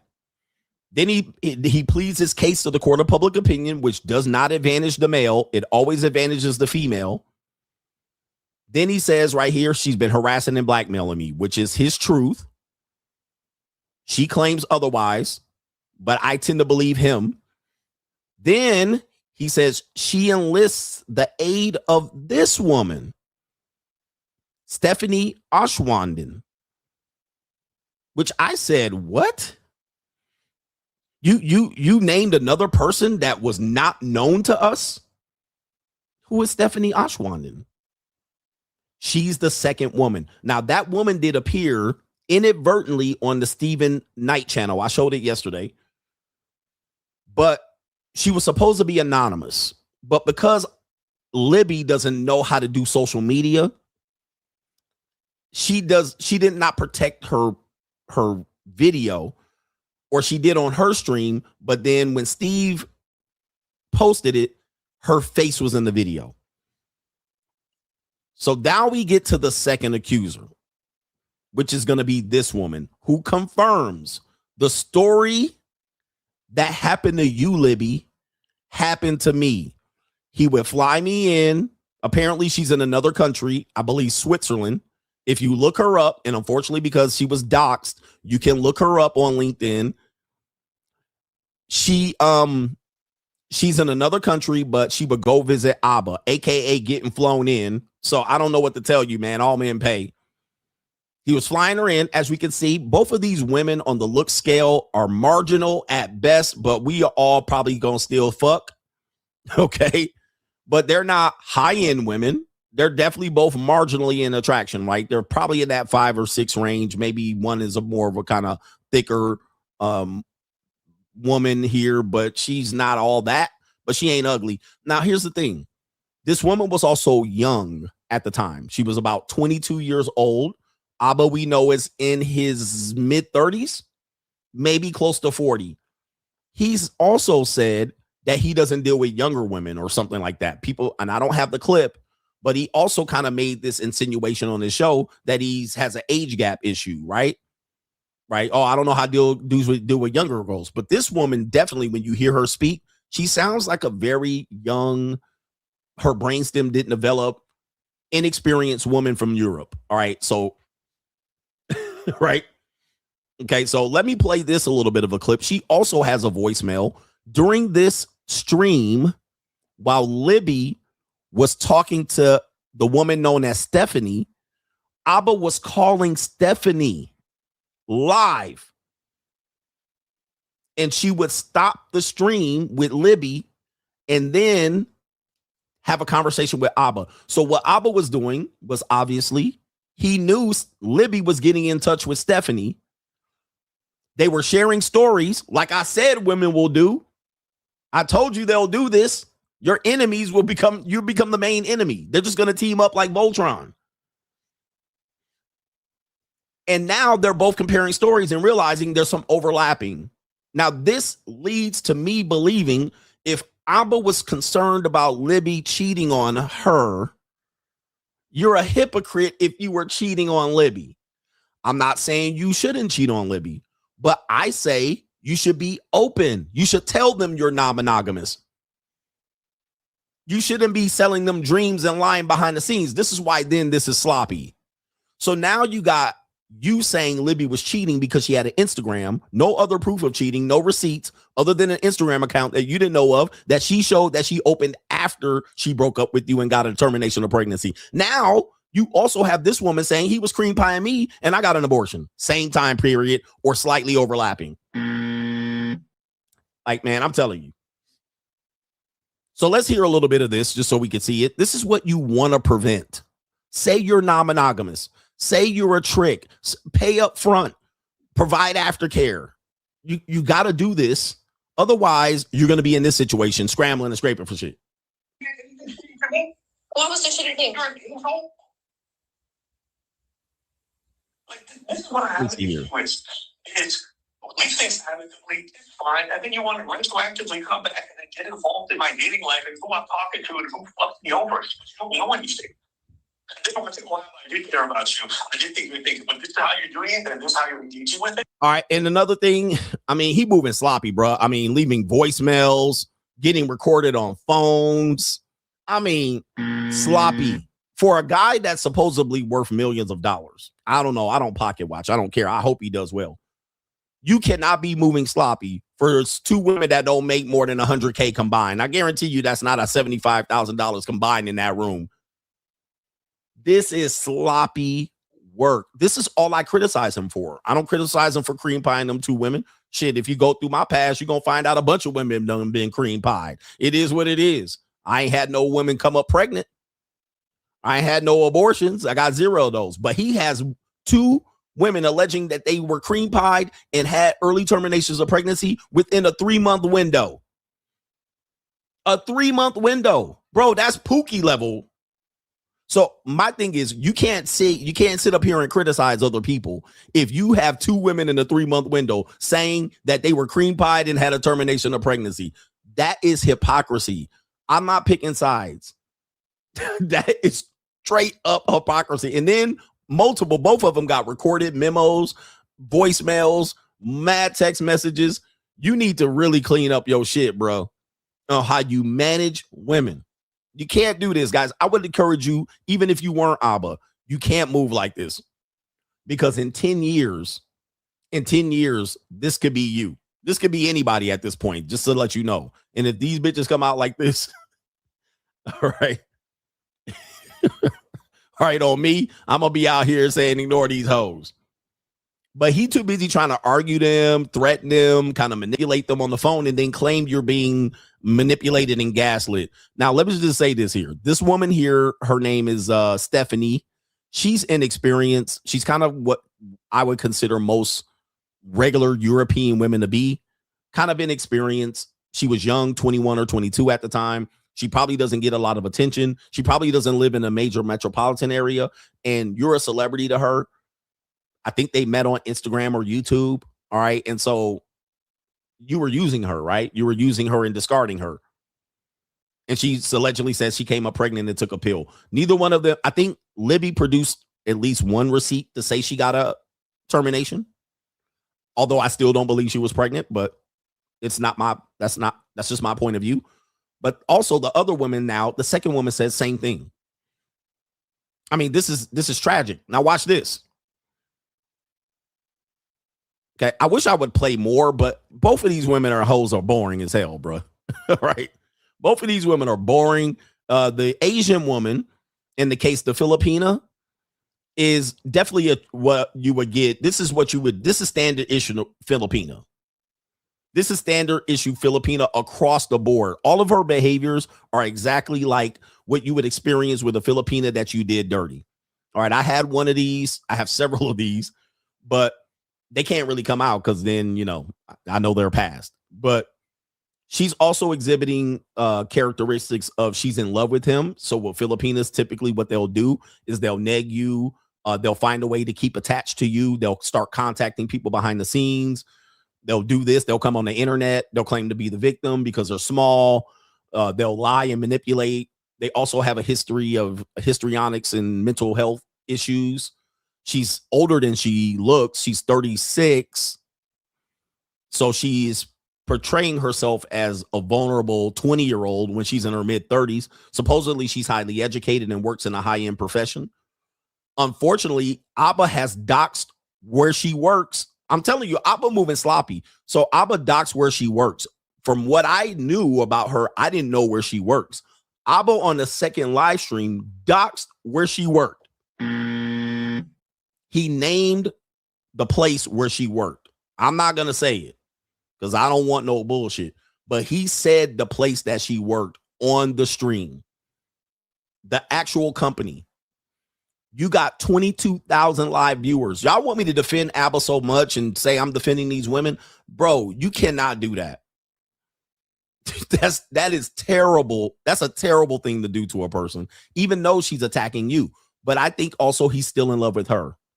But I don't think you should be able to do that on the internet. I don't even do that to my ex-wife, and she kind of was a character in the show. I never named her name and given her the location of where she lived, city. I never said where she works. You can't do that. You're setting yourself up. You're setting yourself up. And a lot of you men fight like bitches and hoes like Abba. That's how y'all fight. And I always tell you, man, you cannot fight how they fight. Even though you're being victimized, you have to take the proper course of action to stop her, which would be a non-disclosure agreement and a cease and desist letter from your lawyer. Okay. That would be the two things that he would use. Get a non-disclosure agreement, which is too late for that. That would be defense. Now you need to defend yourself with a cease and desist to get her to stop talking, but you can't. He obviously can't even go to YouTube to get her to stop talking. He cooked. He's cooked. Okay. And now you're actually fighting fire with fire, which would make sense. But now you're putting more information about you out here. You were walking this woman around in a dog collar. Okay. You might think that says some shit about Libby. That says some things about you. All right. That you're now kink shaming her, but you participated in the kink. And now guess what? If any other woman has done this activity with you too, here they come. When they would have stayed quiet before, now they can be like, yeah, he put me in a collar too. He likes this. He likes that. Now you gave her an incentive. If this woman has videos and pictures, you gave her an incentive to put that shit out just in case she pegged your ass, or just in case, you let her toss your salad. Just in case now she going to have pictures of you right in your face. Come on. Look at me, because she don't got no, what does Libby have to lose? Now she got a video of you with her ass out right in your face with that beard all getting juicy and wet. Or any other woman that has done such activities that got no reputation. See, women don't got a reputation. You cannot fight them like this. Now, here's the thing. The woman in this case that Abba has now doxed put out a video yesterday. Okay, and this is the video that she put out. Okay, so there she is. That's the second woman. That's the second woman. And she says, Abba from Abba and Preach was lying about me. Because he then doxed her. So before her name was known, she did not make a video. But because Abba, let me show you this. Because Abba mentioned her name right here, she felt like she had no other choice. Also, since Steve Knight inadvertently put her face on the internet, and by virtue of Libby doing so and not protecting her image, Abba does this. All right, so now that's why she's making a video. That's why she made a video. That's why she turned up last night and made this video.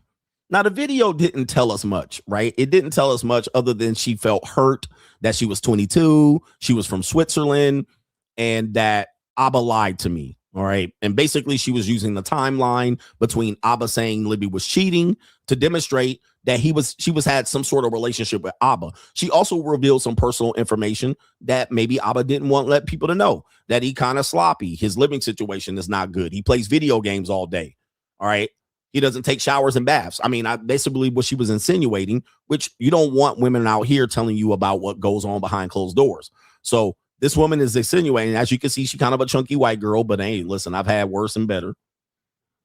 Okay. But now she's out here telling personal information about how you live, where you live, what you do with your time, and so forth and so on. Okay. And both of them are saying he just sits there and plays video games all day. Now, that's what they said. Do I believe that? Somewhat. He also inadvertently said that he was shooting blanks, but was still cream pieing them, which makes me believe that he probably is lying about that. He's using the fact that he's saying he has a low sperm count to hit raw and cream pie them, which is not good because we got to read between the lines. But the more you talk, the more they're going to talk. The more you talk, the more they're going to talk. So you got to ignore that shit and hit their ass with the cease and desist. But I don't know why he hasn't done it. Maybe he's in Canada. So let me show you this real quick. This is what ended up happening. The woman in the second video, this is where it gets a little messed up. This is where you're going to say you're going to make yourself vulnerable. I don't think Abba can respond to her, but if he does, then wait for the third person to come out. So that woman that you see this morning, I went back and I had the video set up to share with you, but she deleted the video. So the video doesn't exist anymore unless somebody who screen recorded it, which I'm like, damn, I should have screen recorded it. The video is gone. She has deleted the video. So if you go to her page, the video is gone. And this is what she posted. Okay, this is what she posted. This is why you got to watch out. There she is right there. She says, hey, I ended up deleting my video, not because of the hate comments. It says right here, they're all right. The hate comments are all right. But the amount of people that actually took the time out of their day to contact my job was insane. I still have my job, but I immensely underestimated how dedicated his fans are. Some people expected more from the story. I am sorry. There is just not. Once I'll be home from work, I'll re-upload the Dropbox, hopefully with more content this time. I'm happy that I stood up for what I think is right. Now, this is where I said exposing their names and doxing them is going to be a negative. Remember, guys, what I always tell you, once they start talking, niggas start shutting up. Once you start fighting this way and trying to put the information out and get ahead of the story, because that's what Abba did. He put her name out there, her full first and last name, and put her shit out there. Then she responded. She dropped her video. Then her fans, what we call sycophants, his fans, sycophants, started attacking the woman's jobs. Like, this happened to me. This happened to MTR. This happened to Kevin Samuels. This is going to happen to anybody on the internet. So because you have supportive fans and sometimes sycophants and people who are passionate and crazy about you, they feel like they have to do what's best to take down the other person that is affecting you. But you led them to that. You put her first and last name out there. And if you Google it, a LinkedIn comes up. They then found out where she worked and they started contacting her work. Libby says the same thing happened to her. They were contacting her work and she said, thank God that I'm in a position where it doesn't affect me. But this is what I'm talking about. This has nothing to do with my feelings about ABBA or anything like that, or I'm taking sides with the woman. This is what I talk about when I talk about the court of public opinion. Guys, you cannot fight this way. You got to be a little bit more dedicated to protecting yourself with defense first. Now you're calling these women and going back and forth with them and trying to get them to get. It's only going to get worse the more you talk and try to dispatch it. I also, just so you guys know, I criticize Fresh and Fit for this exact same thing. When Myron did this, I was critical. Right? He did a 6-hour live stream and you bitch niggas was in my comments. Oh, he provided the receipts in the 6-hour live stream. I was like, man, you think I'm gonna sit through a 6-hour live stream? You think people got time? They gonna just hear the accusation and put the asterisk up. Nobody got time to sit through no fucking live stream. to see you dispatch a woman's credibility. She already don't got credibility to begin with. She already probably lying, but you also gonna look like a crazy ass nigga up there holding court on a 6-hour live stream and shit, trying to dispatch. So I criticize Myron for that. Also with the Fresh situation, I criticize him for that. He took it like a man, like a champ.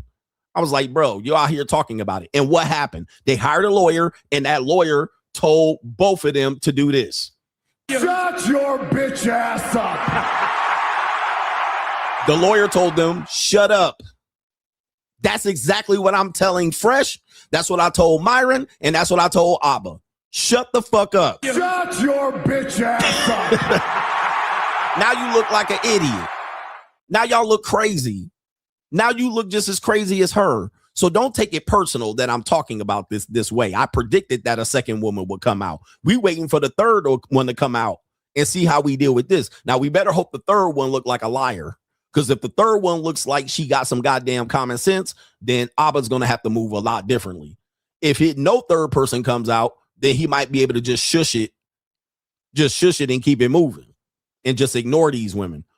He also now has to hope that none of these women lose anything financially, like a job and all of this, because of his fans being sycophants and trying to dox the women. But he's doxed them. We showed you he doxed them. All right. So I'm just telling you, man, this is bad shape. This is very predictable. Y'all don't believe in me sometimes, but it's only a matter of time. It's not a matter of if or when. And now they're gonna have a woman say, I didn't want a collar on me. Right? He's opened that up too. But we'll see. I don't have any predictions going forward at this point, but I was right on this one. The second woman was gonna come out. Even though her story is fucking sad, it doesn't indicate that he didn't. Well, it does. It says, well, she's going to have to prove she was pregnant and got a termination.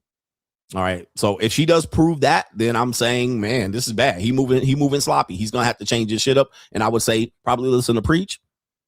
But Preach indicated that he doesn't care about Abba's personal life. They're just characters. They're Ernie and Bert, which I don't wonder why Abba stands on this side and he stand on the other side. All right, because it's Abba and Preach. I should be looking at them as Abba and Preach. I've mixed them up for years. All right, I thought Abba was Preach and Preach was Abba, but Abba is the first name. He should be standing on this side. Well, maybe in Canada they stand on the left. I don't know.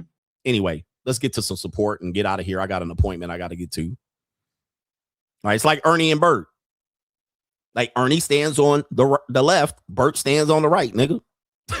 All right. All right, that's how it works in my brain. That's how it works. Ernie right here, Bert over there. All right, but they standing like Bert and Ernie. Is it Bert and Ernie or Ernie and Bert? I don't know. But I thought Abba was Preach and Preach was Abba for years. Now they was like Abba did something, and I thought it was the dark skinned nigga. I was like, oh, it's the other nigga. Oh shit, I don't know. Shout out to our brother. Nasheed is in the building and says, I said hi to an older woman at the bar passing by. Later on, she stood next to me and started saying her phone number. We started texting and she said, feed me and fuck me and I will be your bestie. That's an older white woman. Is she older? You said an older woman, but yeah, that brother's she's starving. The older women are easy targets. They easy because, they don't have the same inhibitions that younger women have. So once they hit like 40, 45, 50, 55, they really don't, they give a damn as busted. So they end up choosing. And it's harder to date these older women seriously because then now they want you to take her seriously and nice and slow. All right. So they're easier. Now for me, I've been with enough of them to never really feel like I'm winning anything by being with an older woman. Like I've been with a lot of them already and I done seen the shit. Look, man, I'm gonna tell you, as much as men like vagina, ain't nothing like young and new vagina because old vagina look crazy. I mean, vagina by itself looks crazy. I mean, it's a crazy looking thing. You know what I mean? You start looking at it, there's layers and shit and folds and all kind of mucus and sticky objects. And sometimes it's dry. It be having hairs and shit. And it be looking, don't look into it. And don't have a hanging labia or nothing crazy. You just be looking at it like, look at this thing right here. Look at this. All right, it's not a good looking thing. You know what I mean? It's not a good looking thing. But the older woman's, it be looking crazy as hell. You be like, what in the hell? Okay, it be kind of leaned over and oblong, and you know what I mean.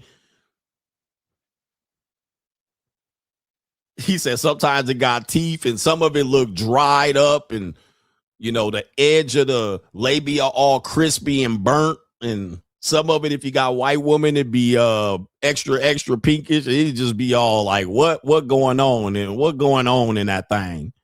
But when you horny, you don't care. You'll be like, I'm in there. You be all there putting your mouth on it.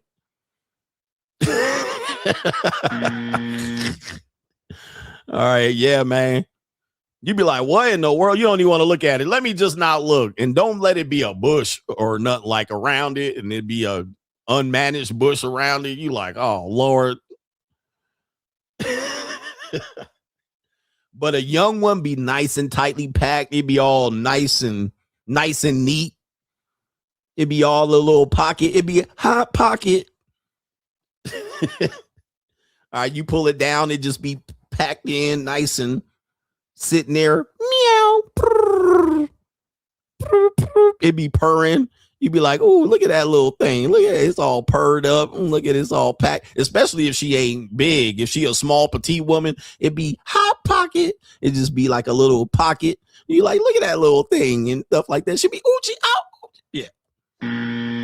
Older woman, you fall into it. You lay down and be like, oh, I'm in already. Oh, Lord, you be in there just to...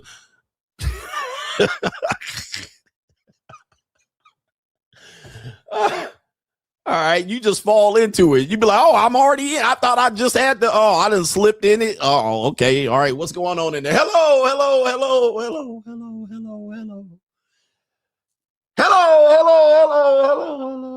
Anybody here? There were 4 kids in here. There's 3 ghost babies in here. There's 4 abortions in here.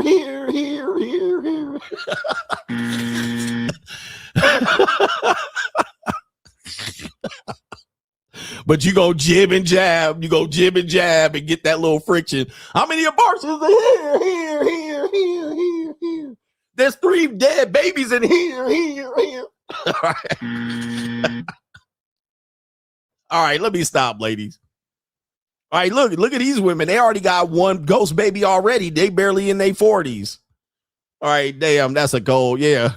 Somebody said, look at all these Plan Bs in here. There's loose condoms in here. All right, anyway. All right, anyway, man. Shout out to the ladies, bruh.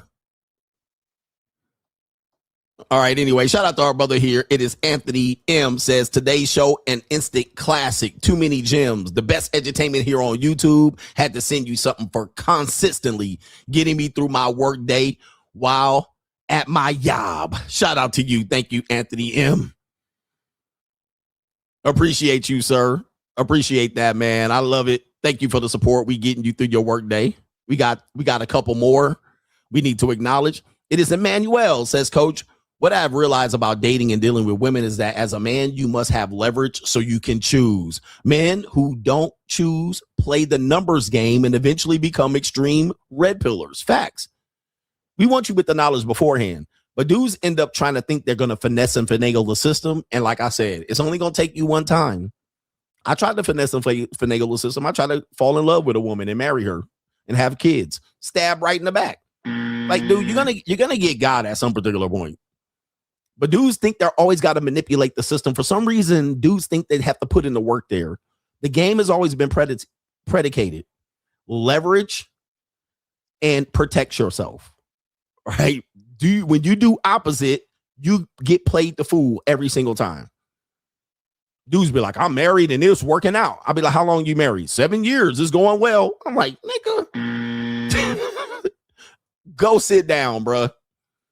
Well, hey, man, keep living. But 7 years, nigga, you got 37 more to go without her pulling the fucking okey doke on your ass. Like, go sit down, nigga. Shout out to our brother Twin says, everybody girl going. Everybody girl going. Shout out to you. Hustle Every Day says, again, flowers upon flowers, sir. Gregory of the Lings. God, a faithful woman, and a fair world make up nigga. For real. God, a faithful woman, and a fair chance at life make the world a make-believe. You're not getting a fair life. You're not getting a faithful woman, and God ain't gonna help you. You can guarantee wake up to that every day, and you'll win life. He says, he who has the gold has your girl. Free agent lifestyle for life. Every day, all day. She going. Your girl need a little bit of money. Ladies, y'all need some money? Ladies, you need some money? Let me know if you need some money. Shout out to Jay Harris says, great convo, coach. Check 100 coin when you're free. Shout out to you. I think I had that set up. Ladies, you need some money? Let a brother know. All right, I'll help you out. There's some things you're going to have to do for that money, know. And it might be something you like. Might be something you like. You might like it, ladies. Shout out to Jones G says, the true nature of women destroys the hearts of young, inexperienced men. He says right here, they simply can't stomach it, coach. Keep living, youngsters. It's coming to you soon. CGA to go. You going to get got.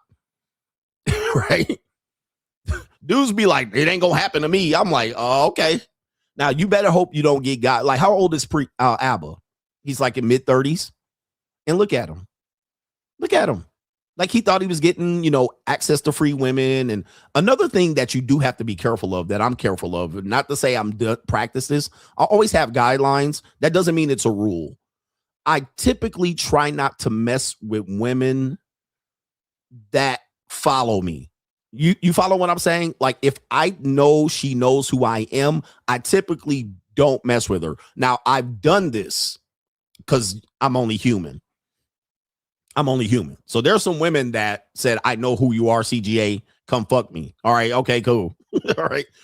But I typically don't source my women based on my status. Sometimes they find out who I am after, but sometimes I even don't let them know who I am the entire time.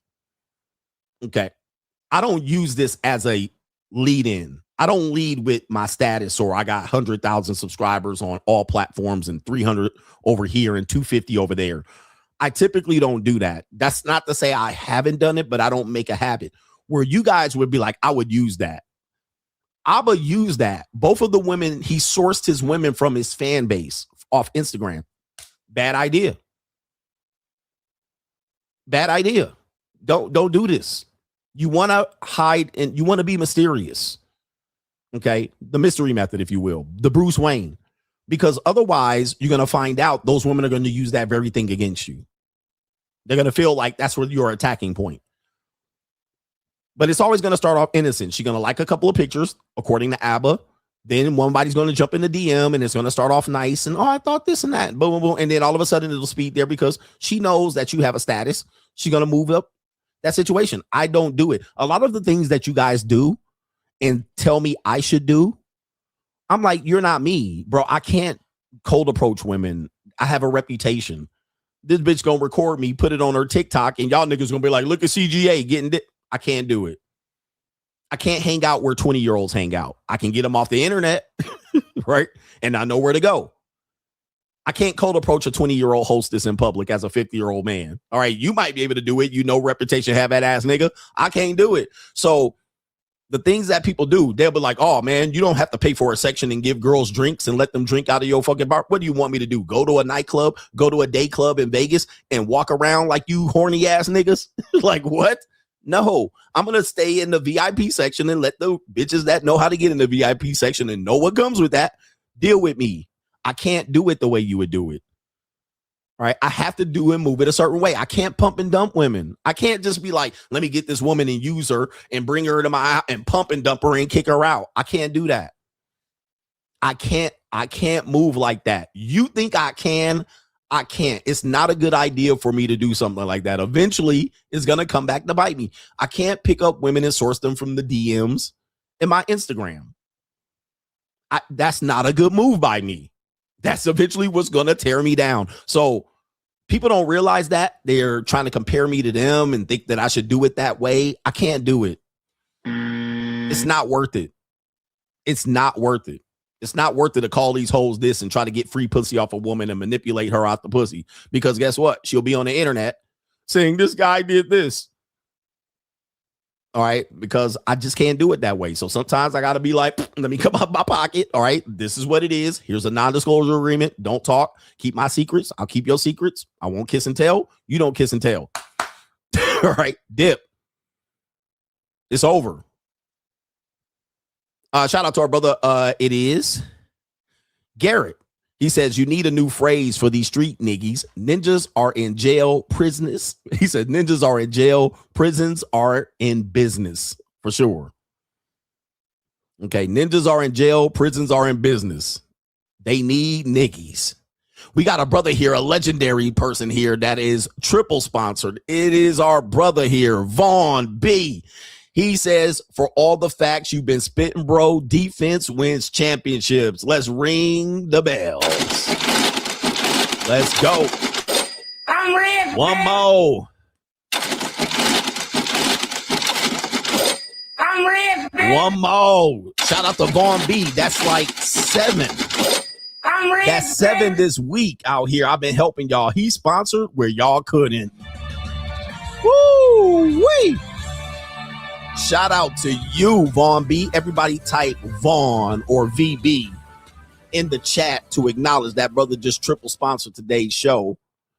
And he keeps these facts coming. All right. I'm really the only one that's going to not sell y'all a dream out there. I'm trying to tell y'all, you got to move a certain way. And I keep showing you why. All right, and you keep telling me, well, it ain't going to happen to me. Dude, women are dangerous, bro. They're a dangerous thing. And what makes them dangerous is not because they are bad people. What makes them dangerous is how they play. It's very predictable.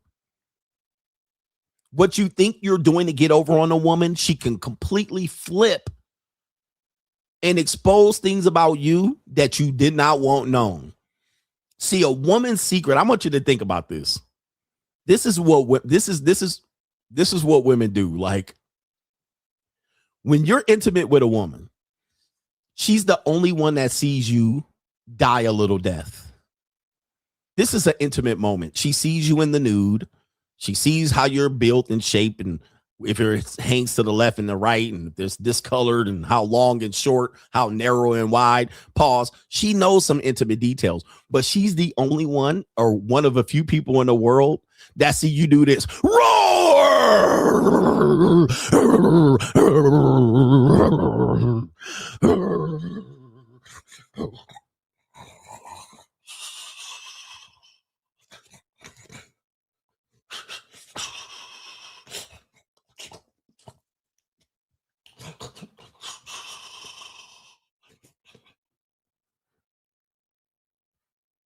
She's one of a few people that see you do this shit, like in your most vulnerable state, all not defensible, all knocked up.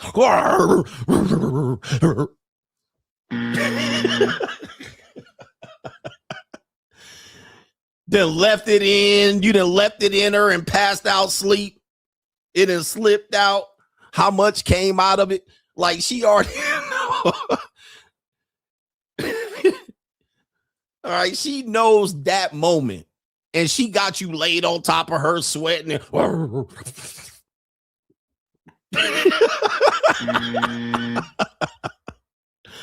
Right, whether you had the condom on, not the condom on, if it cream pied, if you stayed in her, if she pissed it out, and it was, bruh, that is a very intimate detail for her to know. If all women got up here today and told you how y'all niggas looked after you done busted, and how you busted, and how you howled and yelled and screamed and roared and barked and snored, and if all women jumped out here on the internet and told that detail, we would all be embarrassed. We would be like, oh man, these hoes tripping.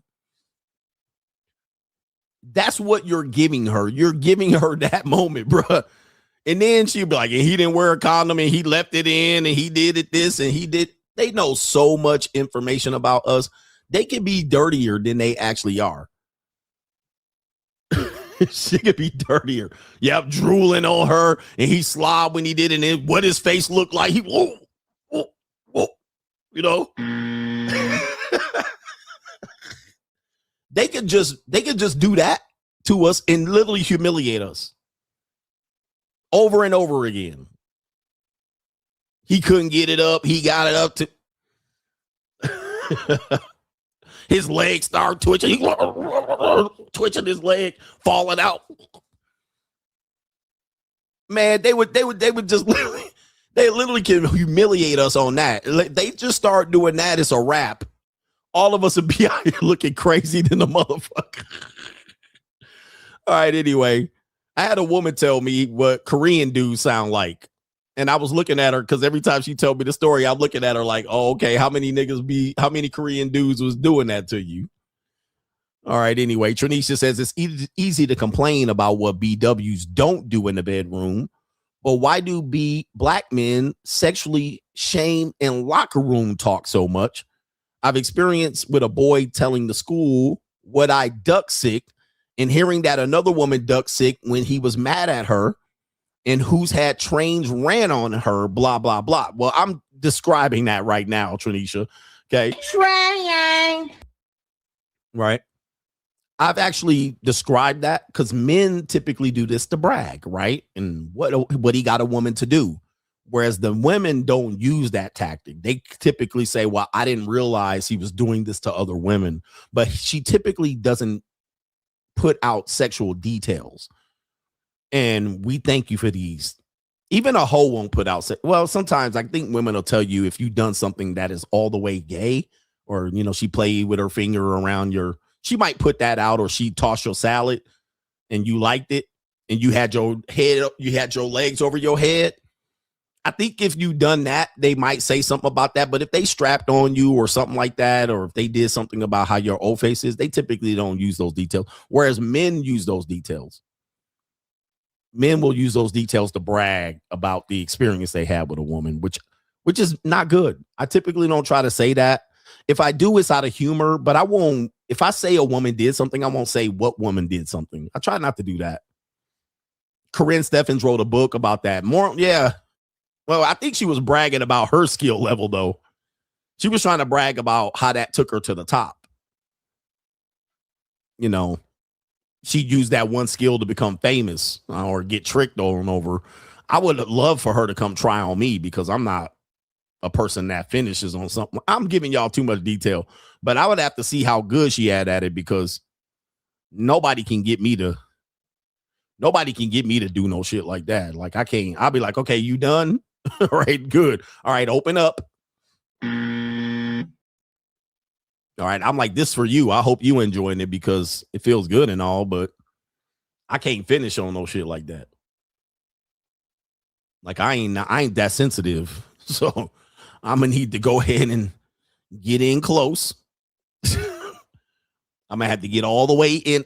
This is too much information, ladies. If you want more information about it, let me know. I can maybe give you a non-disclosure agreement.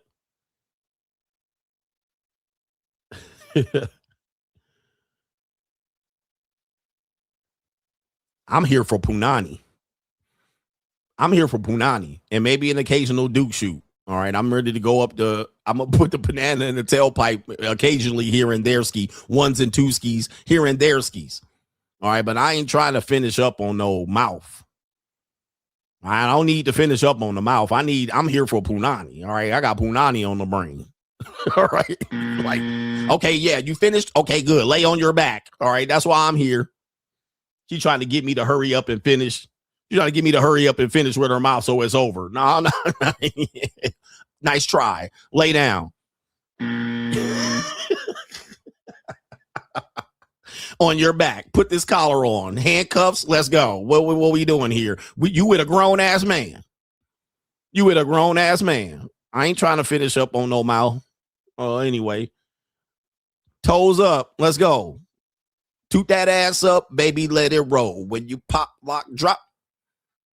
Good job, little girl. I'm not like these little pookie ass niggas that y'all be out here with these niggas claiming they spending my money running around here, let you finish up on the mouth. Not me, baby. This is going to be a 45-minute exercise. I hope you warmed up. Stretch out. Stretch out. This is going to be like a little bit of what do they call it? In what do they call it in jiu-jitsu? Where they grapple? Ground and pound. This is going to be a ground and pound session. This gonna take a minute. You know, and she be like, are you finished? Is it good? Mm-hmm. Yep. Just hold on. Hold on to your love. All right, you got about 32 minutes left. And you're gonna be sweaty as a motherfucker. You're gonna be out here taking a shower after this. Get ready. You about to sweat out that perm. We about to spread out that perm. I'm an old man. That little quickie shit don't work with me. All right, yo, is it fine? Everything's good. I'm enjoying it. What do I have? I have an hour session. Let's go. All right. Any woman that come out and be like, and it was only 3 minutes, she lying like a motherfucker. I'm gonna tell you, bro. I don't feel nothing until about the first 17 minutes. I'm enjoying it. I'm savoring the flavor. I'm gonna chew all the way. You know what I mean? I'm gonna chew it all the way down before anyway. Yes, and there's going to be breaks. All right, take a break. Let me get some water, towel off a little bit. She'd be like, you're finished? Oh, no. No. I'm taking a break. Let me just towel down. Halftime. You need something to drink? All right, I'm going to go down there, just swinging, going to the refrigerator, filling up my cup. All right, here we go. You need some water? All right, go ahead. You need a towel? Here we go. Break out a new condom. Round 2. All right, yeah, we not done yet.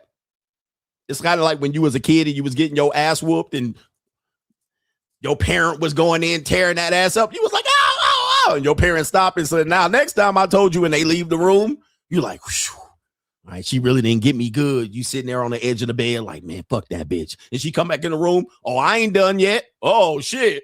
You really mad. Oh, Lord. All right, shit. You about to whoop some ass again? Oh, damn. I thought I got off with it.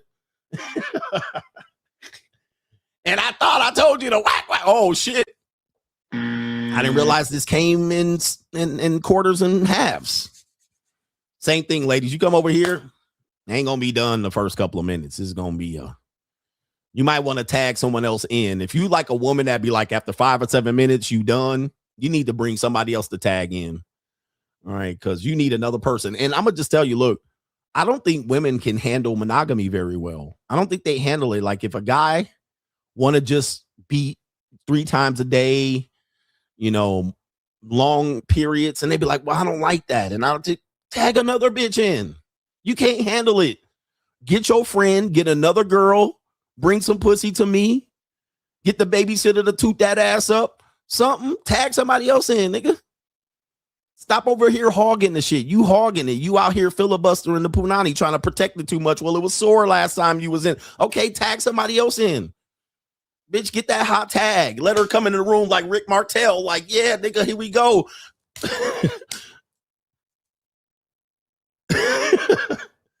It just be trying to, well, can you give it a rest? And it was sore from the week before. Okay, where the other bitch at then? Trying to make me wait because you sore. Hey, that's your problem. I'm ready to go. You knew I was going to be ready. You knew I was going to be ready. You knew it was coming. You knew it was coming. You wasn't getting through 24 hours without me like, all right, go get undressed. Take off your clothes. You knew it was coming. Don't act surprised and try to wiggle out of it now. Go tag somebody else in, bitch.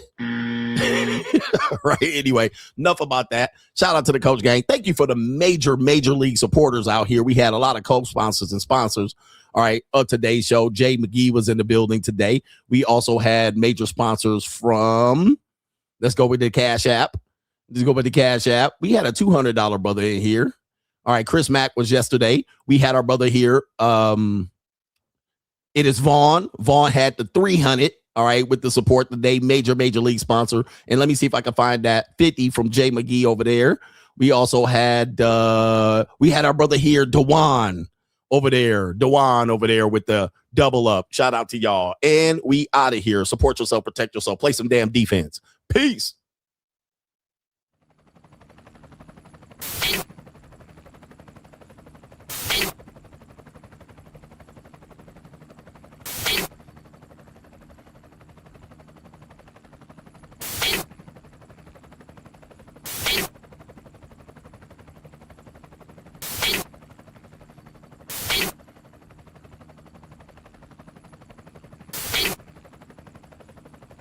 and you're in the Desert Storm bunker with Hollywood CGA.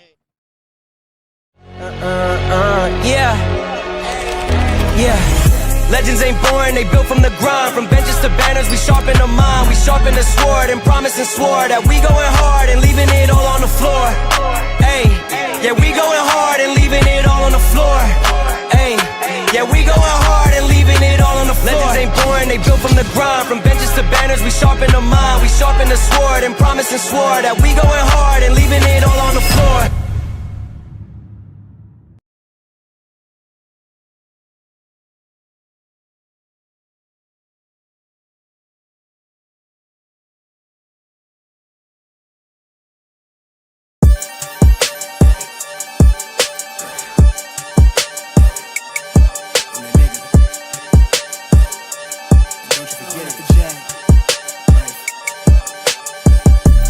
Vibe blowing at the J, got the loud jumping at the pay. Everything I'm on slack. Everything I do is got the Benz jumping at the bay. Vibe blowing at my J, got the loud jumping at the pay. Everything I'm on slack. Everything I do is got the Benz jumping at the bay. Another milestone, look at that. Paper boy on my paper route till I'm 6 down on my back. I'm an old soul like my dad. My old girl still a fan. And yo girl at the live show, so don't act like I ain't the man. I'm kicking my feet up, get frank like Aretha. I'm calm but I'm teed up, just flip me a stack. The re-up just doubled up off of the muscle, I stuck to the task. They see me, I'm troubled, I'm bubbling up till it's stuck. And they want me to stay where I'm at. I'm good everywhere that I'm stepping, my presence is crucial. You know that this shit I don't trend. On a big wave, I'm controlling the tide. Snake eyes when you rolling the dice. So with the stakes inside, I could never take another nigga advice. They can't reach the sky, I'm aiming up high. I just wanna know what it's like. Y'all know what it's like, I come from outside of this. Out the quicksand, I'm the big man, doing big things. Cop a big change, up a state lines, doing stage dives on cam. It ain't no limit to my vision. Check the temp, I'm on fire with it. Got the bands jumping out the bag, Prosecco on ice. I'm nobody nice, gon' run up a check. Demand my respect, I'm doing the most. I never quit, they want me to quit. I'm good as it come, I'm good as it gets. Vibe blowing at the J, got the loud jumping at the pay. Everything I'm on slack. Everything I do is